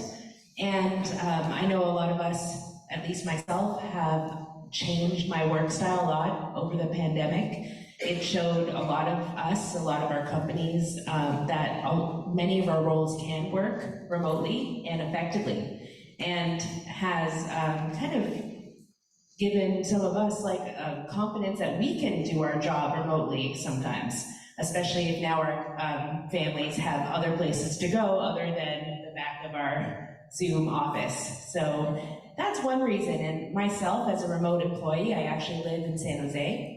And if I wasn't given this opportunity to work remotely, I wouldn't be able to work for on behalf of Sonoma County and be here today. So for me, those things in itself are not only convenience factors, but incentives for our workforce.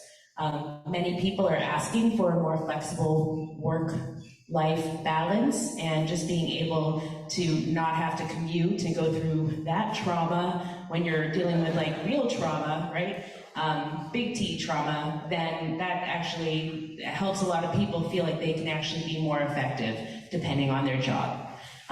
Some other pros I was thinking about was we hold at the Hannah Institute a large summit every year, and we have various names in social justice and mental health who come and do talks for us.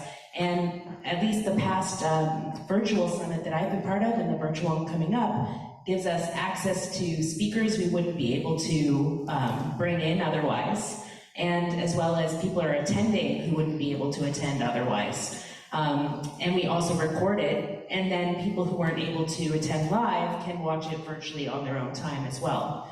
I know a lot of teachers, we were talking with Head Start a lot, and just a lot were going on about how they're not allowed to get out of their job on a work day. So even attending this session today wouldn't necessarily be possible for them, which is why we have so many people, wherever the Zoom camera is, joining us in from Zoom to just allow that flexibility. So a lot of pros there.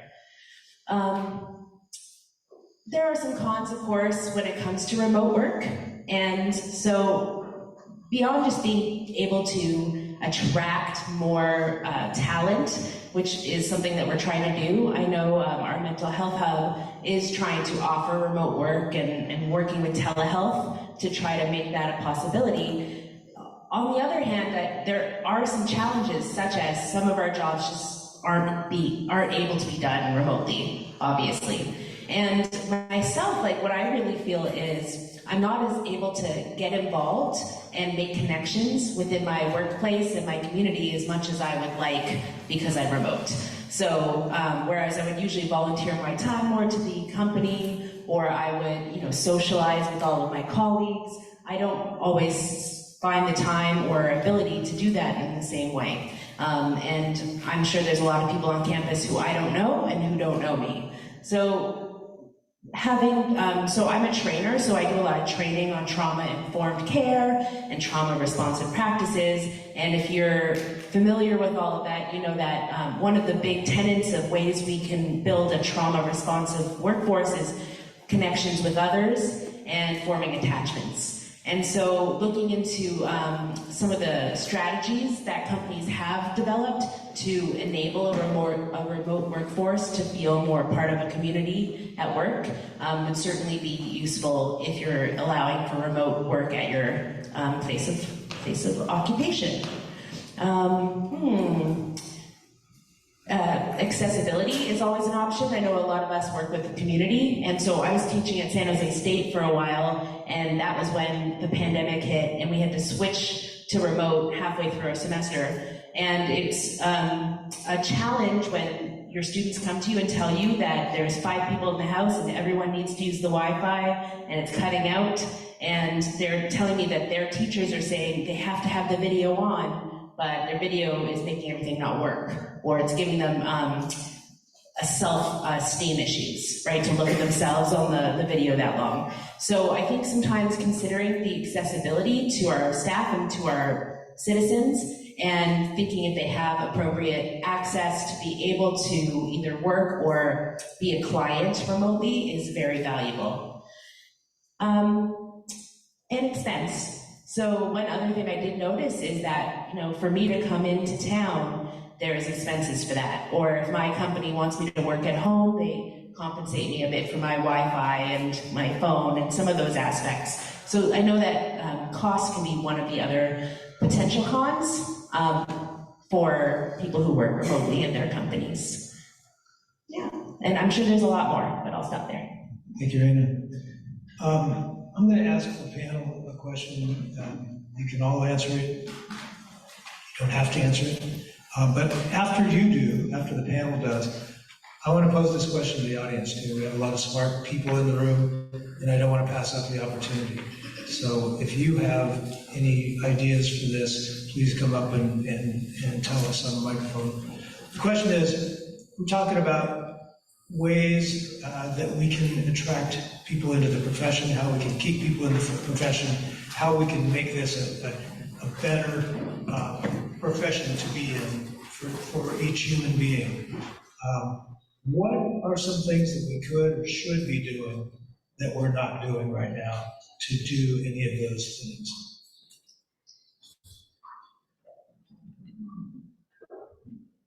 Who's holding the mic? I am. What things could or should we be doing? I definitely have some things that we're doing at the moment. Especially at Hannah Center, we have a community mental health hub that we're having a grand opening for on the 31st. By the way, if you're around, please stop by. And I got some really good information from my colleagues at that hub saying that we're trying to rely less on earned income through insurance reimbursements and more on contracts and grants. And so that's one of the things we're doing. And that way there's a little more leeway to work with non-licensed clinicians and pre-licensed clinicians. We're also setting up incentives and other things that make it as attractive as possible to work for us, and providing financial incentives, looking into loan forgiveness, and allowing for remote work opportunities. I see you would like to say something.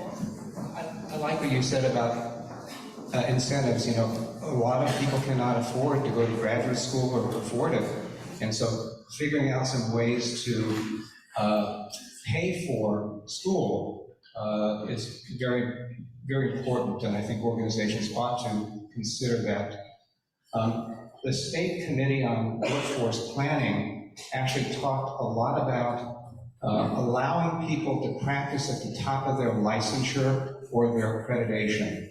meaning allowing more people to become peers. A lot of people who become in the peer program decide really what they want to do is continue their education. So I do think we need some ladders to get people involved in the profession.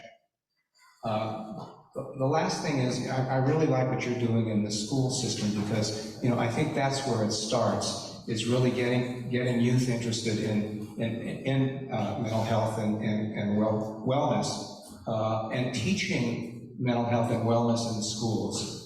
We talk about DBT and mindfulness and those kinds of skills. Why aren't we teaching that to kids in the schools?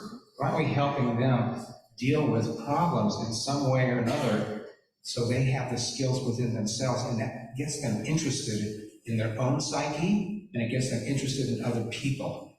So I do think that we can do a lot more in the school system. Lastly, I don't know how you all felt when you went into your profession, but when I went into mine, there were people around me who felt that becoming a mental health professional has some stigma attached to it. That I think that has to change, that we welcome people into the field and highlight the fact that it is a profession to be absolutely respected and people to be supported in it. Well, I will just be very simplistic, and I think that what I do see that we could see or do more of is really empathize with one another and have self-compassion and compassion for each other. I feel like these are maybe little things that really do go a long way, and this is feedback that I appreciated from my team to really provide these reflective spaces to heal and to be heard, and all the things that we shared, but really creating space for that. And I'm very proud to say that we have a full team in behavioral health at Alliance Medical Center, and part of it has been to be open for having a hybrid team where we have remote staff and folks that come in clinic and trying to meet the needs of our community. But those are kind of the key things that as a director and leader in this program I've really held, and I'm really proud to kind of share that I've learned that those little things do go a long way. I would say always lead with like a human-centered mindset. We are humans before we are staff members. Something at LSP that we are very fortunate of, the past 2 years we've received a wellness grant that allowed our staff to use funds to find ways to heal themselves. We would work with a lot of youth, we work with a lot of community members who are in high stress situations, but we cannot support them unless we support ourselves first. We are a small team, we are a young team, so we understand that there is a work-life balance and we need to take care of ourselves first. So even if our staff isn't interested in receiving therapy in that moment, they have a stipend that they can then go use on a massage, at the gym, whatever they choose, because therapy is not the only form of mental health and self-care. And so that would be my advice. Just make sure that you are taking care of the human that you have in your office before you look at them as just another employee that can be replaced.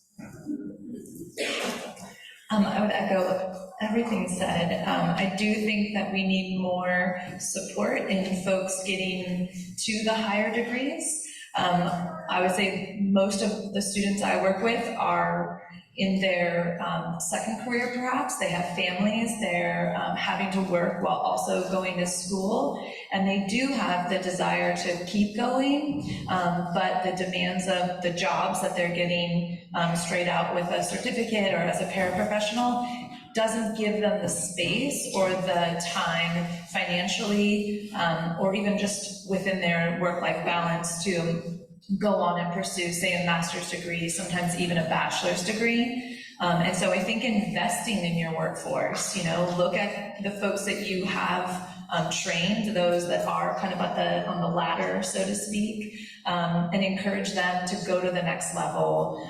Think about how you can incentivize that within your workforce. I know the county does this, and it's a huge appeal for our students coming out to work for the county in particular, because they know that they're going to have the support to continue on their education. And then from my students, some are still working on their certificate while working for you, and you have to give them the time to finish that certificate. And that can be a challenge.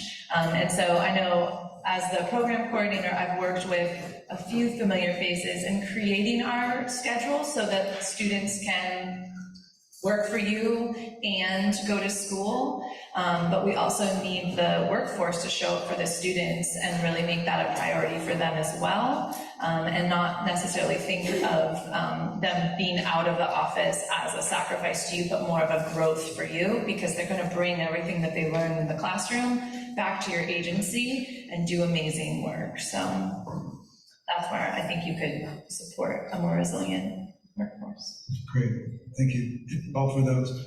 I have some other questions I can ask the panel, but I want to make sure that we have time for audience questions, participants questions. Come on up. We'll get to the get back to the panel if we run out of questions from the floor.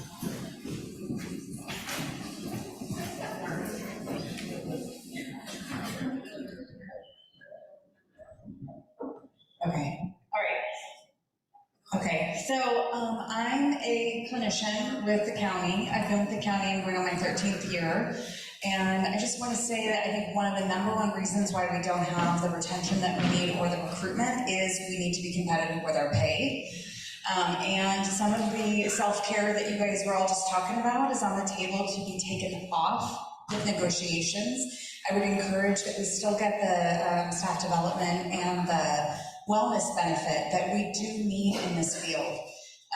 Like what was pointed out, being able to join a gym, being able to get a massage are definitely things that mental health workers need. My other thing is that we use a lot of vague terms in mental health, like mental health, what is that? And I think if we educate that there's vast different jobs in mental health, there's many different things that you can do in mental health. I don't think that's necessarily being solicited. When I was in grad school, we had people come in from all different agencies. I don't know if that's still happening or not. I did not want to be a therapist that was like a one-on-one therapist. I've been in the forensic field most of my career with Sonoma County, and I loved it. I didn't even know that existed until I was in grad school, or actually until I got hired on with the county. So I think maybe educating that there's all different kinds of jobs within. I mean, we heard about it, a licensed professional that was on, the Hillsburg police team, and there's mental health professionals in the jail. There's classes you can teach, right? So I just think that's probably a good place to start with talking about, it's not just sitting in a room with a couch and a chair and talking to someone, right? I actually run a homeless outreach program, and we can't do remote because we're out on the street helping people at their tent. And that's something too, that a lot of people like that appeal of being out on the street with people, being in the homeless shelters, being, doing that kind of outreach. So that would be my suggestion, is to really solicit that mental health is a vague term, treatment is a vague term, and there's actually a lot that is involved in this field. Really good point.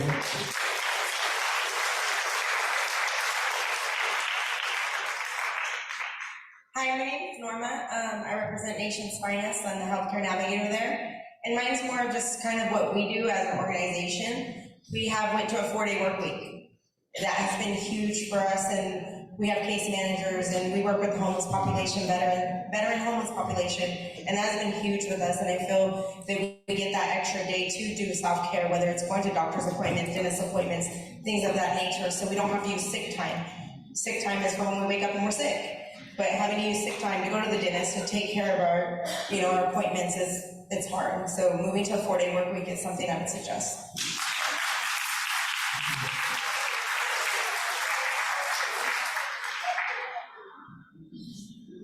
Hi, my name is Grace. I would like to shine light on the elephant in the room, but in my case, it's a very small elephant. It is the underserved community of Asian Pacific Islander community. Because of the language and cultural differences and the barriers they are very insular. They group among themselves, and they don't talk about things like you already call stigma, mental health. And over the Chinese New Year in January, February this year, you know of 2 mass shootings in the South Bay area. That's totally mental health and totally Asian-based. We thought we were attacked by other people. No, in this case, it's our people attacking our own people. And I'm totally traumatized by this. And I understand that you talk about a lack of therapists. Asian therapists is very, very lacking. I hear of therapists who live up here. She told me she has a client who lives in Hayward, comes up here to see her because that's the way they can relate. Also, however, I want to say other thing is that the Asian community, mostly, particularly the newer arrivals, live in multi-generation family. Unfortunately, because of the language barrier, the grandparents don't communicate with the grandchildren. The grandchildren come home from school, don't want to talk to the grandparents, go out and could get into trouble, and I have heard of that. And but also another thing is that there is a lack of language training overall in schools. I understand Hillsburg has a Chinese language teacher. That's all I have heard of, not to mention about Vietnamese and Fijians and even so on. And I have personally talked to some of the community members. They said, I want to find a place where my community can teach children my culture. Now that's sorely needed around here, either in the school system or in the community as a whole. And also in terms of hiring, I understand if you speak Spanish and English, you are valued because there are jobs only they can do. Please also pay attention to their Asian and Pacific Islanders language skills as well. Thank you. So before you start, we've got 3 minutes left. Share that between the 3 of you, please. No, definitely. Thank you for the time, and I really want to echo what was just said. My name is Juan Torres, Executive Director of Humanidad Therapy and Education Services. And first of all, I'd like to kind of shout out to Kaiser, who is one of the supporters for Humanidad and other organizations here in our community. But at Humanidad, we focus on bilingual therapy, cultural competence. And as Latinos, Latinas, Latinx, Latinx, we see our challenges. We're almost a third of the population here in Sonoma County, and we have those challenges. Other immigrants have very similar ones. If we come from Latin America, it doesn't mean that we speak Spanish as well. Most of our new immigrants, their native languages are native languages of the Americas. So we need to be adjusting to that. Other thing I wanted to kind of point out is our demographics are changing. We have an aging population, and we have new immigrants, or the children of young immigrants that haven't gone through the educational system. We need mentors. All of you that might be kind of looking at retirement, kind of consider mentoring and supporting the next generation of leaders. Thank you. Thank you.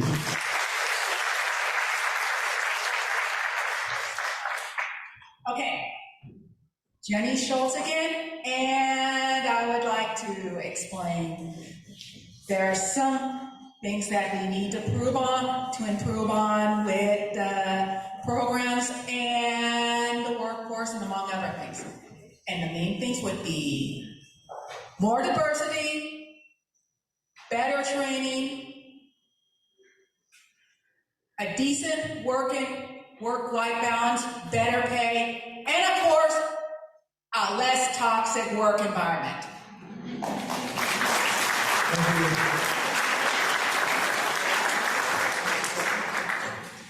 Thank you. I just want to point out really quick, there's a really serious conflict going on right now, but it's been brewing for a while, between the community colleges, the state colleges, state universities, and the university system, right?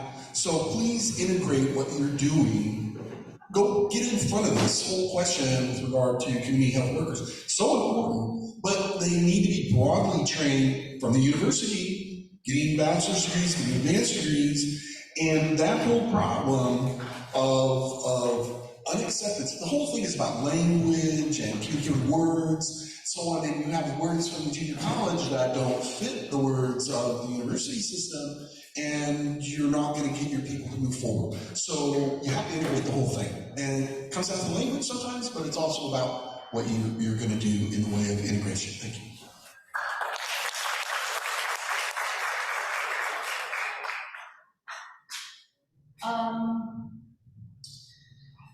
As someone who is currently between jobs at the moment, I do want to label between all the jobs what I found has worked out the most.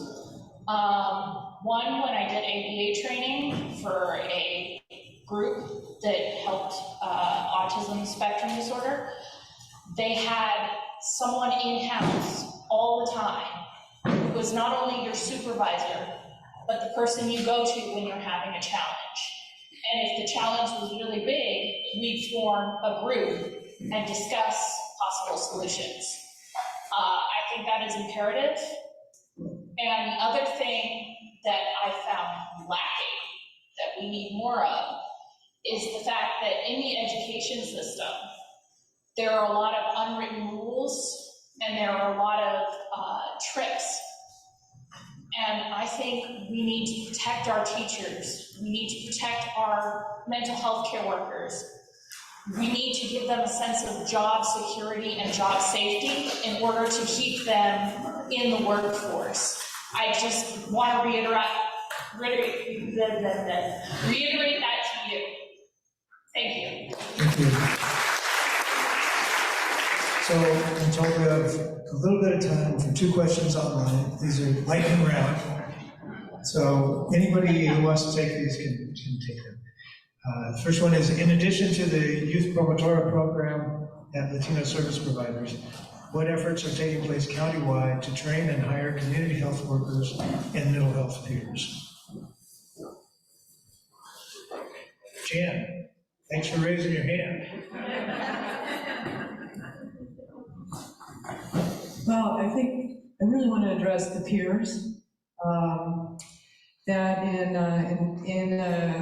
county behavioral health, we are preparing to expand our peer workforce in our programs. So we have a lot of peer support in CBOs. For instance, we have our West County Community Services. Buffalo also provides peer support services. But you know, our own county programs are really missing having peers on our teams. So, and I can't say enough about the value of peer support specialists and including them in the workforce. We all know that, we really do know this, I know this, that the school of life has really brought me my most profound lessons and wisdom. And so those people who come to us as peers, bringing their lived experience into our teams, they just bring a compassion and a empowerment to the work that the therapists and the doctors are already trying to do. And we are going to be expanding our peer support team. We're going to be expanding in this next year. We're probably going to be hiring about 13 peers, spreading them out through the different age groups, children, TAY, SUD, our forensic team, and our adult team. So that's one of the things that we're doing. The hope with that too is to add that those peers then have the option, if they want to pursue their education, to follow a career ladder. They can go to school, and we are trying to work that into our workforce education training curriculum to support those folks that really want to go forward and work that out into there. Yeah. And Jan, on community health workers, seems like I saw something on a recent agenda, or maybe it's on the next 2 or 3 weeks agenda, through health services and community health workers. Yes, I'm kind of not as up on that community health workers, because that's in the healthcare, that's in the other branch. So That's in public health. All right. You know anything about that, Tina? We are using, we've been engaged in our community health worker workforce. We have a team, we have a grant, we were granted a grant. I believe it was over $3 million over the last couple of years. That has been going hot and heavy. We've been working with community-based organizations who have been employing community health workers throughout our community. We currently have been working with community health workers due to our COVID work, but then some of those community health workers are transitioning into more, whether it's extra help or permanent roles within our department. And I think that community health workers are a great avenue for us to reach into communities that are traditionally underserved. Yes. And for traditionally underrepresented people to be, to make their way into the healthcare system. Can I add something? Please. Yeah, so at the health center, we actually have 4 community health workers, and it's a fairly new role for us, but we have broken them down into having like support in the medical setting where they're supporting with Medi-Cal applications, CalFresh applications, so anything that they might need, that they might qualify for, the patients are being helped with through the community health workers.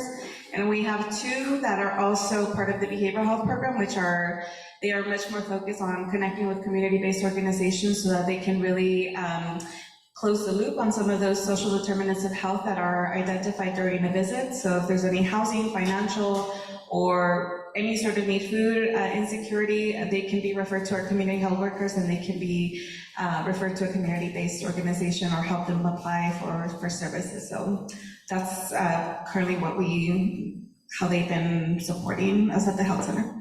Thank you. Thank you. Dana, So under under CalAIM, the Enhanced Care Management Program, ECM, those are opportunities for people to get involved with health, being involved with healthcare coordination. And I would hope that Sonoma County would take advantage of that. I know that we at Kaiser are supporting ECM and looking at community-based organizations to help out with that kind of transition for the issues with SDOH. So you're right. Thanks, and just like a lot of you were saying, we're also at our community mental health hub at Hannah Center now opening positions for community navigators, I believe. And so we've hired at least one who's bilingual Spanish-English, and I believe we're hiring more. We've also just attended a lot of sessions where other cities have talked about the success of that type of position. And I also wanted to just offer that we're also offering free training for Sonoma County residents or anyone who works in Sonoma County on trauma responsive care, trauma informed care. So we have, if you're interested, you just go to our website and register and say you live or work in Sonoma, and you can access all of our on-demand trainings that we've already completed for free. And we'll have some upcoming ones as well. And the efforts are trying to give better access to those in our community for the training that many have paid a lot of money for. I want to thank our panel. This has been great. I want to thank all of you for being here today. Don't go away. After we exit the stage, it'll be just real brief closing remarks. Thank you all.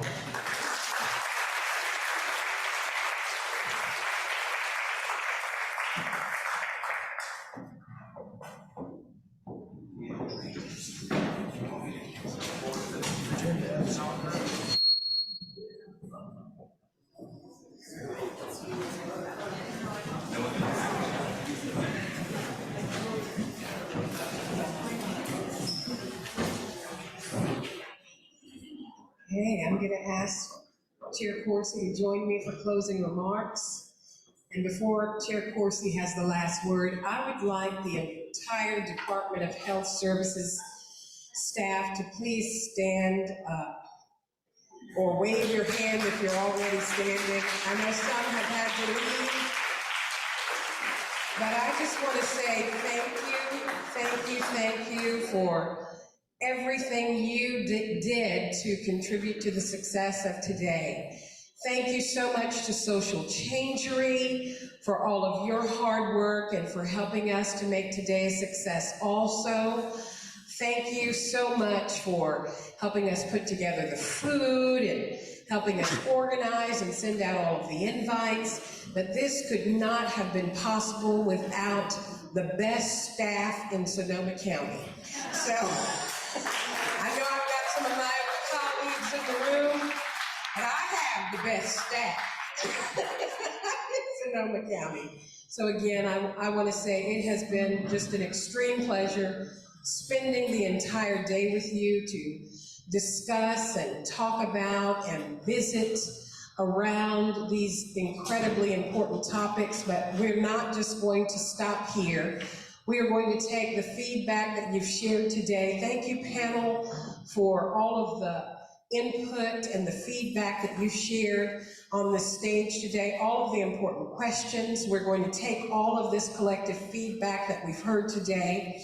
We're going to be analyzing it, assessing it. We're going to send out some feedback. This, again, as I mentioned earlier, is going to help inform some NOFAs or RFPs that we are going to present to the board in the coming months around some of the Measure O fund balance that we have sitting. So those of you who need funding to bring forward those solutions around those gaps that we're seeing and those challenges that we're seeing and those things that we just talked about today, look for some funding opportunities that we're going to be bringing forward to address some of these challenges. So again, thank you. Thanks, Tina. I can just tell you that my colleagues and I always appreciate it when you tell people to ask us for money. Yes. Thanks for participating in this today, everybody. I hope that it was worthwhile for you. I think it's worthwhile. If nothing else happened, then we got together and talked. It's important. The words that ring in my ear today, I read in the newspaper this morning, and they've been repeated a couple times here. And those are the words of our Surgeon General for the United States, talking about an epidemic of loneliness. None of us should leave here today feeling helpless to do something about that. I urge everyone in the room, when you get home, call somebody who you haven't talked to in a while. Call someone who you think maybe might need to hear from anyone, not just you, but anyone. Make a connection, and let's keep making these connections. Thank you all. Thank you.